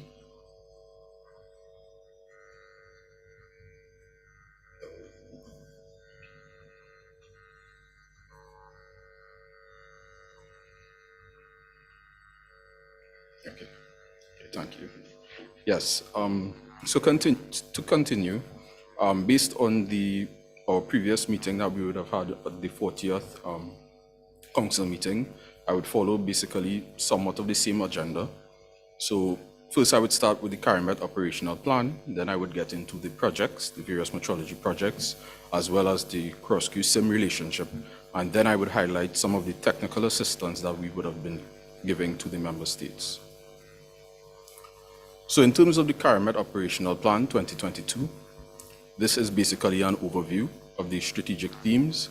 We have 5 strategic themes that we would have been covering in the strategic plan. These themes are the CARIMET governance and operations, measurement traceability, equivalence and recognition, knowledge management and dissemination, promotion of CARIMET, and the use of information technology cross-cutting. So basically, to get into the first strategic activity, we look at CARIMET governance and operations. So under this particular theme, we have the metrology working groups, which issues and topics to be addressed. Right? Under 1.4, this is something that we would have been working on last year in the previous operational plan.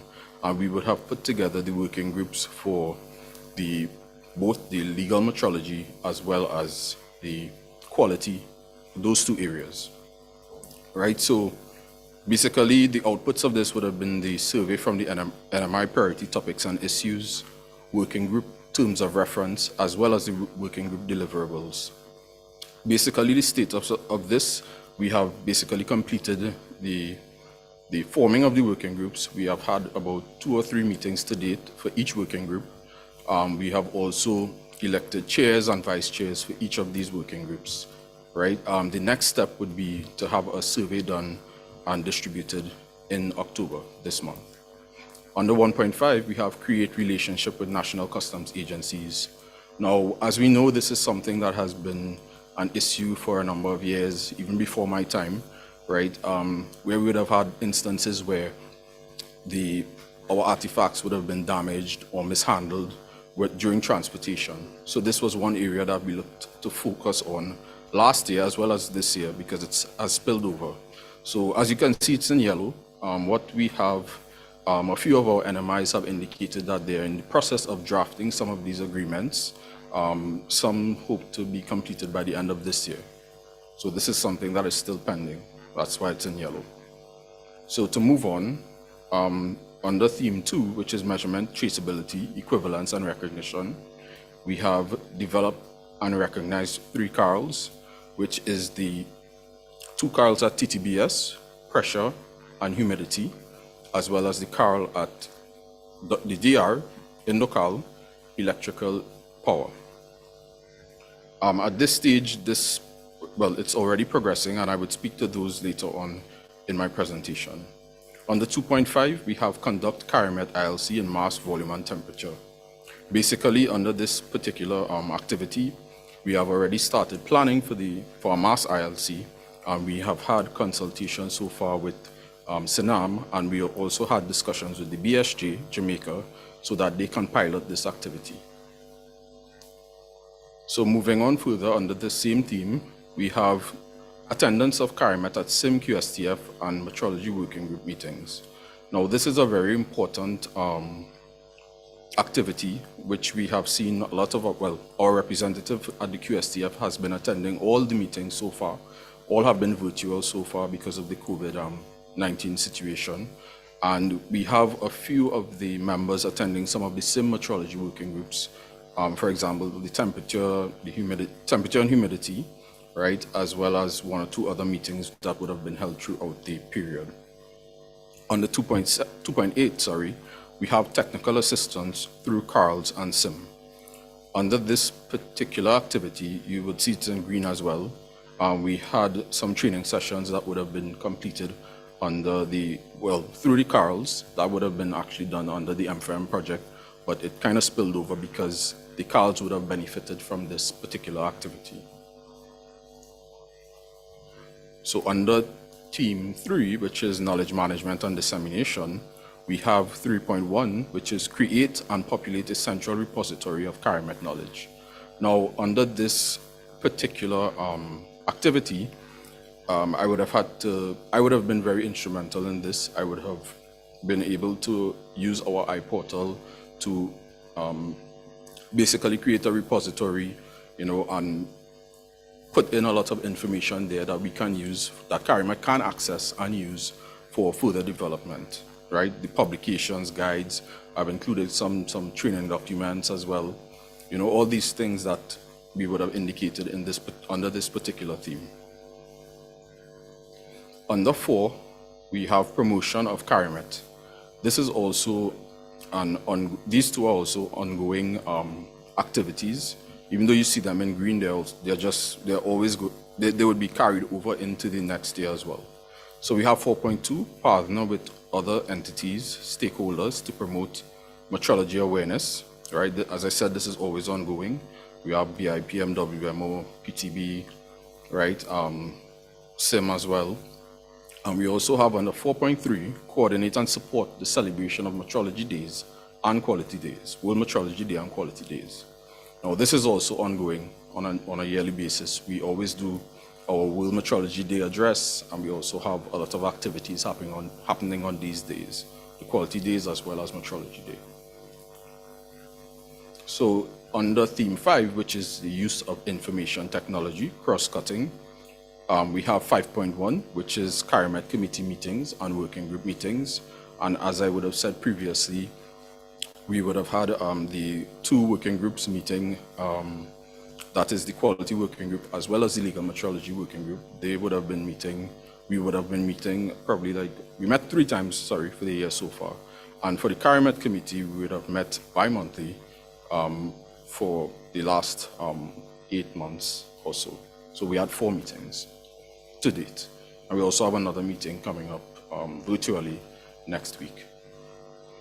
So under 5.3, we have use of WhatsApp for fast communication. And as we know, this is a very easy and effective way to communicate, with the members in the CARIMET committee. We have been using this since a while now, and it has been working out, right, for quick communication.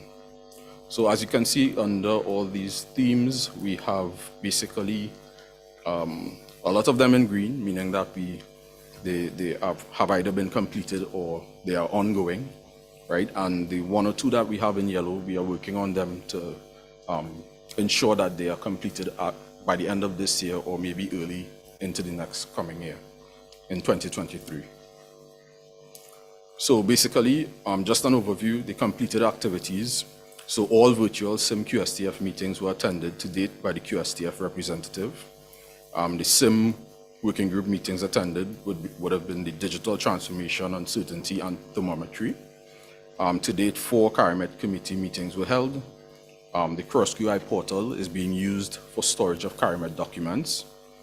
The CARIMET TOR and draft governance document is currently under review. Right? The working group chairs and vice chairs were elected and approved by the CARIMET committee, right, for the legal metrology and quality groups. The submission of a few NMI quarterly reports, again, this was an area where we were having, we weren't having much traction there, but it's looking promising, right? So we also have we completed training for staff in the chosen CARLs under pressure and electrical power. So at this point, the Council of CROSQ is invited to note the key activities that were completed to date, based on the CARIMET Operational Plan 2022, implemented by the CROSQ Secretariat and CARIMET. Okay. Thanks. So under the 11 EDF, we have R1.5, at least 2 calibration labs have been prepared for international recognition according to ISO IEC 17025. So we have under this these 2 labs, one from Belize as well as one from the DR in local. The Belize Fine Mass Lab, so far we have been making a lot of traction, a lot of headway with these activities there. The gap analysis was completed by CINAM Mexico. We had recently the face-to-face mass metrology component, which was a training session. This was also facilitated by CINAM Mexico. Right, through this training, they received interim feedback from the consultant, right, and they would have put an action plan in place to action a lot of these things that we would have seen within that particular training and review of their QMS and the whole system. So basically, the virtual training that was held recently as well in September and October included magnetic susceptibility, statistical control, and measurement uncertainty. So in total, 4 of their metrologists were trained, right, and they benefited from this engagement, this face-to-face engagement, right, and as well additional technical assistance was provided by myself, the technical officer for metrology, as requested. So in terms of Indocal, the pressure lab, activities are progressing under this particular item under the guidance of the project coordinator at Indocal. Basically, they have completed all their training to date. Their QMS documents are being prepared, and they have procured some equipment, right? And they're waiting an additional item, as seen in the slides here. So at this point, the Council of CROSQ is invited to note the progress of this result of the 11th EDF EPA TBT project. Thank you, Nicole. Any questions coming from Council at this point? Any comments? Okay. You may proceed, Nicole. Thank you. So on to R3.2. Three new CARLs, the Caribbean Reference Labs, have been established. As I spoke to this earlier, the 3 CARLs, 2 at TTBS and 1 at Indocal. Based on the status of that, pressure at TTBS, there was an online training facilitated by CINAM Mexico as well. This was completed, and there is a mentoring session that is going to take place next week, right? That's from the 17th, I believe, to the 21st. Yeah. So in terms of the project status, at the humidity CARL, equipment procurement is in progress. We actually just got confirmation to move forward with that procurement. And there's also the technical support there from the SIM Working Group 3, which deals with thermometry, and also support from a PTB expert in humidity. In terms of the electrical power at Indocal, they also completed their training, and they have to procure the equipment based on the gap analysis report provided by CINAM Mexico, right? And also technical support, ongoing technical support is also provided to them by CINAM Mexico. So in terms of the action plan, this is just an overview. The gap analysis for the labs were completed, basically. The equipment, as I said, some of the equipment, it's still in progress, even though we had gotten approvals recently. The training, a lot of the training has been done. We have the humidity training, which is pending, right? This is only pending because we need to have the equipment in the lab installed before we have that training done, right? We have provide technical assistance, which is also an ongoing process, right? Participate in ILCs. As I mentioned before, with our another ILC, we are also planning, we are looking at these ILCs as well for these 3 areas in pressure, humidity, and electrical power. So we also have peer reviews, which would be done after the ILCs, and to submission to SIM-QSTF to receive that recognition. So at this point, the Council of CROSQ is invited to note The CARL action plan is in progress as a result of the technical assistance, guidance, and support by the technical officer of metrology, for metrology. Noted. Nicole, as it relates to the action plan, are there any comments from the council so far? You may proceed. Thank you, Chair. On intervention, sorry. CEO, go ahead. Right, so after that, Nicole, so Bernard, what we have been doing since the 10th EDF and now in the 11th EDF is that we have identified a couple of metrology labs in the region that we wanted to give special prominence to, and we call them reference labs. So that way, when you have to calibrate, you know, those dimensions, you don't have to send it out to the region, you send it to these reference labs. So what we have done in the 10th EDF is Jamaica is the reference lab for what exactly? It's, if you remember? Mass and volume. Mass and? Volume, I believe. I think it's mass and volume. Volume. Yeah. Right? And Trinidad under the 10th was the reference lab for temperature.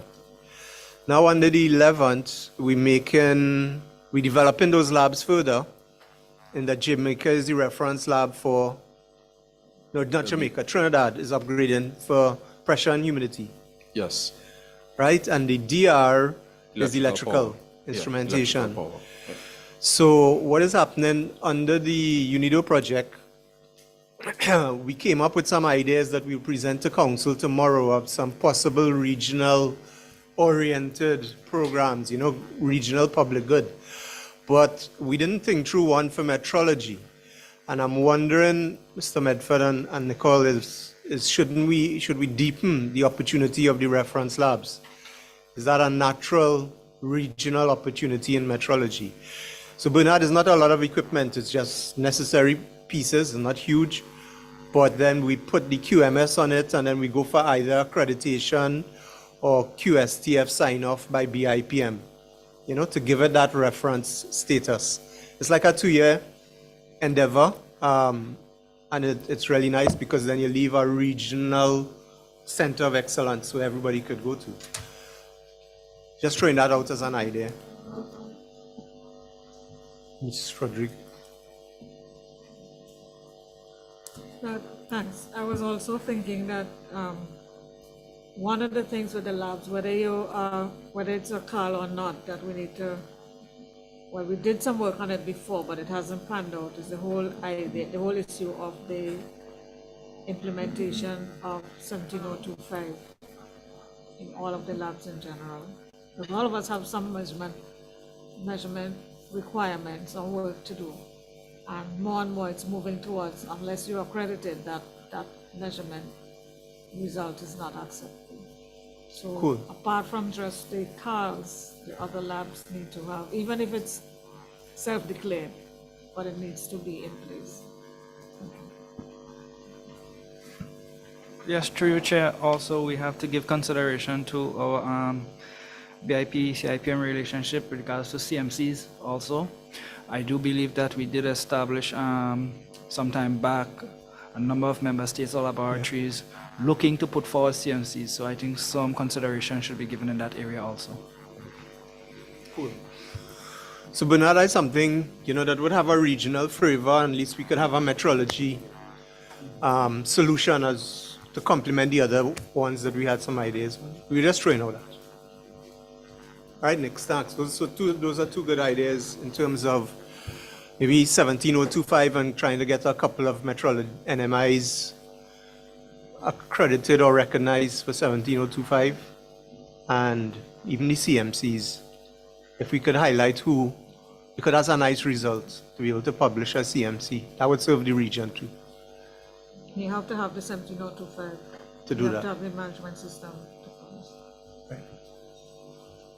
Thank you for the interventions. They're noted. We now turn back over to you, Nicole. Okay, thank you, Chair. So, moving forward to R3.3, number of face-to-face meetings of the CARIMET committee supported by the project. Basically, this under this particular component, we had 4 CARIMET committee meetings held to date, but all were online. The attendance at these meetings would have been increasing steadily. And basically for the CARIMED face-to-face meeting, we are looking at supporting this maybe later this year or early next year, but this would be determined by the committee at the next meeting next week. Right. In terms of the CARIMED committee elections, we had a meeting, well, at our last meeting in August, there were 2 persons elected, the CARIMED chair, which is who's from Trinidad and Tobago, Mrs. Erica Carut, as well as the CARIMED vice chair elect from Barbados, Mr. Damian Prescott. At this point, the Council of CROSQ is invited to note the progress of this result under the 11th EDF EPA TBT project, and also the Council is invited to approve the chair and vice chair elect. Thank you. Mr. Best, are there any objections as it relates to the election of the chair and the vice chair? There are no objections from council. You may proceed. Okay, thank you. So moving on now to the next project, which is the PTB CROSQ M4M project. Basically, this project would have been a regional, well, a sub-project, right? There was a bigger project, which was the Regional Fund for Quality Infrastructure for Biodiversity and Climate Protection in Latin America and the Caribbean, right? So the Metrology for Meteorology was a sub-project within that project. The duration for this project was from July 2020 to June 2022. And some of the participating countries were as follows: Antigua and Barbuda, Belize, Dominica, Grenada, Guyana, Haiti, Jamaica, St. Lucia, and Trinidad and Tobago. So we had persons represented from both the NMIs on the metrology side, as well as the NMHSs from the meteorology side. So basically, these are the specific objectives, were the specific objectives from the project.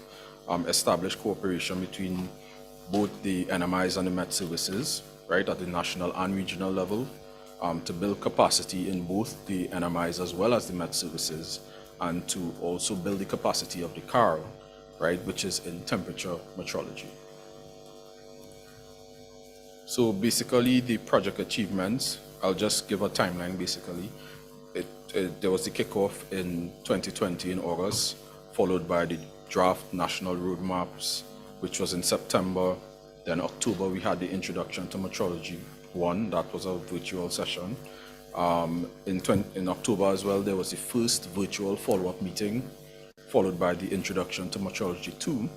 And then in November of 2020, there was the introduction to thermometry workshop. So these were the activities basically for 2020. For 2021, we had the second virtual follow-up in January. February, there was the temperature mentoring program for the NMIs, the metrology labs. We also had the site visit to CIMH, the Caribbean Institute for Meteorology and Hydrology. In July, we also had the introduction to basic metrology and also the basic measurement uncertainty workshop. All these were held virtually. In September of 2021, we introduced a QMS mentoring program. This was directed to the Met Services because we realized during the project that they would have been lacking in terms of their QMS and they needed that extra help and guidance. So in November 2021, we also drafted the CROSQ CIMH MOU. We have not made headway in terms of that, in terms of getting CIMH to sign off officially, but at least we tried, we made some effort there. In terms of this year, which the project would have ended in June this year, and basically in February, we would have had the hands-on training, the pilot. We would have had the temperature mentoring program for the NMIs. We would have had the virtual hands-on training for the NMIs as well.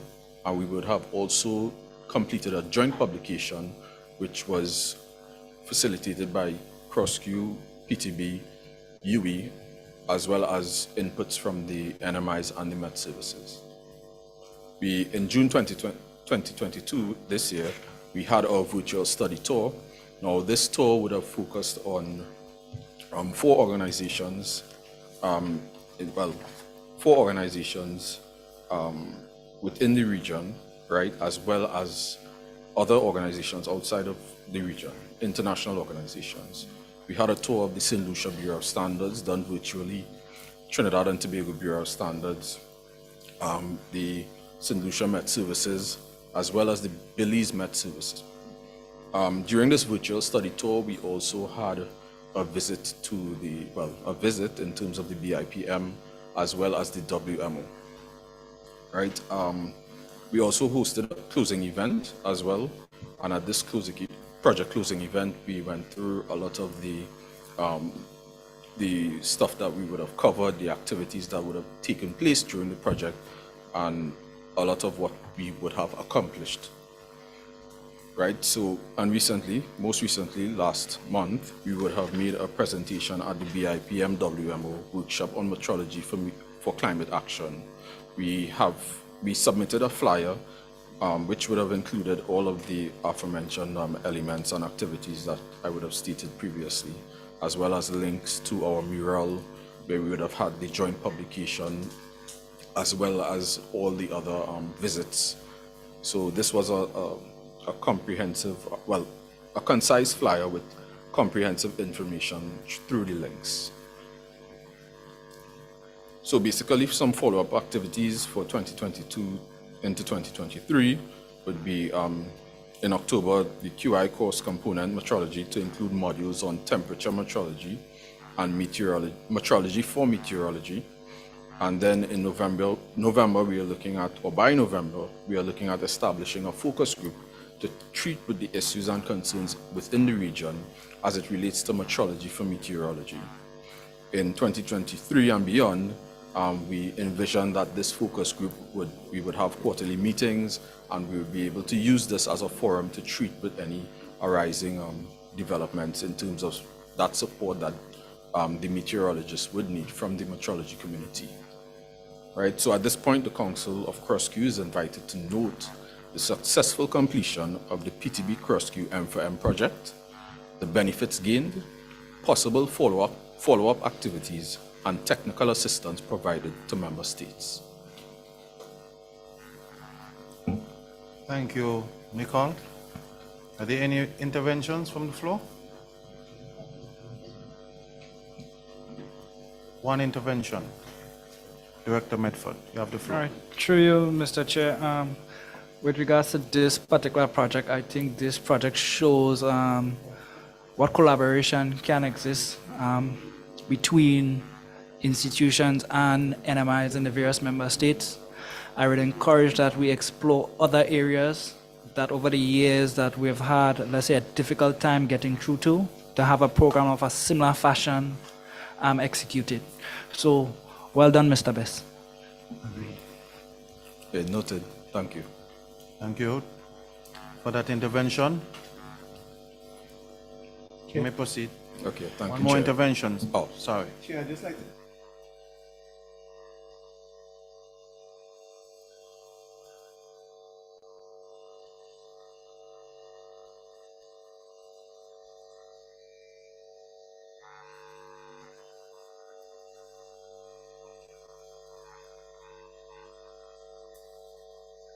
Okay, thank you. Okay, well, okay. So next on the agenda is the CDB Phase 2 project. So I'll just give an overview because my colleague Sadian would get into the details. So the role of the CROSQ Technical Officer for Metrology in support to Barbados. Technical assistance was provided in terms of their quality management system, the QMS documentation, especially in the area of force compression testing, right? Technical support was also given in the completion of a comparison activity. This comparison activity was the calibration of a compression testing machine. This was done between the staff of BNSI as well as GNBS. There was a lot of support given from the Guyana National Bureau of Standards, right? There's also an upcoming ILC, which is carded for I think within the next 2 weeks, right? So this would be done in terms of the testing of 6-inch concrete cubes. This is being facilitated by the Bureau of Standards Jamaica They are the pilot. They would be preparing these cubes and sending them to the various NMIs to be tested. Right. Next, we have support in the completion of the project extension proposals. I know under this particular project, we would have asked for an extension, asked CDB for an extension, and we needed to ensure that these NMIs get the equipment that they need to carry out the services, to perform those services that they perform. So in terms of Dominica and St. Kitts and Nevis, we have the preparation for the upcoming MAS ILC, right? This would be between the both NMIs as well as TTBS. So TTBS would be the pilot for that particular MAS ILC, and these two NMIs would take part in this ILC. Basically, I would have also been supporting the team in the drafting and finalization of the protocol alongside the MAS consultant, Mrs. Macpadal, and also assisting in the completion of project extension proposals for these two NMIs as well. In terms of the last point, which is conducting an internal audit for the St. Kitts National Bureau of Standards, St. Kitts and Nevis Bureau of Standards, sorry, their MAS lab is basically, well, they would have had some challenges in terms of the internal audit, because I know that when we do auditing, we try not to audit the area that we work in, right? So I would be providing this service on behalf of the Secretariat to the St. Kitts and Nevis Bureau of Standards. So at this point, the Council of CROSQ is invited to note the continued technical assistance and support in the implementation of the CDB Phase 2 project by the CROSQ Technical Officer for Metrology.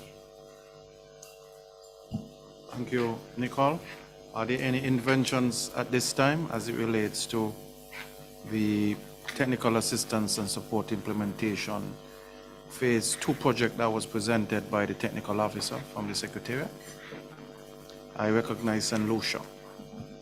Hi, good afternoon. Mr. Best, just on your last comment about the internal auditing, I would ask whether we have explored the use of the resources through CARIMET to facilitate that process. Right. Well, given the time frame that we had, I have not discussed it. Well, maybe we can discuss it at the next meeting, which is next week. So we could look into that. That is actually a good option as well.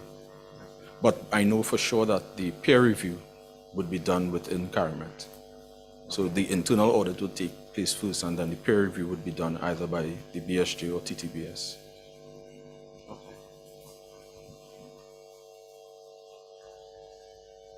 Thank you. Then one more intervention. CEO, go ahead. You're right, but after the directors, so that's fine.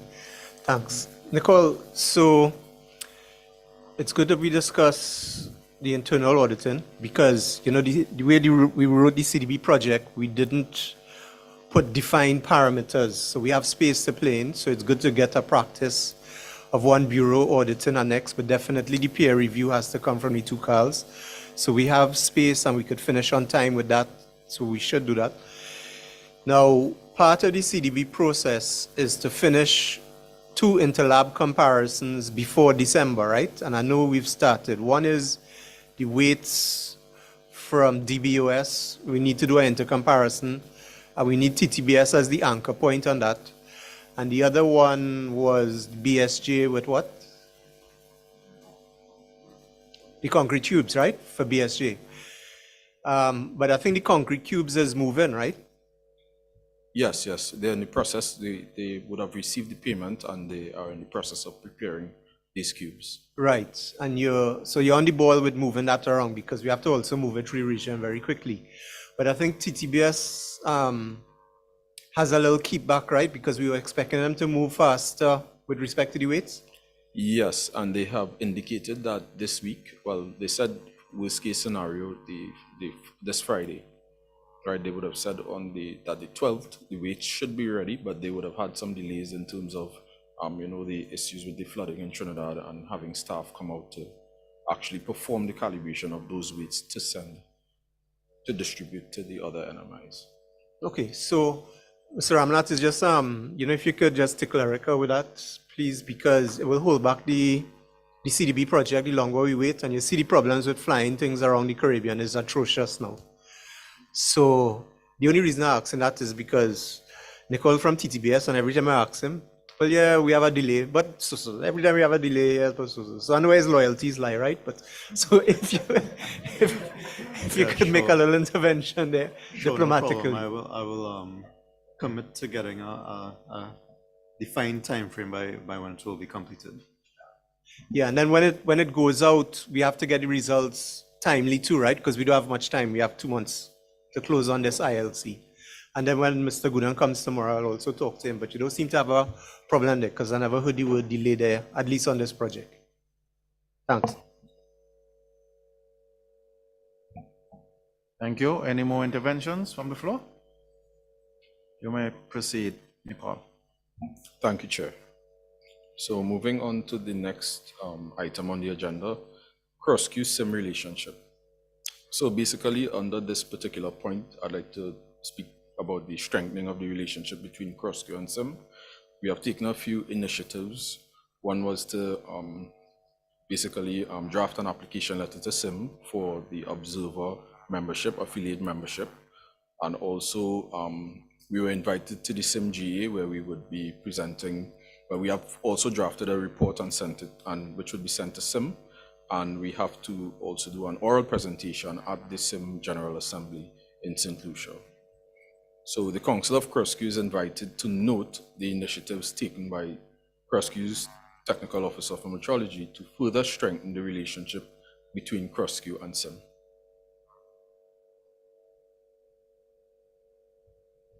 Thank you.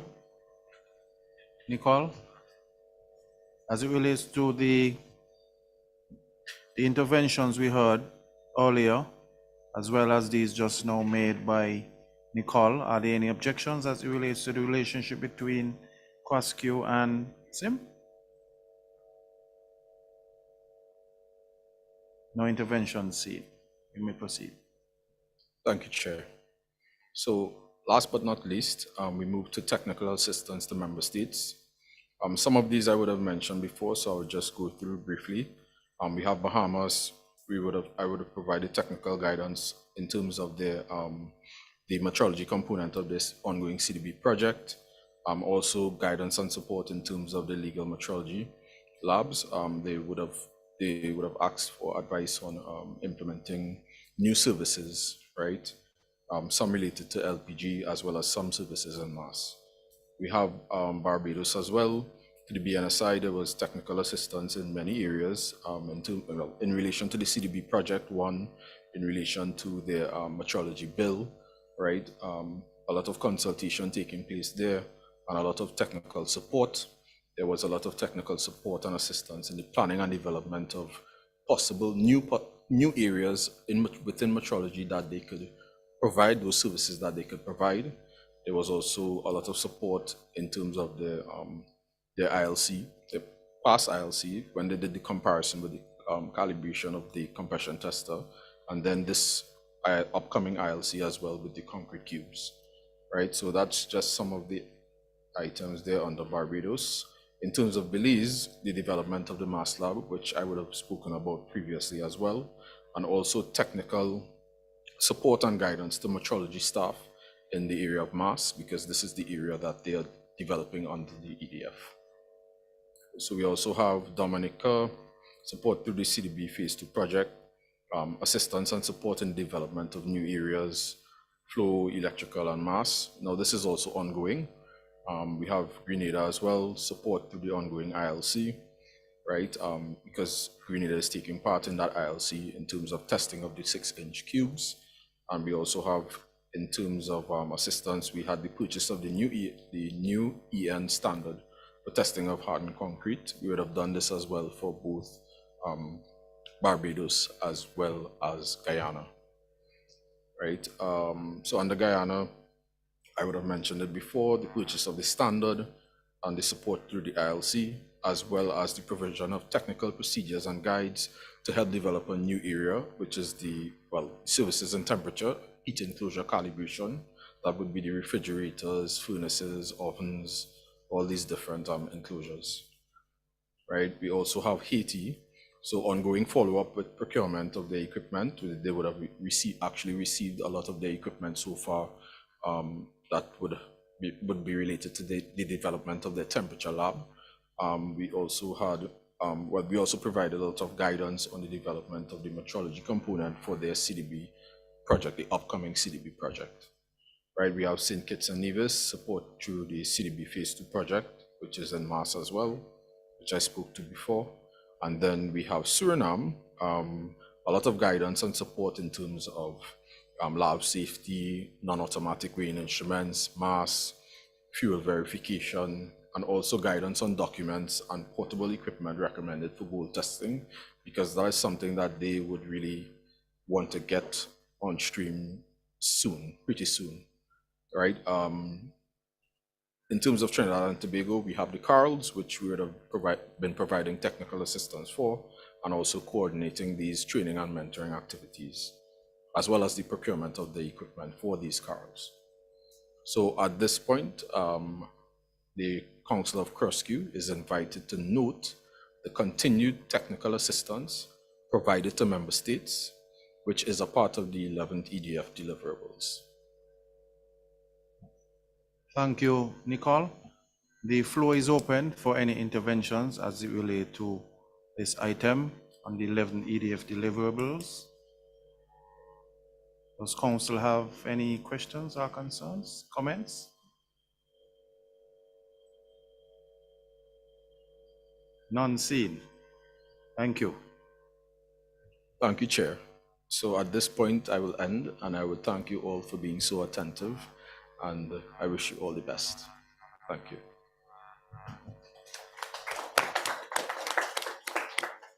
Thank you. While the other presenter is preparing, I urge you to take a quick break, and you can bring your snacks back inside, and we continue as the next presenter gets ready to present. That sounds good? Thank you.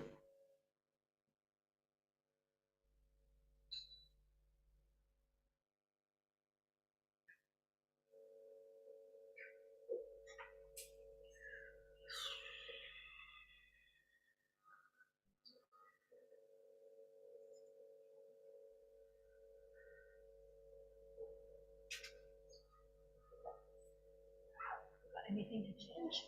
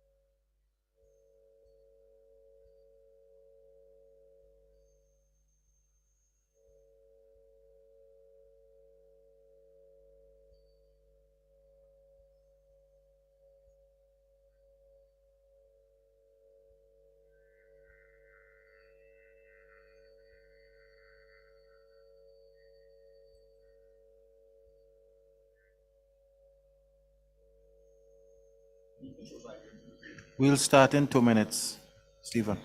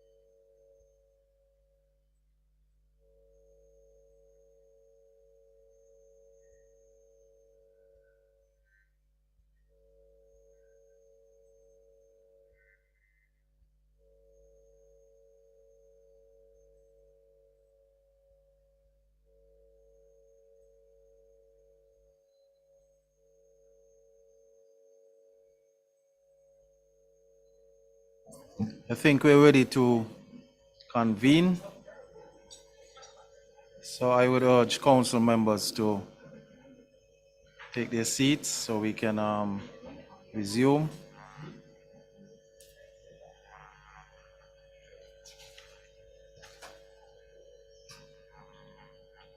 So now we will hear from the Technical Officer for Accreditation and Conformity Assessment, and his report can be seen in Annex 6. Mr. Farquharson, you have the floor. Thank you, Chair. Good afternoon again, council members, partners, colleagues, all. I'm going to present the Accreditation and Conformity Assessment Performance and Development Report for the period April until now, and intend to be pretty brief. So I'll be presenting on the following 4 areas: the CCA, indicative plans and markers, the 11th EDF assignment and activities, or RQI project and partners and activities, and a few other activities and achievements for the period mentioned. So first of all, I want to give a synopsis of the performance under the 11th of the CCA, for the 2022 year. This is, we would have developed the strategic plan, and from the strategic plan we pulled out some indicative targets from the monitoring framework, and we are reporting against those targets. And as you'll see here, according to those targets, we have been doing well in some areas and not so well in a few others. So our support to accreditation body in terms of increasing the scope for internationally recognized accreditation services, we have fully fulfilled that. We have, and I will show in further slides what we have done with respect to that. Our MOU, operational strategic plan to be drafted between JANAC, ODAC, and TT Labs. That has been a little strained because the TT Labs is still progressing in its activity, in its role to become recognized. We, however, recognize that the MOU would have expired and is, however, the three institutions, when we met at the last meeting, agreed on a way forward, and we expect that we will accomplish this next year. In terms of the marketing plan, we have seen some member states developed a marketing plan, but we still have some areas, some improvements there necessary. In terms of participation in international activities, specifically the World Accreditation Day and World Quality Day and so on, we have been having very good responses to those. In the area of new cabs accredited, we have exceeded by far the number of cabs accredited, and as you will hear later on, continue to exceed that target. But in terms of the surveys, in terms of the traceability of needs, this is something that we, as a committee, will have to work on over the next couple months and years. In terms of the database, we have been adding new entrants as a result of the fact that we are creating new cabs, and we are also having professionals who are joining the database. And of course, in terms of the awareness and promotional activities, member states continue to do that in their own way. So with that, we have been doing, as I said before, not badly on the CCA strategic plan goals, but of course, there are some areas for improvement. So the council is asked to note these achievements under the strategic plan for the CCA. Any comment, any questions? Thank you, Stephen. Council now has the floor for any questions, comments.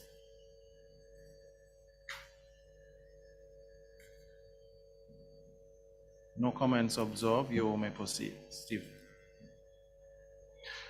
Okay, so our regional accreditation body in the form of JANAC have done quite a bit of work in the past years, and especially in the past year. And some of these achievements that we have found or seen, and of course these achievements is with the assistance of our national accreditation focal points, and by extension the CCA, and of course their own individual institutional efforts. So they have been accepted by the IAAC with their multilateral recognition arrangements for the calibration of lab. They expanded their scope, and of course this would have been through the assistance and the work done at the St. Lucia Bureau of Standards to get their calibration lab accredited. That was a scope expansion that has been accepted by the IAAC and is now being accepted by the ILAC for the scope extension. They have also submitted their intention to expand their scope for a certification body, and this has been facilitated by the accreditation of the Trinidad and Tobago certification body. And so that is actually now in process significantly, and I'll speak a little bit more to that later on. That is is proceeding very, very well. We have the JANAC being approved for the accredited third-party certification program for 10 scopes, and this is a historical moment for for any accreditation body. I think it's the only one in the world with this number of scopes being accredited, and this program is being expanded throughout the region, and you'll have seen discussions being taken place. I think sometime now in Guyana, they're having some discussions around how they can expand this into other countries outside of Jamaica because of that approval that they have received. They have also They are also looking at accreditation of two new inspection bodies accredited in the region, and this is St. Lucia and Jamaica. And again, I'll speak to more to that. And they are expanding their assessor pool because of this expansion and diversification of their service offerings, which is in terms of accreditation, inspection bodies and the certification bodies. So they have also increased their services as a national reference for approved COVID testing sites. And of course, we all understand the challenges during the period 2020 until now with the COVID, of course, with the scaling of the pandemic. The request for services is not as prolific as it was up to last year, but still they are seen as a national reference for centers of excellences in the testing testing labs and pharmacies for COVID. And finally, the CEO of JANAC is also now the vice chair of the IAAC and sits on the board of ILAC. So it's quite an achievement for JANAC over the past year or 2 years. The TT Labs is in continues its trajectory in transition to get recognized, and of course they are at the stage now of looking at their legislative processes and to enable their process towards getting that recognition. Of course, we know that the separation from the Bureau of Standards is critical, but the legislative framework is what is being done now. The National Accreditation Focal Points contribution to the CCA development and expansion is reflected in Guyana's facility and Guyana's facilitation of the certification of the Metro Office and Computer Supplies. Now, when we were trying to get this particular entity certified, normally we would have gotten a consultant to support the institution. The Bureau of Standards took on the mandate and worked with the company, got them to the point where they are now certified. And this is one of the 11th EDF deliverables, and you'll hear a little bit more on that in the next couple slides. So there are also the CCA members would have contributed to the lab policy development in Belize, Trinidad, Antigua and Barbuda, and other member states in terms of providing assistance in getting stakeholders to give their response on the document that we just launched this morning. And finally, we look at the National Certification Body of Jamaica, expanding their scope and reach in the region. They have certified the first company under the 11th EDF program in Guyana, which is the MOCCS, which I just spoke of earlier. They are looking at expanding their scope to include now ISO 22000. Up to this point, they would have just, their scope was only ISO 9001, 2015. They have now expanded. They are now in the process of expanding that. And of course, this is being facilitated by, in the first instance, by Kerry Brewery in St. Kitts and Nevis, who will be, is expected to be the first company under that scope. And I'll delve a little bit deeper into that process as we go on. But this is, of course, an important development for the certification body in the region. They are also partnering to facilitate the QI growth under this 11th EDF program by being the certification body for most, if not all, once agreed by the companies to get to use their services.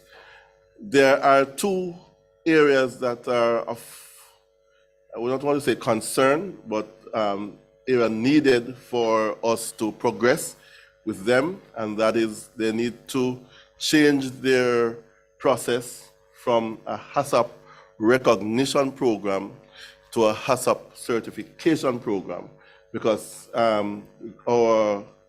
and we have discussed this with the executive director of the BSJ and of course the management team of the NCBJ, and they have agreed and committed to this process.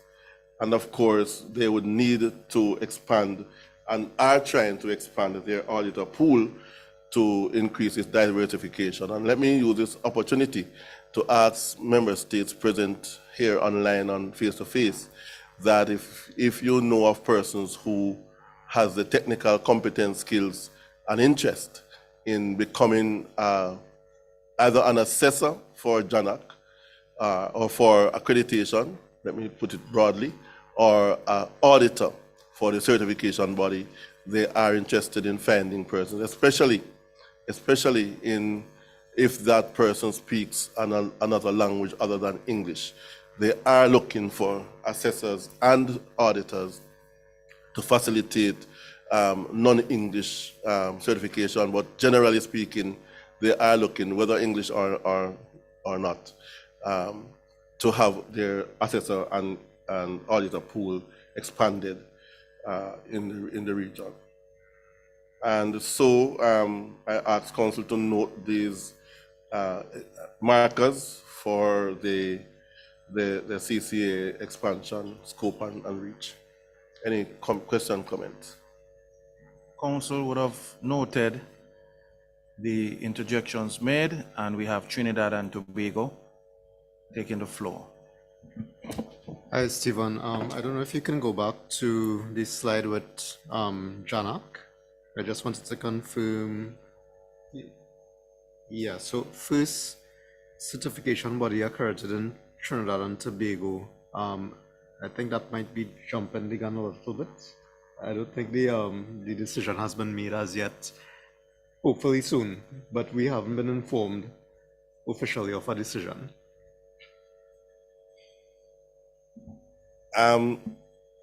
Yes and no. I will speak to that a little bit. I'll speak to that a little bit. When I speak to the EDF project, I'll give a little bit of a little insight further to where we are and why I could make that comment. Even though to some extent, yes, there's still a process, a way to go. It's not completed in essence, but enough for us to say yes. Any other? Thank you, Trinidad. Any other interventions? We have Grenada. Yes, Mr. Falconson, with regards to, you mentioned that JANAC is looking for assessors. With regards to the qualification or requirements for such persons, is that listed on their website, or is that going to be listed somewhere? Is that a prerequisite? Yes, there are prerequisites. I can tell you offhand some of those, but of course, I would suggest that if persons are interested, they should first of all indicate to JANAC that they have an interest. That's the first step. But they must, JANAC's requirement is that a person must have a degree, especially but not necessarily in the area of the sciences. So it could be, a BSc or whatever in natural sciences. But as I said, it don't have to be a natural science, a degree, but you have to have a degree, at least a first degree. Secondly, they must have an interest, of course, in quality and quality management systems, and would have had some training, if necessary. If not, but if they don't have the training and they have an interest, JANAC is willing to train them, right? And there are several training opportunities in the region for that. So, but the most important thing is that they must have an interest and a degree. After that, they contact JANAC and they will advise as to how they progress. Now, let me say that it's an interactive process, because if you didn't already have the training, you have to be trained in terms of the standard, and then you also have to have some experience, which would mean that you'll have to do some hours in the field before you are recognized as an assessor in full. But of course, the journey begins with the first step. Thank you, Stephen. I think CEO would like to make an intervention as well. Right, thanks. Now that we're talking about the accreditation and certification institutions, this is just a question for TTBS when he comes back. I wanted to find out what's the latest with the separation of TT Labs from TTBS. So maybe we could ask Mr. Ramnath for a little update on that when he comes back, because that will help the region too, because TT Labs did a lot of accreditation for Grenada. So it'll be good to get an update. Thanks. So while we wait, Jeff, if you don't mind, I could proceed. Yes, you can. So on the 14th and 15th of September, we hosted the 13th CCA meeting. And out of that meeting, we had a couple recommendations that were made. It was an excellent meeting, if I must say so myself. We had, it was geared towards looking at the emerging technologies, looking at where we are and how we move forward, and some of the steps that are necessary. And we looked, one of some of the recommendations that came out, the key recommendations that came out, I must say, would have been having a regional PT or ILC program. I don't know if our investigation for the UNIDO project will come forward with this suggestion, but definitely this was one of the things that the CCA felt was necessary. We also have a need for assessment of accreditation services to look at impact, etc. We wanted to look at the increasing the number of NAFP training and developing a training schedule for the NAFP, the National Accreditation Focal Points. We also looked at the possibility of setting up a CCA web page. Now, this web page would, of course, be appended to, if agreed to, appended to the CROSQ website, but as a page that provides information on the CCA activities. And of course, we would, there's a number of things that we think would be very, very, very, very good for our stakeholders and for our own information. And finally, to have a system, a defined and developed protocol for the matriculation of the accreditation focal point from level 1 to level 2. And of course, this would be facilitated through the trainings that would be necessary in each of the, for the NAFPs. At this point in time also, we had the election of the executive, and of course, the chair and vice chair, who are Ms. Caroline Lewis and Mrs. Sonia Morgan.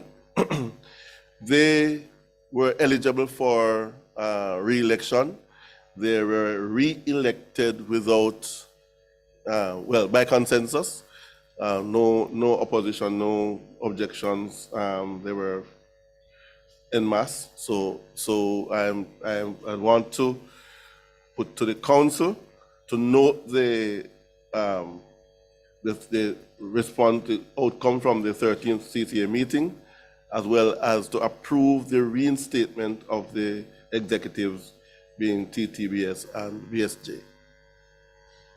Thank you, Stephen. But before we get to that approval, there was a question posed to a member from Trinidad as to the state of the separation between TT Labs and TTBS.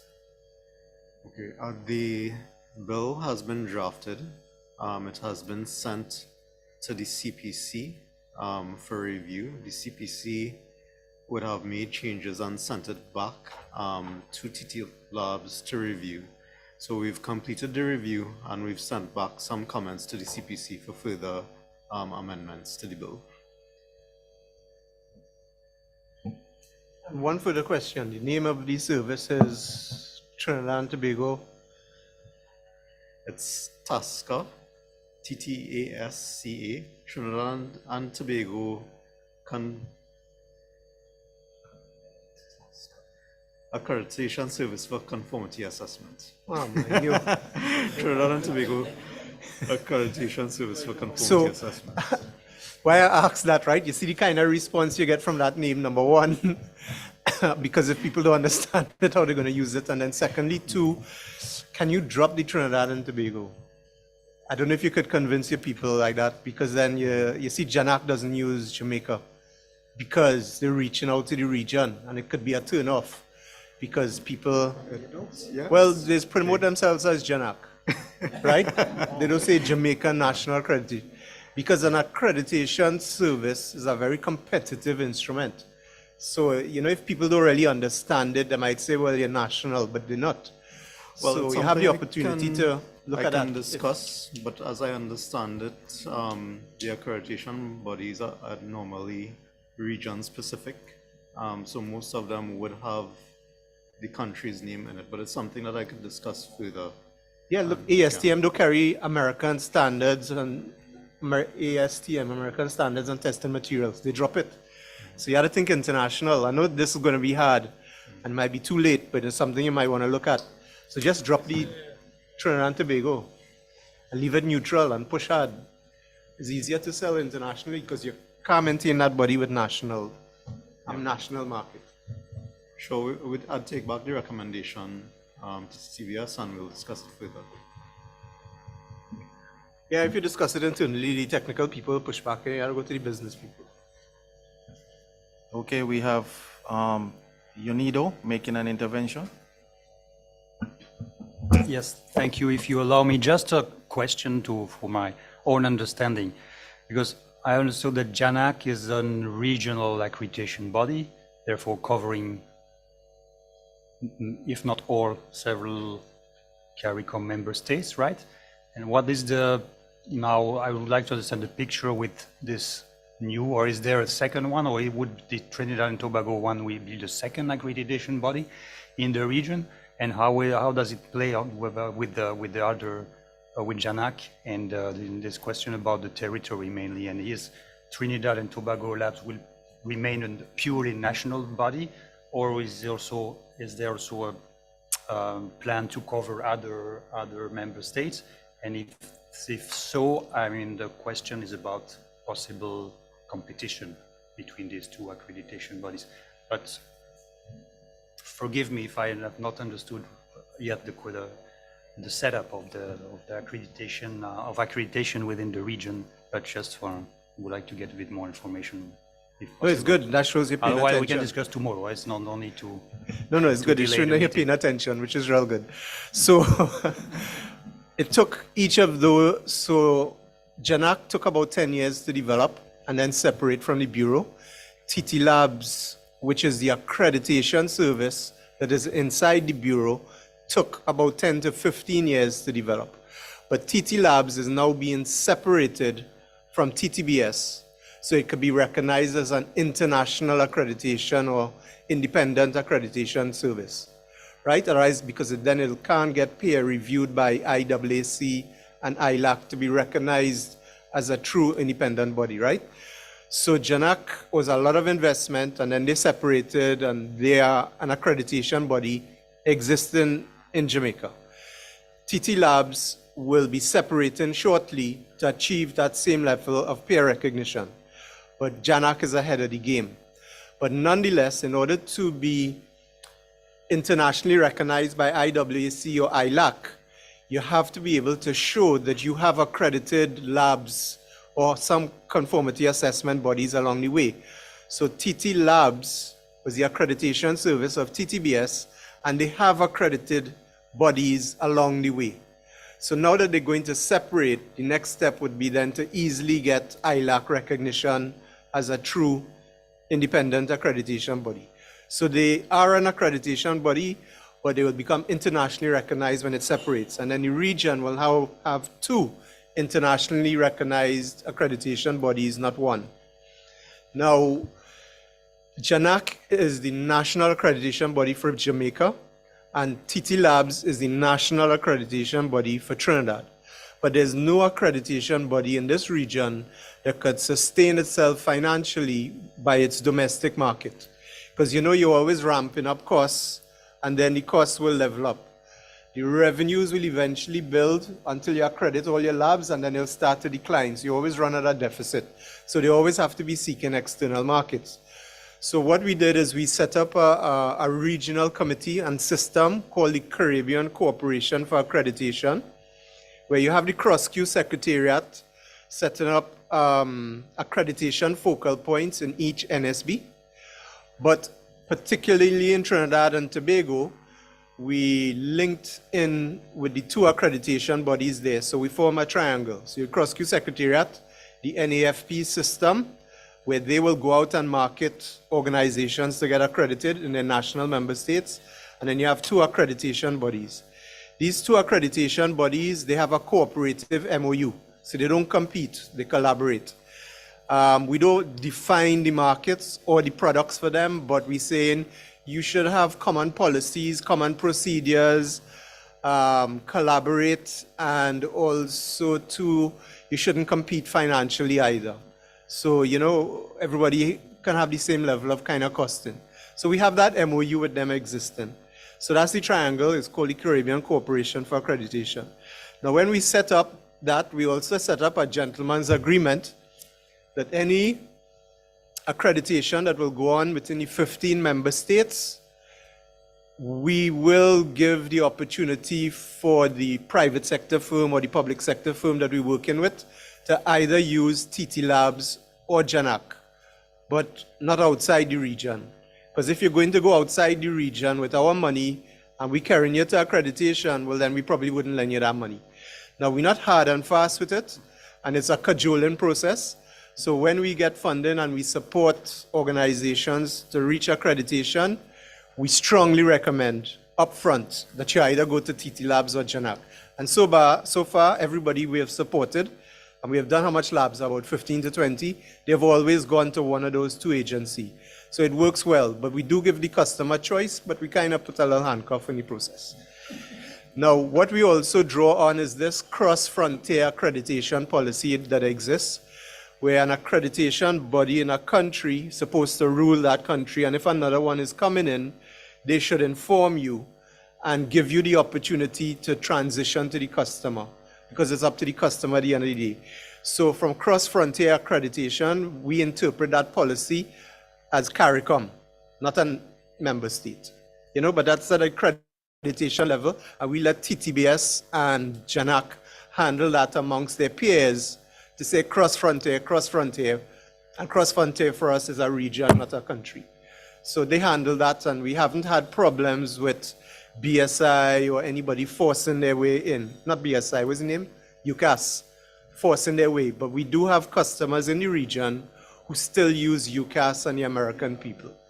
But by and large, if we were to work with EU money through UNIDO, we would promote the same thing we do with the EDF. We would help you and we would promote the two agencies. So we could talk a little more about it tomorrow, but right? So we don't put nobody in no handcuff, but we cajole them in that direction. And just to give some further clarification, so the accreditation body that exists right now was established under our Standards Act. So because of that, there are some conflicts of interest between the other services that exist under the Standards Act. And that's why it's now being established under the separate act.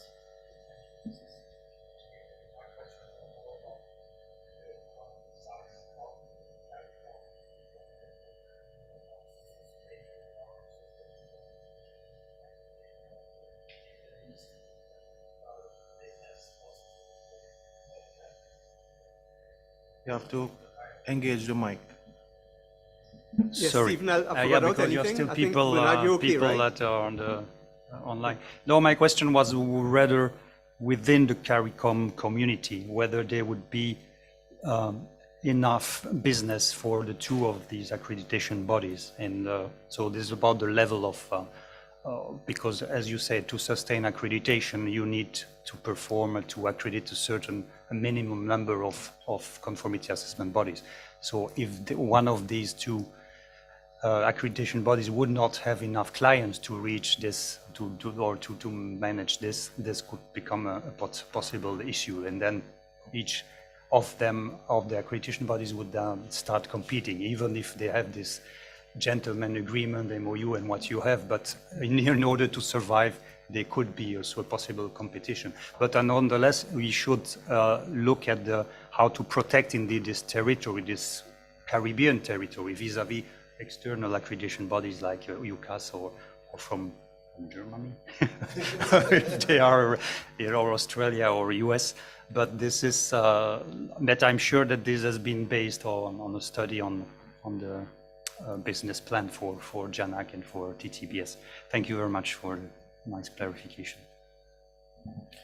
Thank you very much, UNIDO. If there are no more interventions. Yeah, just one more, and this applies to also the certification body, because the NCBJ is the national certification body of Jamaica, but under the 11th EDF, we have been promoting certification of private sector companies for the first time, and we're making a lot of success. So NCBJ has been mostly getting that business, but TT Labs is going to be shortly accredited for certification and stepping out of their Standards Act, and therefore they will go regional. And the market for certification is huge. Right, Stephen?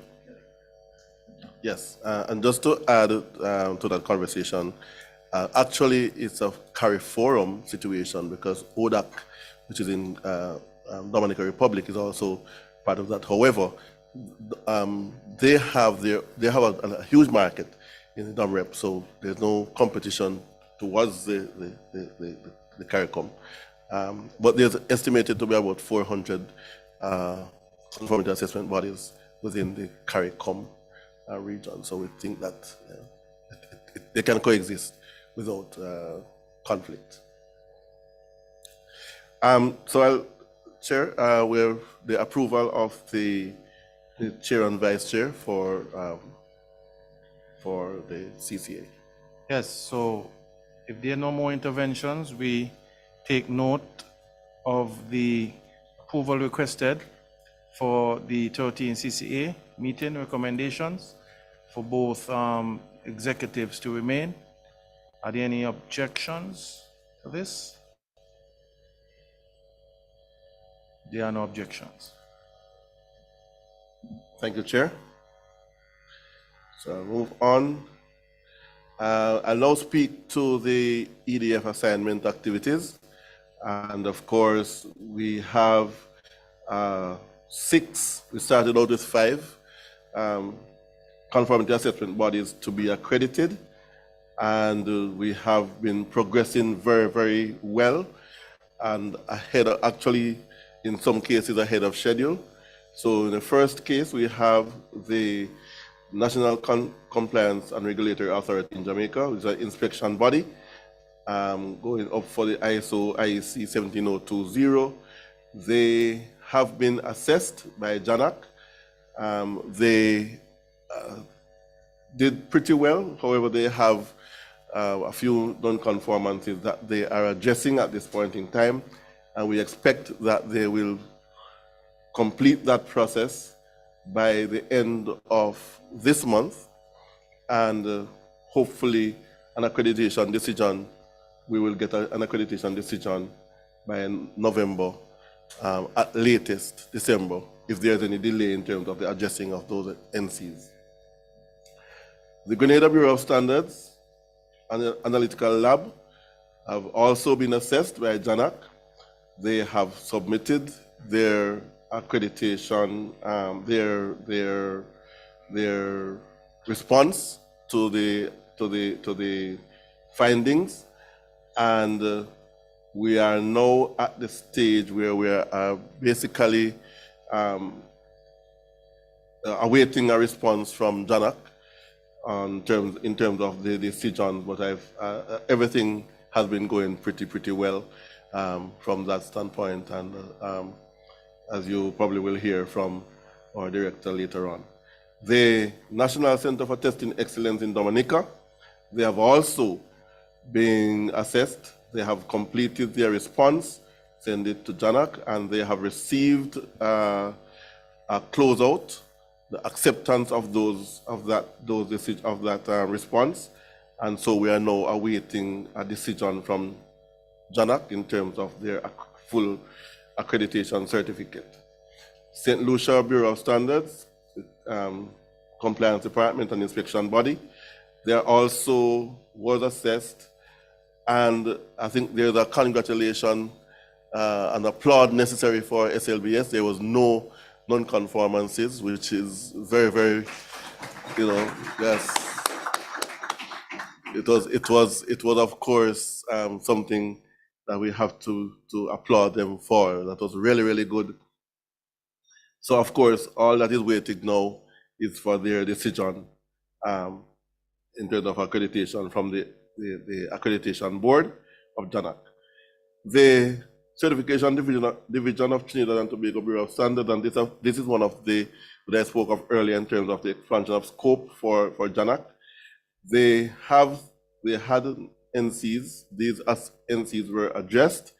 They have submitted, and I have seen an email indicating, Mr. Ramnath, that JANAC has accepted the response, and the fact that they have accepted the response means that it's just a matter of time now for the AEC Accreditation Board to provide that final response and certificate. So there's no further work necessary by the TTBS certification body to do, but to wait on that decision, and that's why I could make that statement. So yeah, yes and no. Yeah, we await that decision, and then once that decision, and by the way, for this scope extension, it requires that an intern, a peer assessor from another accreditation body reviews the process and the personnel who conducts these assessments. And they have to also be satisfied with the work being done by the assessors. And all of that has gone through, and there were no, the assessors were lauded for their rigor, and so there's no expected downside to that accreditation, and we're looking forward to that in short order. So they have submitted to the IAAC. JANAC will be submitting to the IAAC as soon as the decision is handed down for their scope expansion. Finally, St. Kitts and Nevis Bureau of Standards Lab was added as the latest addition to the suite of conformity assessment bodies to be accredited Now, this is a little hybrid to the other accreditation scopes, because while we are facilitating the work of supporting the lab to get to the readiness, accreditation readiness, the project is not paying for the actual accreditation, but we have provided support, and this is going well. We have met a little bit of a snag, but we continue, and we expect that we will get through this. And this is with the transition of a key person at the Bureau of Standards lab. So notwithstanding, I think we are progressing very, very well, and we hope that we will get through this in the shortest possible time. We also started out with 5 private sector organizations to be certified. And of course, as you have heard in Terry's report, we have the Barbados LNW, a microbiology lab. They are progressing well, but of course, they had some challenges due to COVID. Of course, members from the team got COVID and kind of stalled the work being done. However, they are back up and moving forward. And of course, we are guiding that process. For Guyana, they are certified. They have received their certificate. They received their certificate earlier this year. So that's out of the way, completed and done. Haiti, of course, Terry indicated there are some challenges with that one because of what is happening there now. Let me just leave it there. Nonetheless, they are working assiduously. There were some distractions because the company is also expanding its portfolio in addition to getting their certification process moving.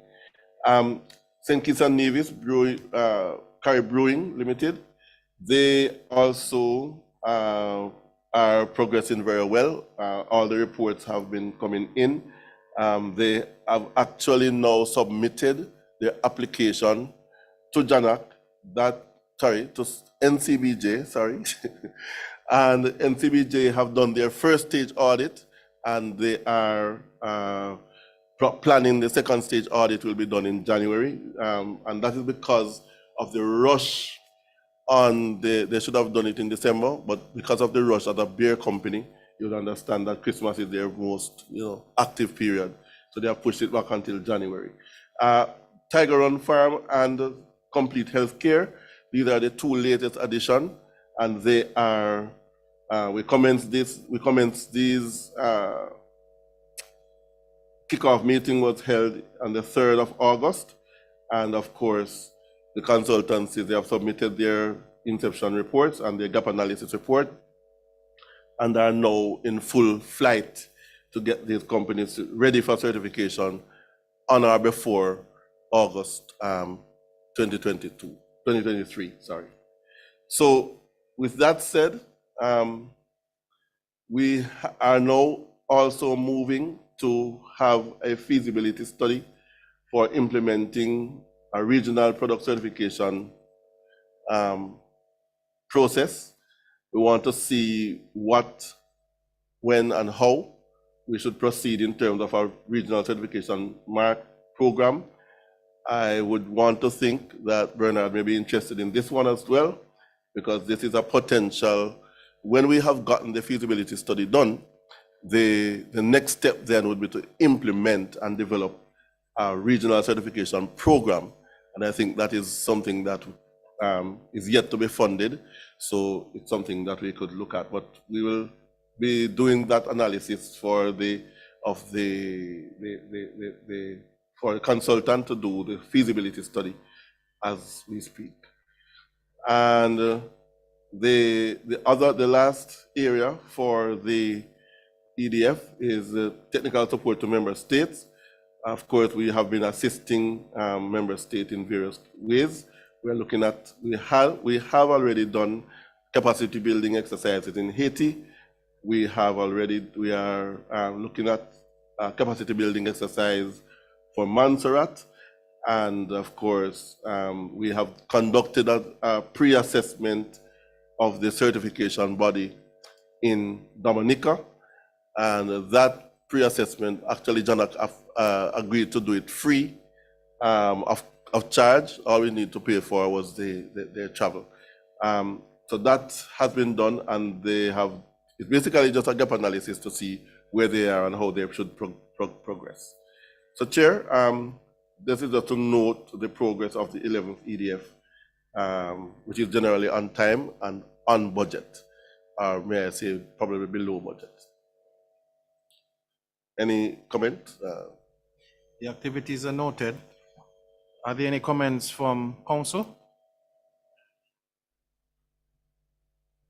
There are no interventions at this time. Okay, Chair, so I'll wrap up in the next 5 minutes. The other sections are pretty short. Of course, I will not need to speak to the UNITA project in terms of the lab policy or the wider project. We had that launched this morning. So, just to say that we will now proceed with the distribution of the policy to member states for their use, and we hope that they will adopt the policy and use it to guide their development and processes for laboratories. So just to note that progress. We are also looking at we are sitting on the project steering committee for the Inter-American Institute for Cooperation on Agriculture, ICA, and that project is moving apace. Its objective is to further the development of SPS regulatory environment, strengthen public and private sector capacity to comply with the SPS measured standards and procedures, and to strengthen the SPS capacity in the fisheries sector specifically. But our role is we are members of the PSC. We review the legislations, we review the strategic plan, and we provide technical guidance on the conformity assessment issues. So just for the council to note our role and activities with respect to that. And Chair, if I may move on, it's just to the next one, unless there's any comments. Yes, if there are no comments, you may proceed. We also participate in the working group for the Regional Technical Committee on Trade Facilitation, and of course we are members of we participate in the various activities. This, of course, is again in collaboration with ICA, and we provide guidance and technical guidance, may I say, to this group.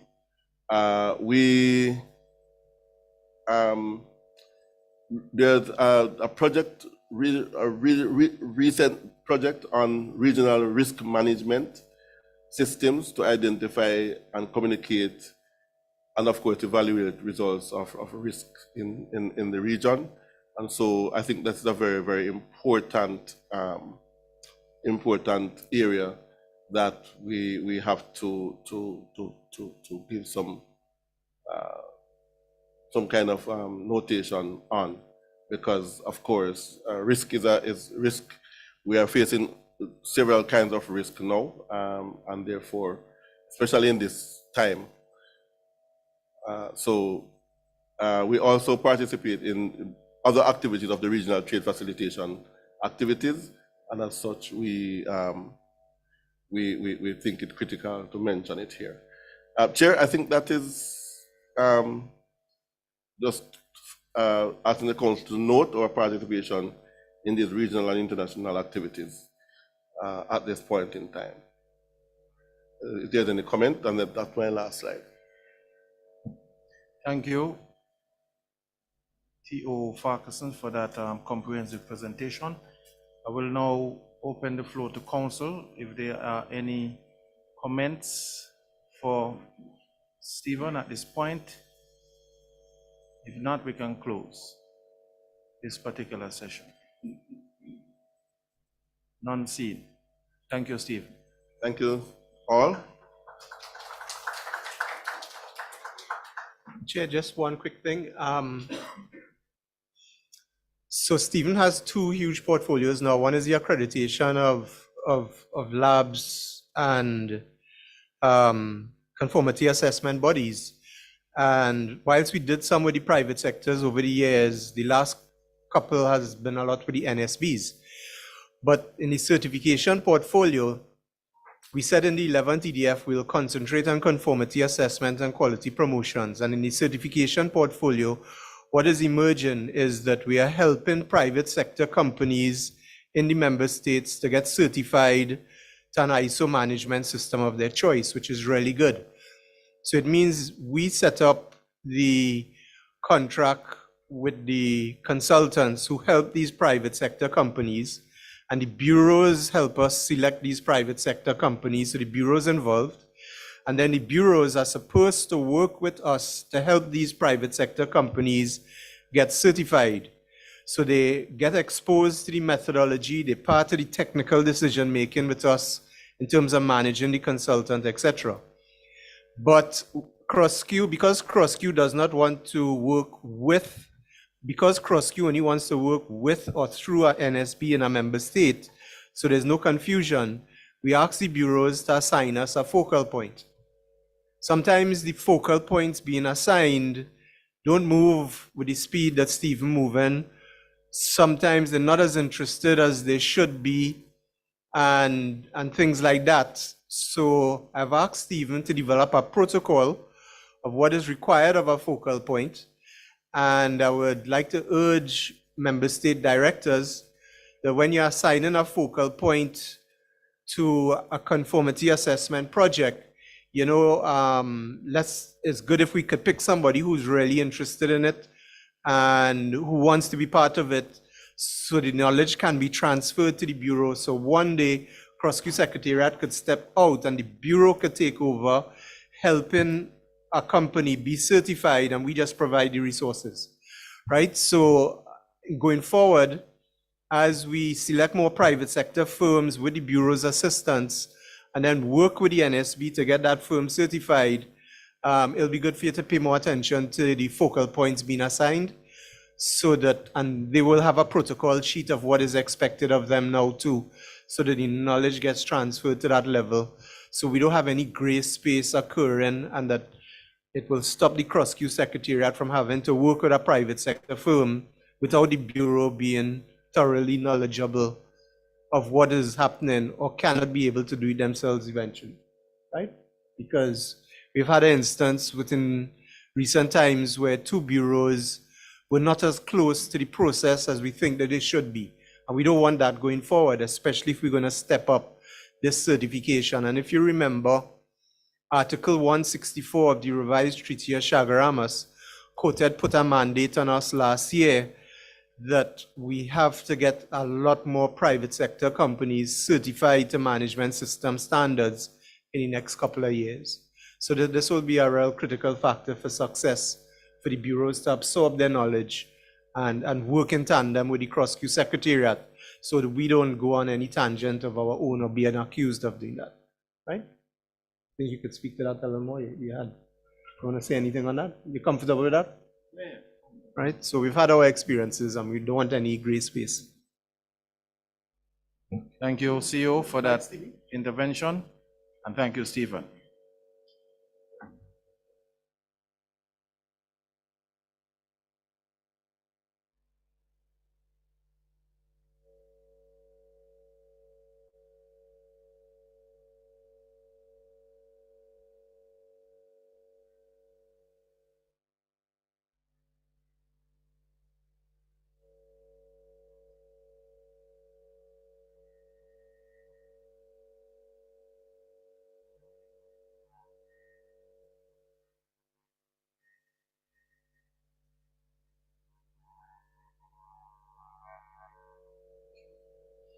Okay, we now hear from T.O. Latoya Bonham, and she'll be speaking to Quality Promotion Performance Development Report, and that can be found in Annex 7 of the documentation.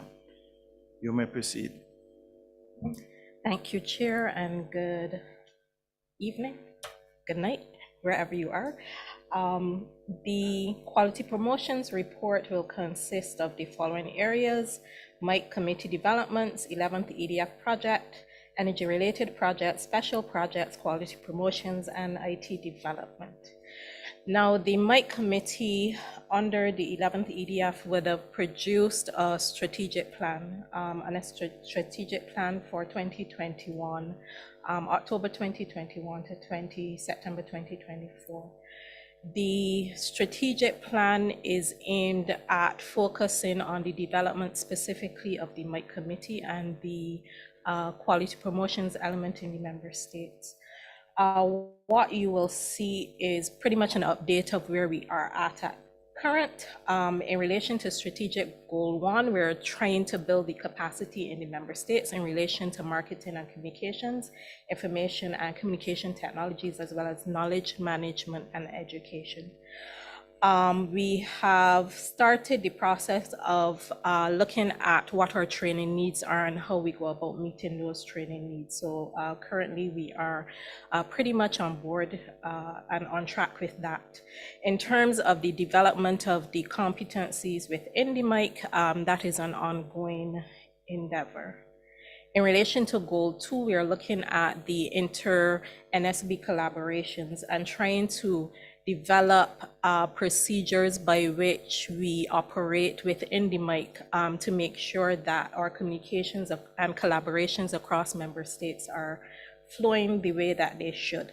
We are a little bit behind on this, and because of that, it would have been mentioned before by the coordinator for the EDF that we are having a MIC face-to-face meeting this October, and that is actually one of the activities that we'll be dealing specifically on day 2 to see how we can move along in terms of establishing guidelines for information exchanges and assistance to member states where they might exist, because we recognize that there are some member states who do not necessarily have officers specifically in charge of quality promotions, and there are others that are very strong in that area. So we are looking to see how we collaborate and how we share those resources across member states so that no one member state is disadvantaged. In relation to goal 3, we're looking at increasing the recognition of quality promotions as a strategic pillar within QI. We talk a lot about the sciences, the standards, the metrology, the conformity assessment, and quality promotions is an area that we are continuing to develop within the CARICOM and CARIFORM region. So we are trying to increase the participation of the MIC, specifically in projects, specifically in other areas of quality promotions. And one of the areas that we are looking at specifically within the current strategic plan is actually the National Quality Awards and the, hosting of National Quality Awards. We would have had a very successful intervention in Suriname. They would have had their National Quality Awards, their inaugural National Quality Awards for the first time this year.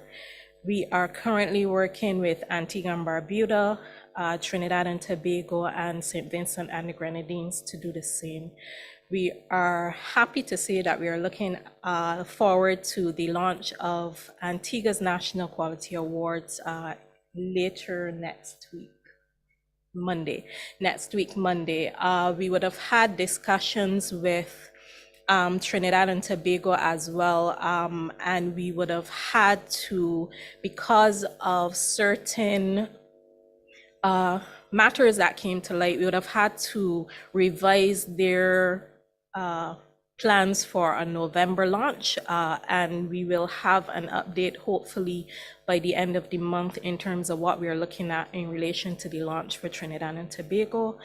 As far as St. Vincent and the Grenadines, I'm going to actually have to ask the member state director if he's online to actually give us an update on that, because the idea for St. Vincent was actually to have their launch this month, but we have not yet had an update within the last 2 or 3 weeks from the member state.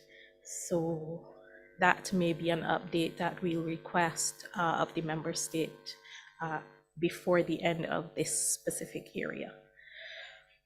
In relation to Goal 4, we are expanding the access and use of digital platforms specifically for quality promotions at the national as well as the regional level.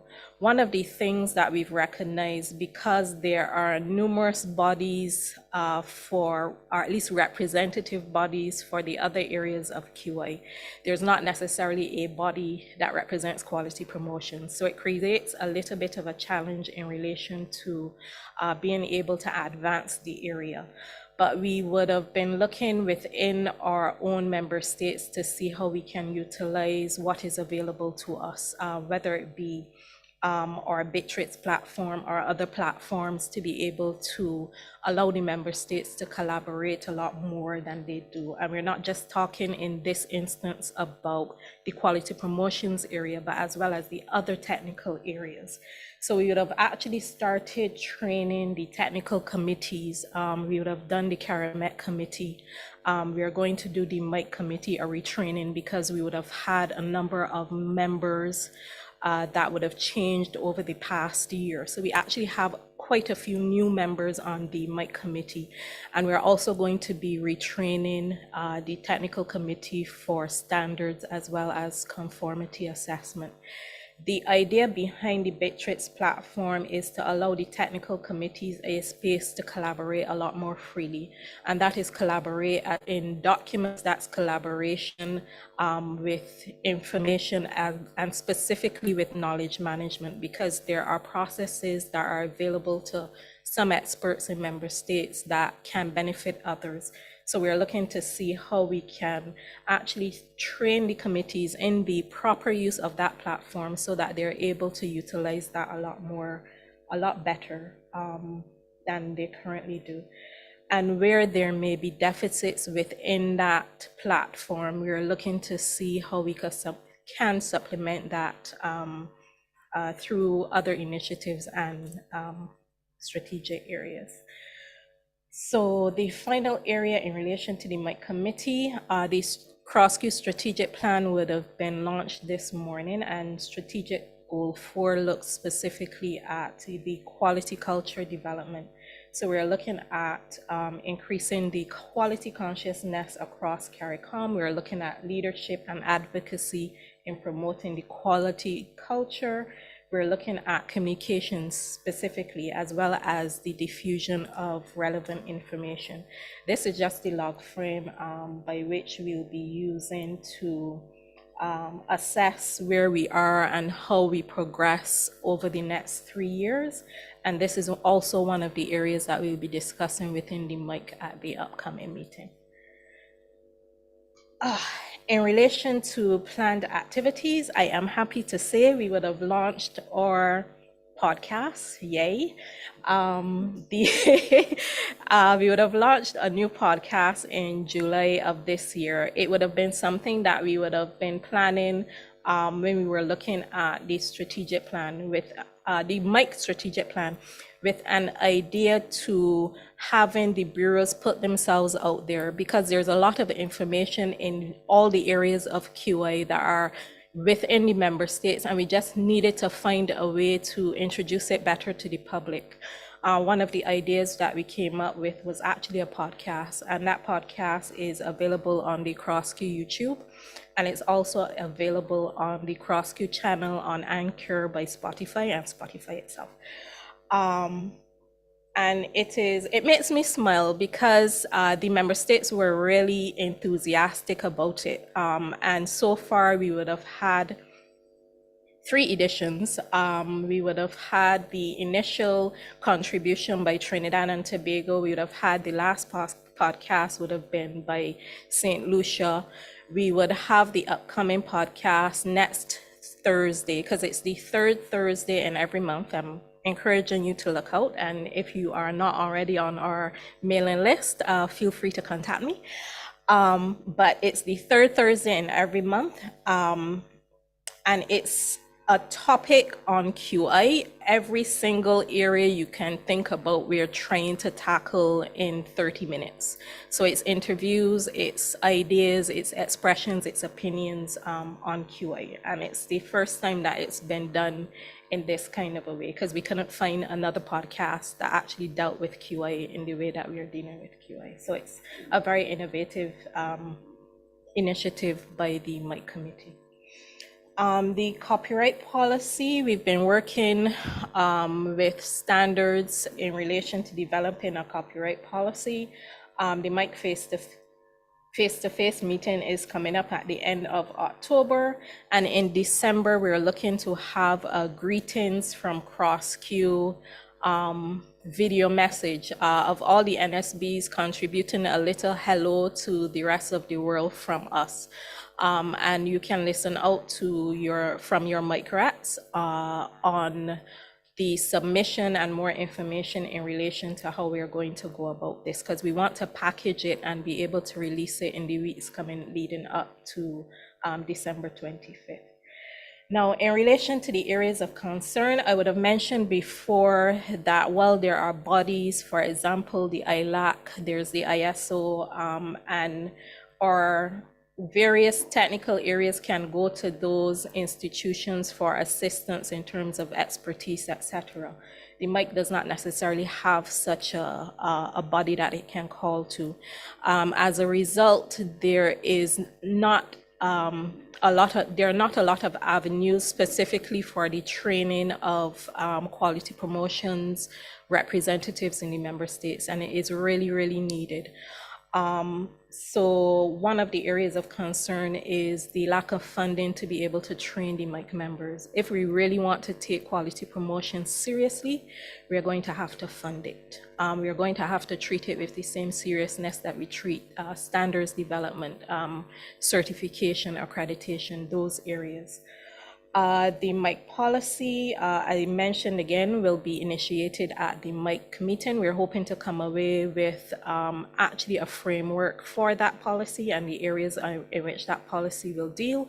We would have already had initial meetings of the working group, but those meetings have not gone as far as we would have hoped in the lead up to the meeting. So that meeting, I've already warned the MIC members, come prepared to work. The webinar, we were looking initially at a webinar for World Standards Week, but the workload of the members of the member states did not permit us to actually initiate that idea. So we are going to be discussing that again to see if it's something that we can execute before the end of the year. So Council is invited to note the progress in the strategic plan, to further note the achievement of Goal 4 in the strategic plan, to further note the upcoming activities that are planned for the rest of this year, and to note the areas of concern that could impact the achievement of the strategic goals.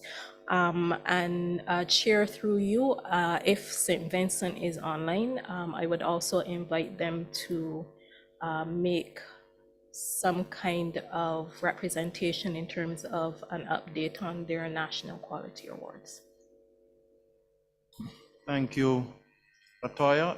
Do we have a representative from St. Vincent and the Grenadines online with us at this point? Chair, we have Jennifer, who's the head of standards there. Jennifer? Yes, please. Hi, I was just WhatsApping you, on the chat site. Yeah, Okay. looking for Mr. Ezra, but he's not there. Is there any feedback you could give on the National Quality Awards launch? Because you guys were so far advanced. You had Yeah. all the plans and the structure and everything. You want to give us an update, if you don't mind? Yes, if I may, I'll be happy to. Good afternoon, everybody. Well, as Mr. Omar indicated, we have done a lot of work, but unfortunately, we have been experiencing some hiccups, nothing we can't get over. And I was actually out for 2 months, so that may have stalled the process a little. I must apologize. But we are currently working on the possibility of having the launch next month. So we will continue to liaise with Latoya as usual, and please note our apologies, Latoya, for not being forthcoming with the information for the previous weeks. Thank you. Thank you. Jennifer, from me, thanks very much for that. You know, if you could really get that moving in November, that'd be wonderful, because remember the application process, you know, people could have December to apply and then we pick it back up in January. But you guys were so far advanced and your structure was correct and the areas you were pinpointing was dead on. You're on the right track, and you're not far. So it'll be wonderful to really get that moving in November. You have the right things in the right place there with that. Thank you, Mr. Oman. Noted. Thanks. Thank you. Before we go to council, I'd like to suggest that on your first area of concern there, as it relates to adequate funding to train the MI committee members, that you probably issue it as an agenda item for the upcoming MI meeting, and probably develop a proposal from the member states in terms of what your ideas would look like and what type of finances would come with that. And we can probably encourage council to look at the proposal and we make a decision on that. So at this point, we will ask members of council to look at the proposals below as it relates to the strategic plan. Are there any concerns as it relates to the goal achievements, the upcoming activities, as well as the impacts of the strategic goals? Are any questions or concerns from members, council? We have an intervention by CEO. Bernard, just a quick thing. As you know, the purest scientific elements of QI, they don't really put too much attention on quality promotions, right? ISO, BIPM, OIML, ILAC, IAAC, and we could understand why, you know, because they grew up with the science pure.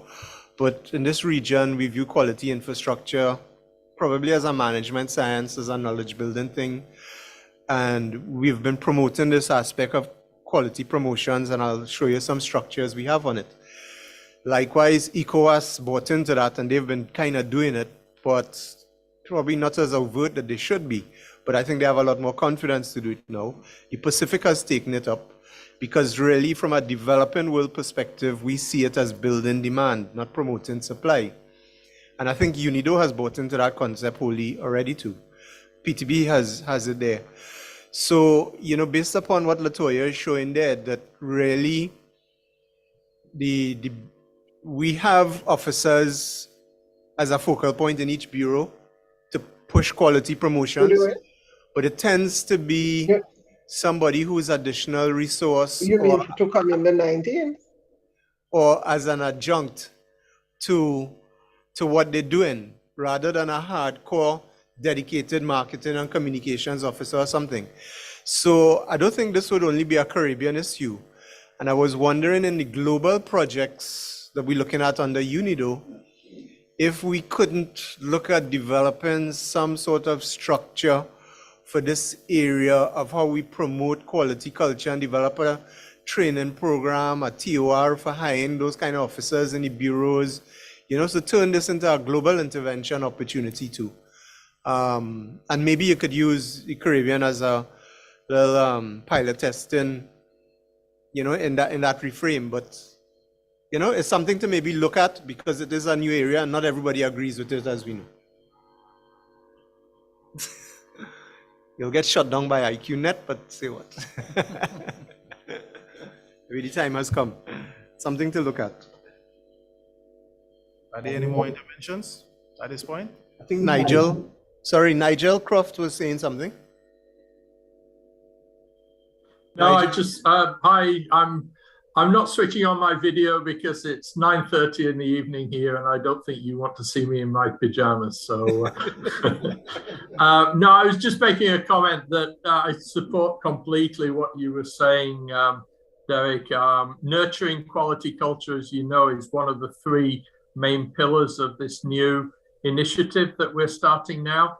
And in fact, UNIDO has developed with SECO, actually, in the Global Quality and Standards Program of SECO, a tool for looking and measuring quality culture in a number of different countries. So I think that's something that we can probably bring to the table as a relatively quick win once we get the project underway. Thank you. Thank you. Any more interventions at this time? No interventions. Just one more point on this.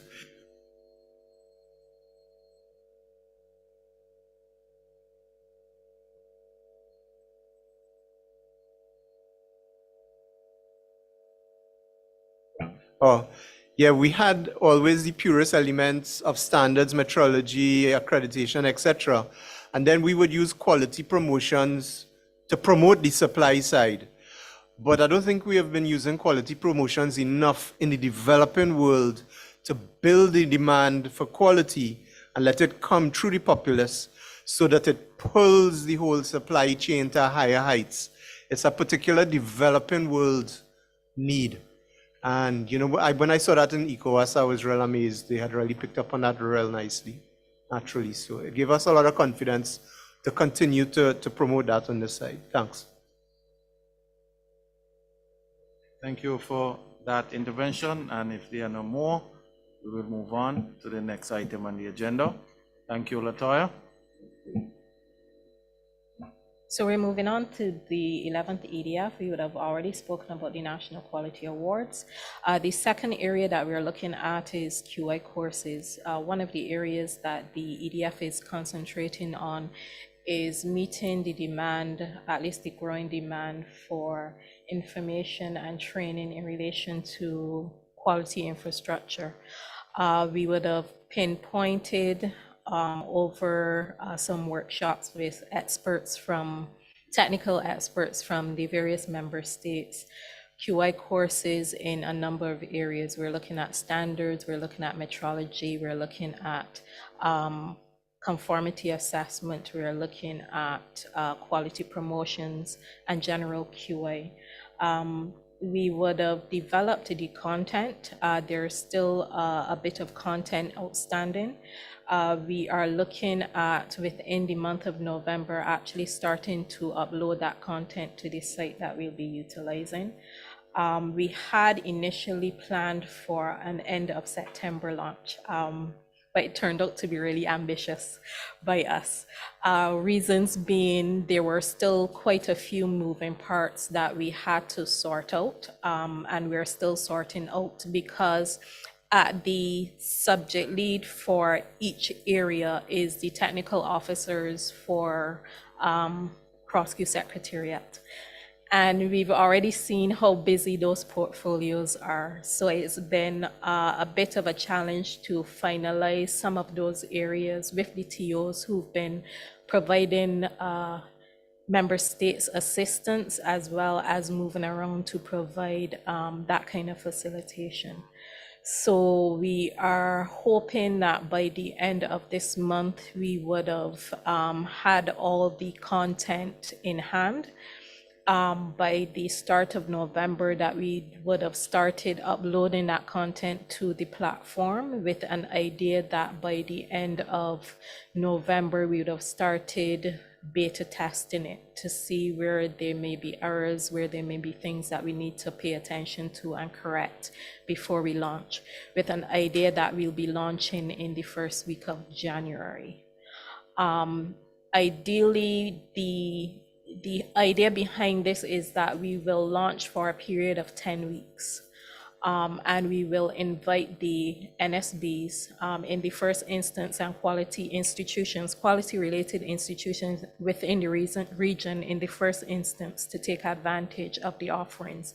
It does not prevent an individual who may be interested from taking some of the subjects that will be offered, but there will also be technical areas that are geared towards NSB staff at the introductory level. Yeah, so that's it for the QI courses.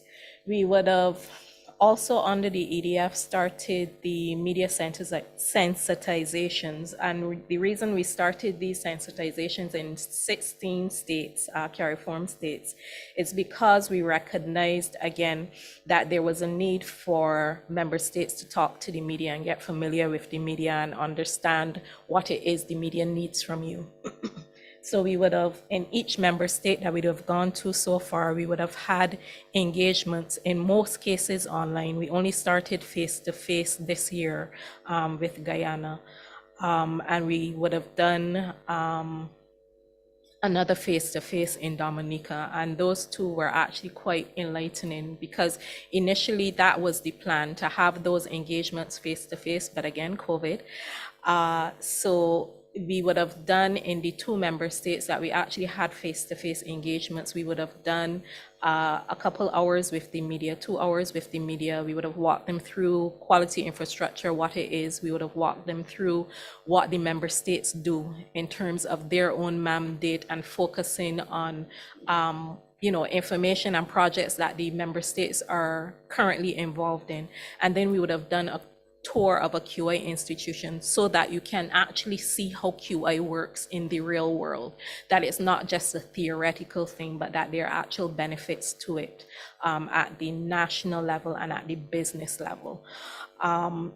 We would have seen quite a few successes out of that. We would have loved to have a lot more of them face-to-face, but we understood why that could not be. We have at the moment just 3 outstanding: St. Lucia, Suriname, and Trinidad and Tobago. So guys, we really need to get these engagements going, and I will be coming to your mic reps within the next week for dates as to when we can have these engagements. I would have had a conversation with St. Lucia with an idea to having it this week, but a number of other engagements were already planned because it's Quality Week, and that was not possible. So we'll be coming to you, St. Lucia, again to see how we can facilitate at another date. Other activities, again, face-to-face. We are continuing to ask member states to submit articles and contributions for our newsletter in relation to the engagements that they are currently involved in at the member state level in relation to the EDF program, because there would have been some wins. You would have heard the engagements that Metrology and Accreditation and Conformity would have spoken to. We want those stories from you at the national level, not just us at the regional level. So we are encouraging you to submit those kinds of stories to us. And again, we are reminding member states that at the national level, for our various projects, especially in relation to, in this particular instance, the EDF, to tell those stories. You have websites, you have social media. Please share the information on those platforms as to what is happening in relation to the projects. If you have a point person that's responsible for your social media, get that person involved in the quality promotions and liaising with the mic rep so that we can see a lot more information taking over in relation to what is happening with the EDF program. So Council is invited to note the success of the NQA for Suriname, note the updates that we would have provided in relation to the other member states, Antigua and Barbuda, St. Vincent and the Grenadines, Trinidad and Tobago, to note the progress of the QA course development and where we're planning to go in terms of our next steps, to further note the status of the media sensitizations and the fact that we're coming to you next week for follow-up dates for the 3 outstanding ones, and to finally note the need to continue raising awareness and visibility for the EDF project. Council notes the suggestions and outcomes. Are there any interventions at this point from Council? No interventions. You may proceed. Thank you. Okay, in relation to our energy projects, we're currently still working with PTB on the Quality for Sustainable Energy in the Caribbean project. That's a short name. The long name, Janice knows I never remember because it's like 2 paragraphs long. But the CARICOM Energy Efficiency Labeling Scheme, we're still working on that project with the PTB and the piloting member states of Belize, St. Lucia, Trinidad and Tobago, Jamaica. There was within a meeting that we had with the mic reps for each member state, because the awareness component again is planned through the mic reps in conjunction with their national counterparts. There would have been a request for training of retail personnel in understanding the labels. So we would have developed a TOR for the training of those personnel, and we are looking at how we can initiate that training after an upcoming workshop on M&E, I think it is, or MV&E, Janice? Yeah, after an upcoming workshop. So council is invited to note the developments regarding the training, or at least the need for training as expressed by the member states, and further note the cooperation requested in relation to the rolling out of the awareness plan. Yeah, we're still counting on member states as well to help us in relation to the awareness component and the rolling out of the awareness component for the labeling scheme. Council notes the 2 activities listed coming out of the mic. Are there any interventions at this time from council? There are no interventions. All right, finally, sorry, not finally, almost finally. In relation to general promotions, I'm just going to give an overview of what we've been noticing in relation to general quality promotions. The podcast that I would have spoken about has been really well received. I expected a very slow pickup, but surprise, surprise, the numbers on our YouTube have actually been ticking over from the very first intervention to the very last that we had by St. Lucia. And in fact, St. Lucia, in relation to St. Lucia, we actually had comments as to why it's not something that's broadcast in St. Lucia on St. Lucia television. But yeah, so we are really proud of the Quality Link. That's what it's called and what it's been doing. Because of interventions such as this, we would have also seen a growth in our social media in terms of actual people sharing the content and engaging with us on social media.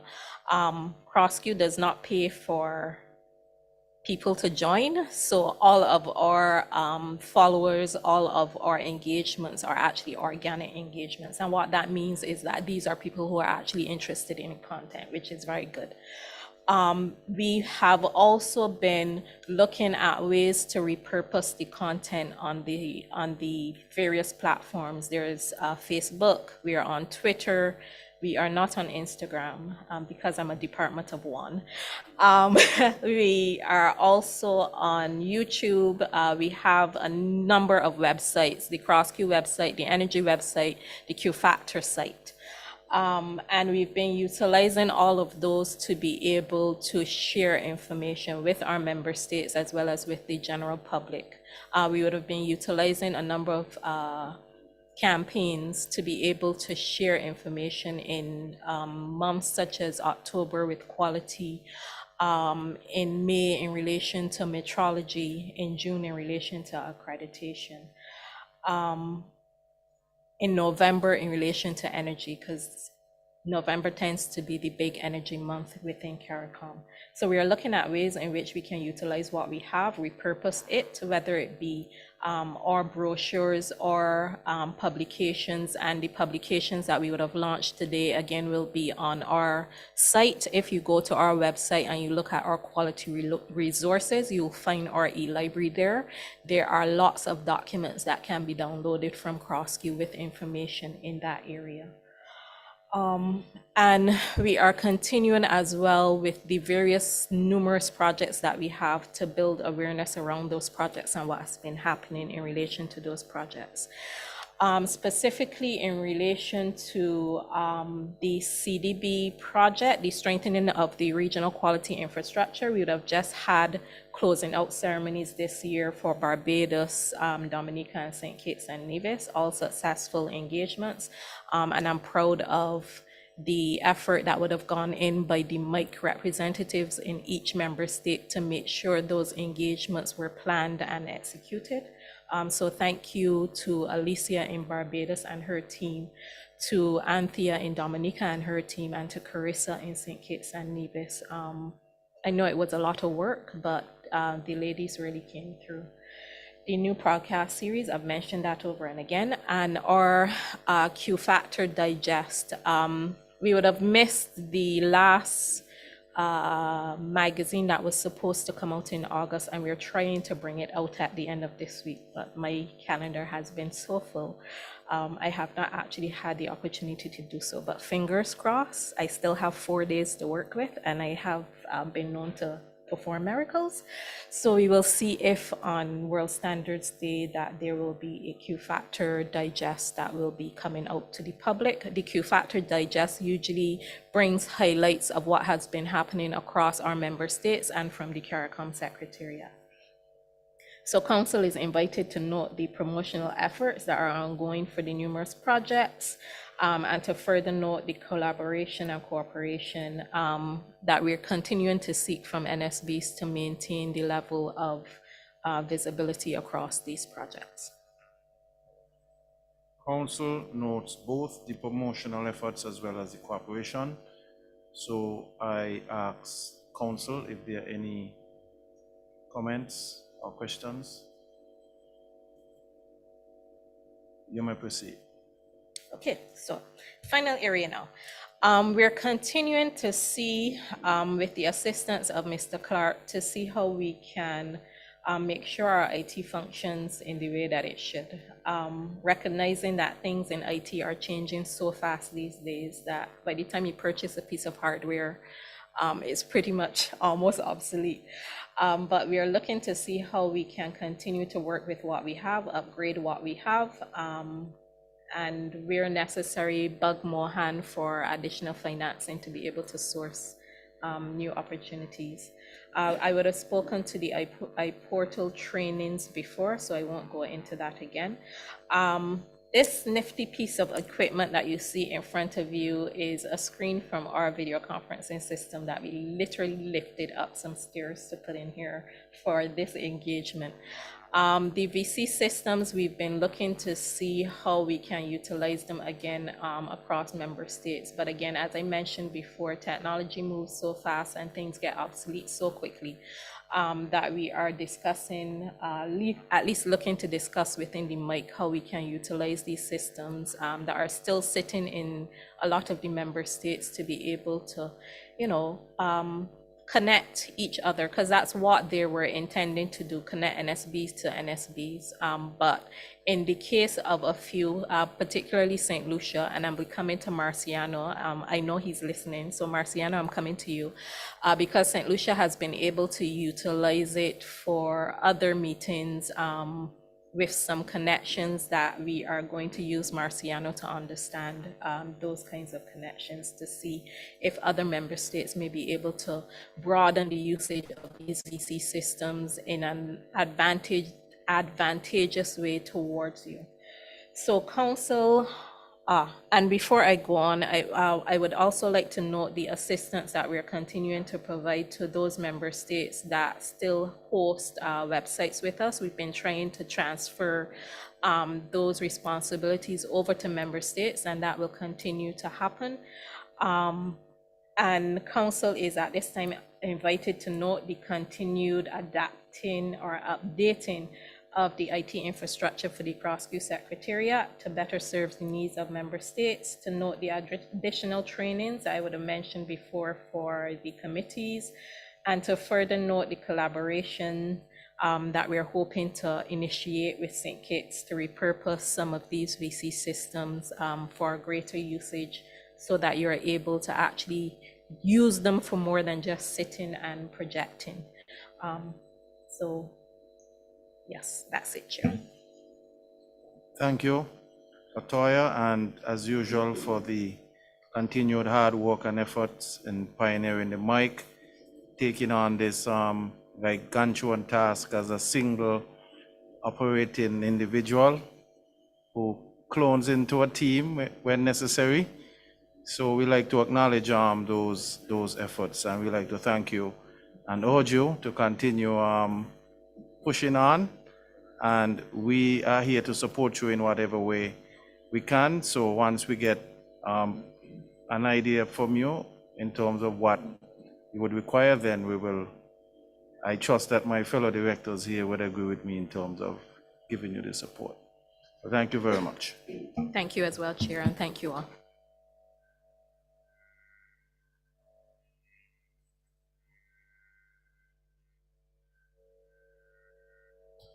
So we are 35 minutes behind time. So we now invite the next presenter.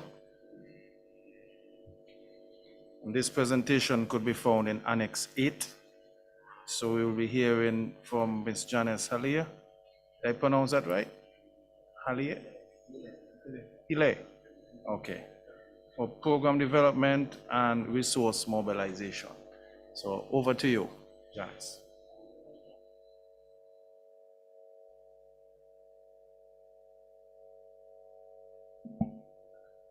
Good afternoon, everybody. My presentation will be covering 3 areas: program development / implementation, resource mobilization, and strategic partnership and networking.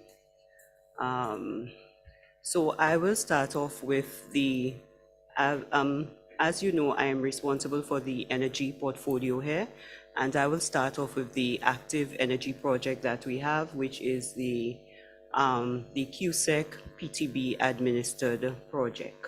So in June 2022, we were joined, or we had our new PTB project manager, Ms. Leah Spindleman. She's here with us today. We had lost our former project coordinator in September of last year, and we had seen a slowdown of activities. So we are back on track. In terms of the status update for the project components, I will start off with QI services and capacity building. It is actually the second output area. The first output area is basically the activities here are basically completed. That would be the National Procedures Manual, the Regional Model Guide, and other tools such as that. Now, the whole thrust or objective of the CROSQ project is to build on the labeling scheme that was established by the R3E project and to make it operational. So the QI services and capacity building really looks at areas such as testing, purchase of equipment, and other areas in which we can build capacity in the piloting countries, and that would be Jamaica, Trinidad, St. Lucia, Belize, and Barbados as an observer. So as it relates to Jamaica, Jamaica is well on board and on the way with implementation of its national scheme. The Energy Efficiency Lab at the BSJ has started conducting tests for refrigerators and air conditioners. They are ready to test for the region. They have conducted proficiency testing. The BSJ Energy Efficiency Cooling Lab has received accreditation. They are currently utilizing the Regional Energy Efficiency Labeling Standards, the CRS 57, the CRS 58 and 59, and they're being adopted as national standards. So the NCRA, they are now working with manufacturers. Manufacturers are paying for testing. When the program was first conceptualized as in the regional scheme, we had thought, or we had planned that the labs would be the ones requesting the testing after market surveillance activities had been conducted. As it is now, we realize that to save us the headache for logistics, getting appliances to Jamaica and Trinidad, it is easier for a manufacturer who wants to enter the region or want to trade appliances to request that test from the lab. We also have the option that test certificates of analysis can be sent directly to the National Standards Bureau. So retailers are removing inefficient models from the market based on testing results. The labels will be issued to distributors. They had a slight hitch, so that had not started yet. And more sensitization and awareness sessions will be executed. As it relates to Trinidad, Trinidad is currently conducting interlab comparisons of CFL and LEDs with VDE in Germany. The results for the LEDs were consistent. The results for the CFL, there were some discrepancies, and they are now undergoing a second round of testing. They've had several meetings to try and assess where the variances are. In terms of the performance testing equipment, we had procured equipment for Trinidad. I think they received it in May of this year. That was under the TAPSEC project, which has since ended. We are currently procuring more equipment for them, and the Energy Efficiency Lighting Lab will apply for accreditation in 2023. As it relates to safety testing, the Energy Efficiency Lighting Lab will apply for accreditation in 2024. They believe that by that time they will be ready because they have the adequate documentation from a gap analysis that was paid for the OAS through CROSQ. That was done by Intertech. They have test reports, they have interlab comparison results that will determine how competent the lab is. So the Energy Efficiency Testing Lab will be launched in November 2022. The project is currently purchasing equipment for Jamaica and Trinidad. So in terms of Jamaica, we will be purchasing, it has already started. The process has already been started. We've paid for the equipment, but because of the supply chain issues, we have a delay of several months. So we are in the process of purchasing an air velocity meter, refrigerant leak detector, temperature bath, and the AC recovery unit, because our initial projections are under budgeted now because of what is happening globally. We have to reapply to PTB for additional funds to do that. We also will be purchasing, as a new request, a voltage stabilizer on behalf of Jamaica because the TAPSEC project was not able to purchase that. And for Trinidad, we will be going ahead and, we are in the process of doing it again, gauges, humidity cabinet, and high voltage transformer. As it relates to Belize is well advanced in terms of its preparations to implement. They are pretty advanced in terms of their relationship with ANSE, and they have a cooperation agreement between Belize and ANSE, which will assist them in building capacity. So there was a training that was planned in September. I know that that has been done. And that training was targeted at Customs and Excise, the Ministry of Energy, the Belize Bureau of Standards, and importers. And that was at ANSE in Mexico. The training is centered around air conditioners and refrigerators. And some areas which will be covered will be the understanding of energy efficiency concepts and terminology, as well as interpretation of test results. They're also getting assistance from a EU project called Light Up Belize, and that covers awareness and sensitization and training for external stakeholders. So as it relates to St. Lucia, there's continued engagement of stakeholders. I know that there was some concern, in terms of retailers and their reservations as it relates to the costing of the labels. Because the labels will be issued by the Bureau of Standards, and there's a small cost attached to that. The Bureau sometime next year will be undertaking an impact assessment as it relates to making the energy efficiency labeling standards compulsory. Because the whole objective of the scheme, although it will start off voluntary because the member states may not have the capacity to put in place all the things that are required, at some point for it to be effective, we need to be going in a mandatory capacity. And Barbados, it has passed this Inefficient Lighting Act last year, and that has come into effect. It came into effect earlier this year, and it is being enforced. Okay. So as it relates to quality promotions and information sharing, on October 17th and 18th, we will be having, well, October 17th, 18th, 31st, and November 1st, we will be having monitoring and verification and enforcement training. And that really looks at the market surveillance activities that are required to implement the labeling scheme. Piloting countries will be participating in that training. On the 17th, the training will be a general training that will be targeted at retailers, NSBs, and various agencies, ministries. But on the 18th, it really will be for public agencies and policy and decision makers. On the 31st and on November 1st, it will be targeted at the NSBs, and it will the focus will be more technical in how it's delivered. We are currently working with the consultants. We are interviewing the various stakeholders because the aim of the activity is to make it customized to what is happening in country and to be targeting the specific needs of the country. In 2018, we had a generic MV&E training that was done by class, but we now want to make it more relevant to what is happening now because we are well underway with the pilot scheme. We are going to be utilizing the procedures manuals that have been developed for the piloting countries, and we also are going to be utilizing our database.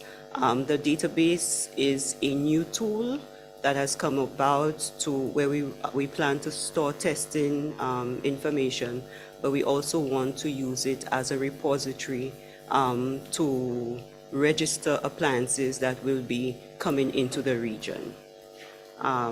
So as it relates to the database itself, the activity is ended. We are at the point of waiting for final reports from the consultant. Final report, training reports. Users have been trained from the piloting countries, and we also want, or we expect the database to go live. We will delay it in that because we can't put the database live if we had no testing data. But since then, we have had Jamaica submit whatever data it's had for the test that it's completed, and so that we expect the database to go live in time for the training because that will be utilized in the training as well. The impact study, which was done a long time ago, I can't even remember when, we were supposed to have presented it as part of the TAPSEC project.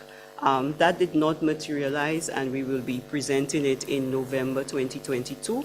It will be targeted at decision and policy makers. The impact study will tell whoever is interested in implementing the scheme or who have plans to implement the scheme, what their energy consumption will be, what their usage will be, how certain key sectors will be affected.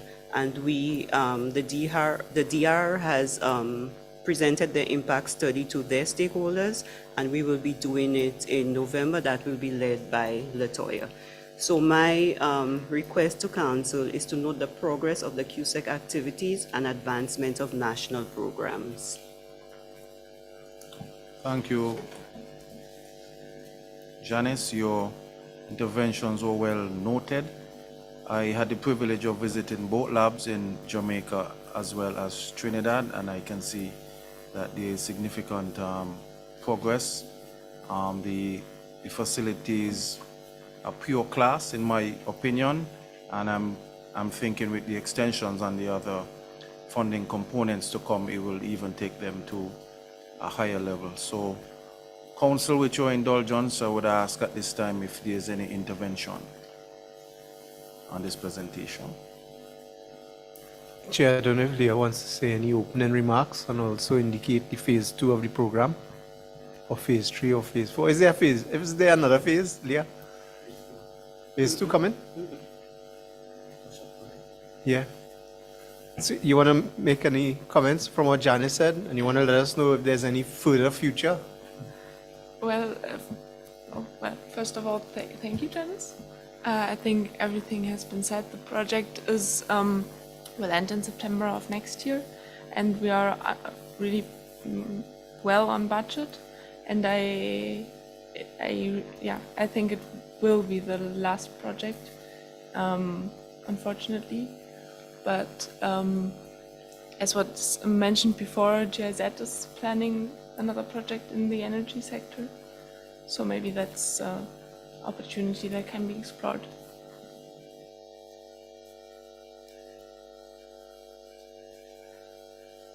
Moving on to resource mobilization, we will start off with the BHN CDB funded project. We received Council's approval in April 2022 to lend support to the BHN in terms of project formulation and later on for project implementation. The project details. The project will be funded by the 11th EDF EPA standby facility. That broader program is ending in 2024.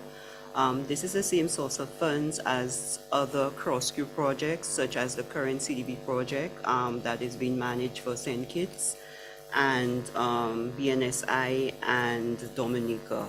Part of the funding for those projects came from this platform.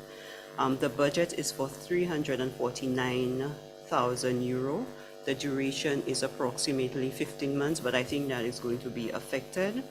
CROSQ is supposed to project manage with a dedicated project coordinator as agreed by BHN, so the project will be based at CROSQ.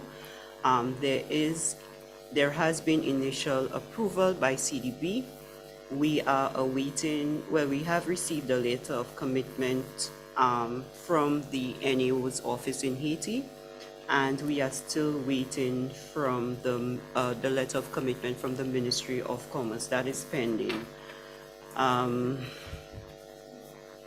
The project is supposed to focus on 3 broad components: metrology, where we focus on mass, volume, temperature calibration, as well as verification of fuel dispensers and LPG, purchase of minor equipment, training of laboratory staff at Indocal. That is a 2 or 3 day attachment. Each component will be spearheaded by one of the staff members at the Bureau, the BHN, but they will also be guided by our own technical officers. So as it relates to conformity assessment, we are looking to improve competence in that area. There will be certification courses in the area of global gap and auditing. There will be short training modules in QMS. There will be mentoring in QMS, and there will be procurement of special software to facilitate market surveillance. There will be a visibility and communication component, assessment of information and communication technology. We have come to realize that there are some issues in capacity as it relates to the BHN being able to participate in online activities because of poor internet connection and other hardware and software. So that will be assessed with the view that if possible, we will strengthen it, because we must always be flexible so that whatever is happening in country, once a project is started, as little as possible will affect the implementation of activities. So if need be, the activities will be, the training and everything else will be online. Under that component, there will be newsletters and radio programs to sensitize and educate, sorry about that, on QI, and awareness workshops to showcase achievement of milestones and project results. Chair, through you, Mr. Omar wants to make a few comments. Thanks very much, Janice. So the project took us about 2 months of collaborative work with BHN to write, and we've reached version 3. CDB will probably approve this version because they approved the version 2 in principle and we upgraded it. And we asked BHN for 2 letters of commitment, one from their national authorizing officer for CDB's project, especially funded by the EDF. We wanted to get their commitment. And then because BHN is a department of the ministry, we asked Mr. Monad to get specifically a letter of commitment from his permanent secretary indicating that BHN would support a couple of key risks on the budget, such as the contribution to any facilities upgrade that would be required, and for the clearance of the equipment when it lands, as well as any miscellaneous costs related to the quality promotions aspect. So we still are waiting that for about a month and a half now. But whenever we get that, we will attach that to the correspondence and version 3 to go to CDB for final approval. But now we will reduce the project from 1.5 years to 1 year. And we hoping to kind of tie in the wind down of the current CDB program and transfer the project officer from that to this project with BHN if it comes on stream in time. We spoke to the HRC about that already. But CDB says they don't mind that, but first let's get the letter of commitment, let's get internal approvals on this project, and then let's do a grant agreement, and then you apply for any staffing issues. Because if we transfer our staff, it's a lot of time saved, especially if the person knows what they're doing with the procurement of equipment. All right, so that's kind of where we've reached. We just need this letter of commitment because we wouldn't go forward without it from the ministry that they will support some key risks that we spot in, especially with the increased country risk that Haiti is undergoing right now, that some of you might be aware of, with all the gang violence and other matters that are occurring there that is causing Haiti now to ask for international police and some military support. So we're monitoring that situation closely. Thanks. So my invitation to the CROSQ Council is to note the new BHN project proposal for CDB funding that is in the pipeline. Thank you, Janice. Are there any interventions at this point as it relates to the BHN project proposal? There are no interventions. Thank you, Janice. Okay, so moving on to UNIDO. This is the project that was... Maybe we don't need to go into this section again. Huh? Okay, thank Correct, you, Mr. thanks. Omar. There's a slide that you wanted to say something on specifically in terms of resourcing. No, I think it's okay. We will speak to that tomorrow. That's cleared up. So GIC trade, we are currently in the early stages of project formulation of a small project with GIC trade with the objective to enhance capacity of MSMEs on voluntary sustainability standards through the development of training materials, workshops. The funding partner GIZ has prepared documentation, a TOR, in terms of sourcing a consultant to look at the feasibility of the activity. The focus will be on teas, inclusive of herbal teas and coffee, flour, various types of flour to include but not limited to banana, breadfruit, and coconut, and specialty products such as cocoa, nutmeg oil, spray tinctures, which can be classified as nutraceuticals. The feasibility study will look at the products and to see if we could move forward with them, as well as to gauge the interest of the private sector. The intervention will be between CROSQ, GIZ, and CEDAR. So actually, Sanya, the representative, Sanya Aline, has sent the documents. They've been reviewed by CEDAR. We have to review, Fulgence and myself. So Fulgence is really the one, the two of us are working together in this regard. So my invitation to CROSQ Council is to note the new potential project proposal with GIC that is currently in the pipeline. This potential project proposal is noted. Are there any comments from council at this time?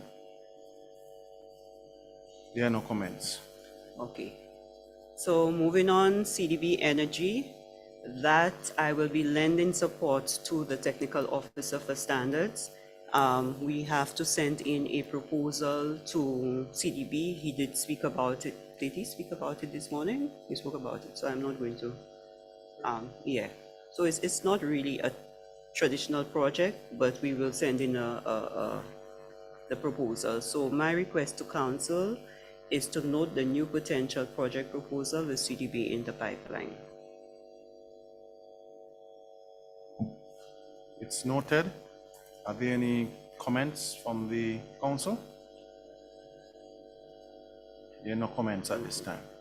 And as we wind down, we look at our networking, our partnership and networking. We have the usual activities where we work with the CARICOM Secretariat through the CARICOM Strategic Planning Unit.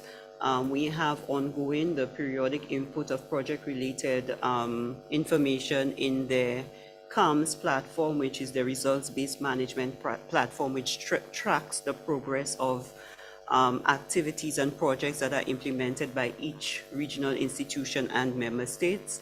We submit the quarterly reports in terms of our work program and our achievements as it relates to that. We are the representatives of the leadership group, which is the group that is tasked with the responsibility of incorporated results-based management in institutions and at the member state level. As it relates to the CARICOM Regional Institutional Review, that is being led by the CARICOM Secretariat, and it's a review that is being done on each regional institution. It is ongoing, and it is being led at the CROSQ level by the CEO with support from the CROSQ Secretariat team. Do you want to add anything, Mr. Omar? Thanks very much. So the institutional review, as you remember, it took off this year, and then they eventually produced a status report of where they feel each organization is in respect of its development agenda. And then they asked us to comment on that report. We circulated it to everybody, and then we responded to them, indicating the areas of agreement or disagreement. And then they came back with their final report. And they took on board most of the comments we had, except in the area of finances. You know, they keep on using this word profitability, and they interpreted some of the numbers quite wrongly because they included project funds in some of the operational metrics. But nonetheless, the outcome was positive on the financial side from the analysis, even though we didn't totally agree with it, so we just stopped quarreling. Then they have moved on now regionally to stakeholder interviews that they said that they're doing in September and October. So I gather in November we will all get a report on what stakeholders are saying about each of the regional institutions individual to us, and we will give you our feedback on that stakeholder report. I think once they complete that in November, December, then in the first quarter next year, they will go into the future recommendations for each of the organizations. So we'll keep you posted as we have been doing. I thank the staff for responding to all the comments on these reports from the consultants and pushing forward. Okay. Thanks. So CROSQ Council is invited to note the ongoing relationship with the CARICOM Secretariat. And that is it. The relationship is noted. Thank you. If there are no comments, then we will move into the final presentation for today, and we will suspend the member state report until tomorrow. Okay, why are you setting up? Mr. Omar, that's Peter Hall, right? Yeah. Okay, so they've set out something asking either to have a meeting or to comment on a document. Oh, when? 29th of September. Why not on that? At least, no, this is sent directly to me, so I don't know who else, which other directors would have gotten. Okay, they sent you the document or they sent you a survey? They sent me a document to answer either an interview or some questions. I can't. Oh, okay. They're probably still doing the survey then.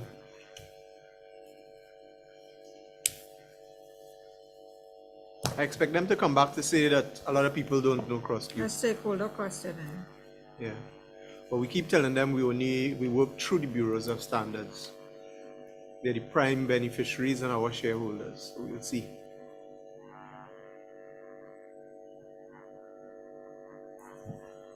Go ahead, Sadie. Thanks. Thank you. So we will hear from the final presenter today on the CDB project, and that document is Annex 9. So Sadie Ann, take it away. Good evening, everyone. Chair, I promise I will be short. I promise, and I have lots of photos as well, so it'll help to break up the monotony. All right. So I will try my best to keep you guys engaged for the next 10-15 minutes or so. Right. All right. Good afternoon, evening, good night to all here face-to-face as well as online. Thank you so much for staying with us through the 41st meeting of the Council of CROSQ. My name is Sadie Ann Cisnet. I am the project officer for the CDB EU Strengthening of the Regional Quality Infrastructure Program, Phase 2. So the agenda is as follows. We're going to quickly go through the project proposal, component 1, component 2, which you all probably know very well already. The current implementation status of each of the 3 member states, Barbados, Dominica, St. Kitts and Nevis, summary and next steps. Okay, so pretty short agenda. So we would have signed the grant agreement with CDB in January of 2021. We had some savings from the first phase of the CDB project, which was then injected into the phase 2. EU standby facility would have also granted some funds, CROSQ as well, and in-kind contributions from the member states. And we have a total amount that we were working with, about $874,000 US, in a project of 2 years. So we are looking to end by December of this year, right? So component 1 would be the delivery, or was the delivery of a national quality policy for St. Kitts and Nevis. And component 2 was the support to 3 metrology labs in provision of equipment, technical assistance, and training. So the implementation status for Barbados, we start with BNSI in the metrology section, and they would have done forced metrology. BNSI would have completed phase 1 of their lab renovations in October 2021, received their equipment in December, and installation and training occurred virtually January this year. Commissioning of the lab occurred March 15th, 2022. So BNSI is very much completed when it comes to the CDB part of this intervention, and with good time. And we are very, very proud of BNSI and what they have accomplished at this point. There's also been we've also had very good additional value for BNSI and the CDB. We had some additional assistance provided to BNSI for both virtual and in-country training. There was an ILC completed between BNSI and Guyana, which the TO for metrology, Mr. Best, would have mentioned earlier in June of this year. And this was in the area of calibration of the compression testing machines. There's also an ongoing ILC as well, interlab comparison in the testing of 6-inch concrete cubes with a few of the labs and with BNSA as well. And again, Mr. Best would have gone through that also. So that's in preparation, it's begun, and I think that's going to be finished as well before the end of this year. They have started, BNSA that is, has started phase 2 of their laboratory development project, and they have also purchased additional equipment to further enhance the current project outputs. So, like I promised, we have some photos. We've got before renovations, and I think all of us would remember what BNSI may have looked like before. We went through the renovation stage, and we now have the finished labs, our new equipment, and of course, the commissioning ceremony, which occurred in March of 2022.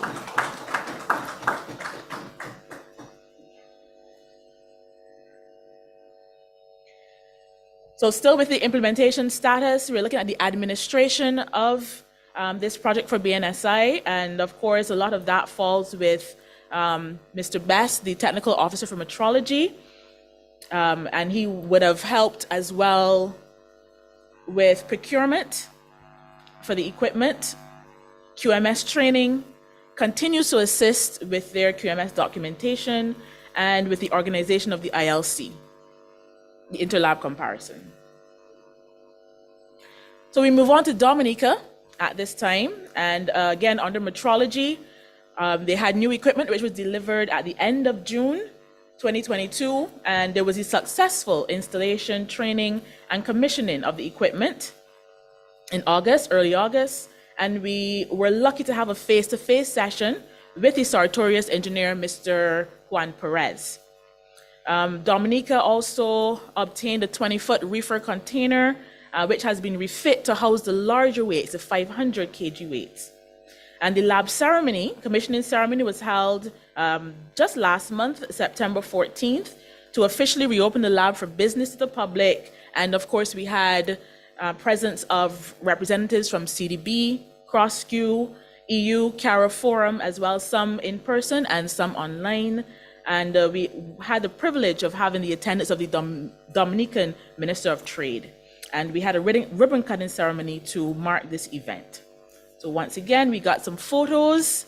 Before renovations, we have the 20-foot reefer container, what it looks like, the lab looked like inside before. And of course, during renovation, we had training of the lab technicians as well. A bit of photos there with some of their new equipment in the newly built cabinets, which they're very proud of. The commissioning ceremony, the flyer which would have gone out. And of course, the actual commissioning ceremony there. So we have all the players with the banners, the ribbon cutting ceremony. It was very well attended, of course, all the invited guests, and of course, the ribbon cutting there at the entrance to the new laboratory. So again, extremely proud of what Dominica has been able to accomplish as well. The administration of the project for Dominica is a bit similar to BNSI. However, we have the addition of the mass metrology expert, Mrs. Matt Badal, for all equipment and technical assistance to St. Kitts and Nevis and Dominica. Mrs. Matt Badal, Mr. Best, and I, we work very collaboratively together to benefit these three countries. Submitted deliverables so far have been the inception report, gap analysis report, training report, intermediary report, and the lab documentation was just submitted as well. So Mrs. Matt Badal has maybe 3 more deliverables to complete before the end of this project. So we're very, very close to the end, ladies and gentlemen, very close. Assisted with equipment procurement, of course, very integral there for the labs. Conducted QMS training for all 3 bureaus. Advised the NSBs on lab renovations, held mass metrology training with the staff, and of course, providing feedback on the QMS documentation. They're having additional support right now after the equipment has been delivered with weekly meetings with both Dominica and St. Kitts and Nevis lab staff, and of course, assisting Mr. Best with the organization of the ILC. All right, so we quickly move on to St. Kitts and Nevis. And the first part of it would be the National Quality Policy, which was completed before time, actually, in February 2nd of this year as well. And the administration, you would see, same for Dominica, so I won't go through all of that. Under metrology, at this time, there was a full building renovation completed, but there was special focus on the metrology lab because of this project, of course. All equipment received. There was face-to-face training with Mr. Perez, the Sartorius engineer, also in August. And the commissioning ceremony was just held a couple of weeks ago on September 26th. And we had representatives from CDB, CROSQ, EU, and CARI Forum who all made comments.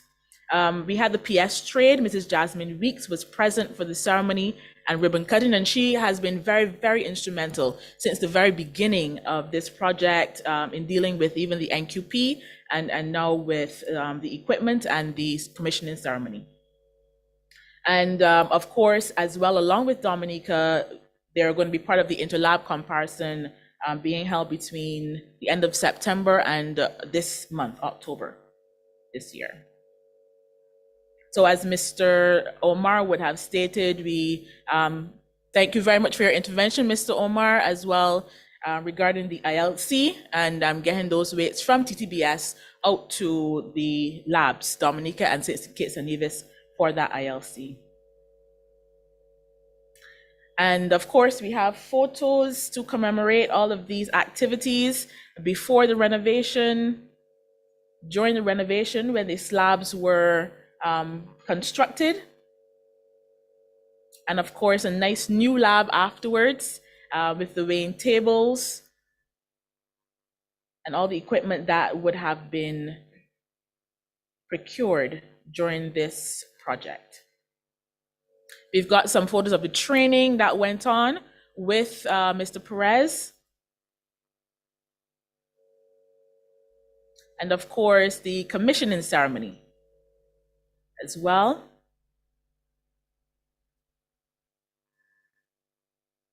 And Mrs. Jasmine Weeks, the PS for trade.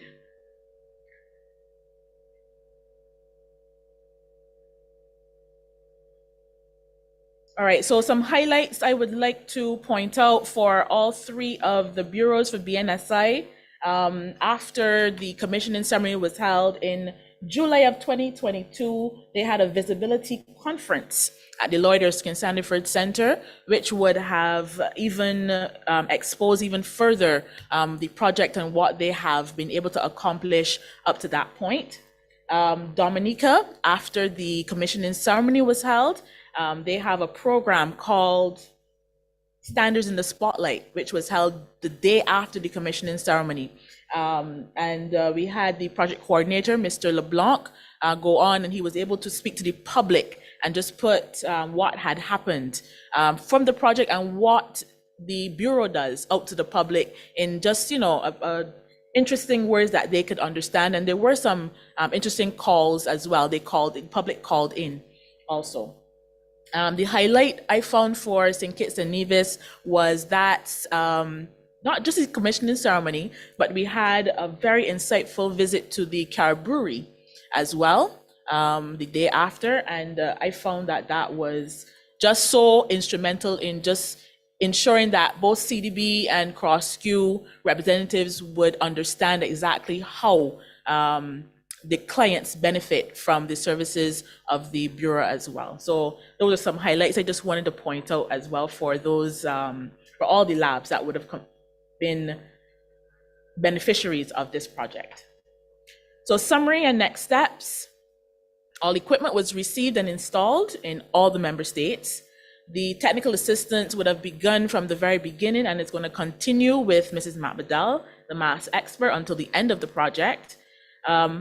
We hope to get the final draft QMS documentation by October 31st, the end of this month. The ILC is going to be conducted during October as well. And we're working to close out the QSCF preparation documents at the end of this year. The NQP for St. Kitts and Nevis began April 1st of 2021 and was successfully completed ahead of schedule in February 2022. And we have gone to CDB for a no-cost 3-month project extension. And this was submitted for approval, and we got word that it has been unofficially approved right now, so we can begin to prepare those procurement documents for the additional equipment that we're hoping to procure for the three labs. And we have asked for an extension, but we do intend to get the equipment into the countries by the end of this year, right? The 3 months is just meant to cover any unforeseen circumstances that may arise. So the Council of CROSQ is invited to note, first, the CDB CROSQ Phase 2 project is on time, on budget, and all activities remain within project scope. The next steps are to ensure finalization of the QMS documentation in both Dominica and the St. Kitts and Nevis and conduct the ILC. And of course, we were seeking to, but have sought to secure CDB's approval to use our project savings for additional equipment and a short project extension. And that's it. I promised I was going to be short. Thank you, Sadian, and of course, the project deliverables are quite evident, and we're proud of the fact that we came in not only in time, but under budget as well, or within budget rather. Hopefully some of those savings could be re-articulated and we could further enhance some of those institutions. So at this point, I would like to invite council to make any interventions at this point as it relates to presentation made. Yes, everybody is ready to go home at this point. So there are no interventions. So we'll close the proceedings for today and we come back sharp at 7:30, right? So we start at about 8:15.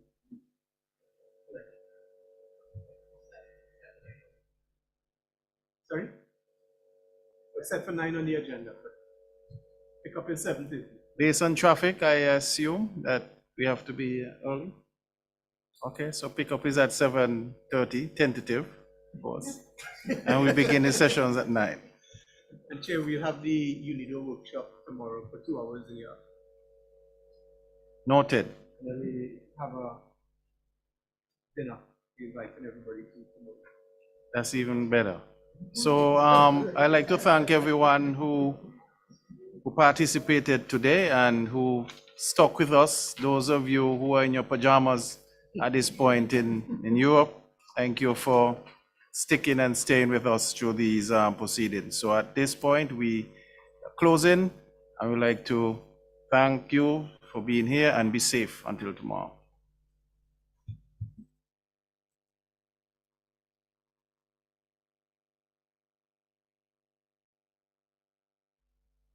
It's a wrap. Thanks very much, Chair.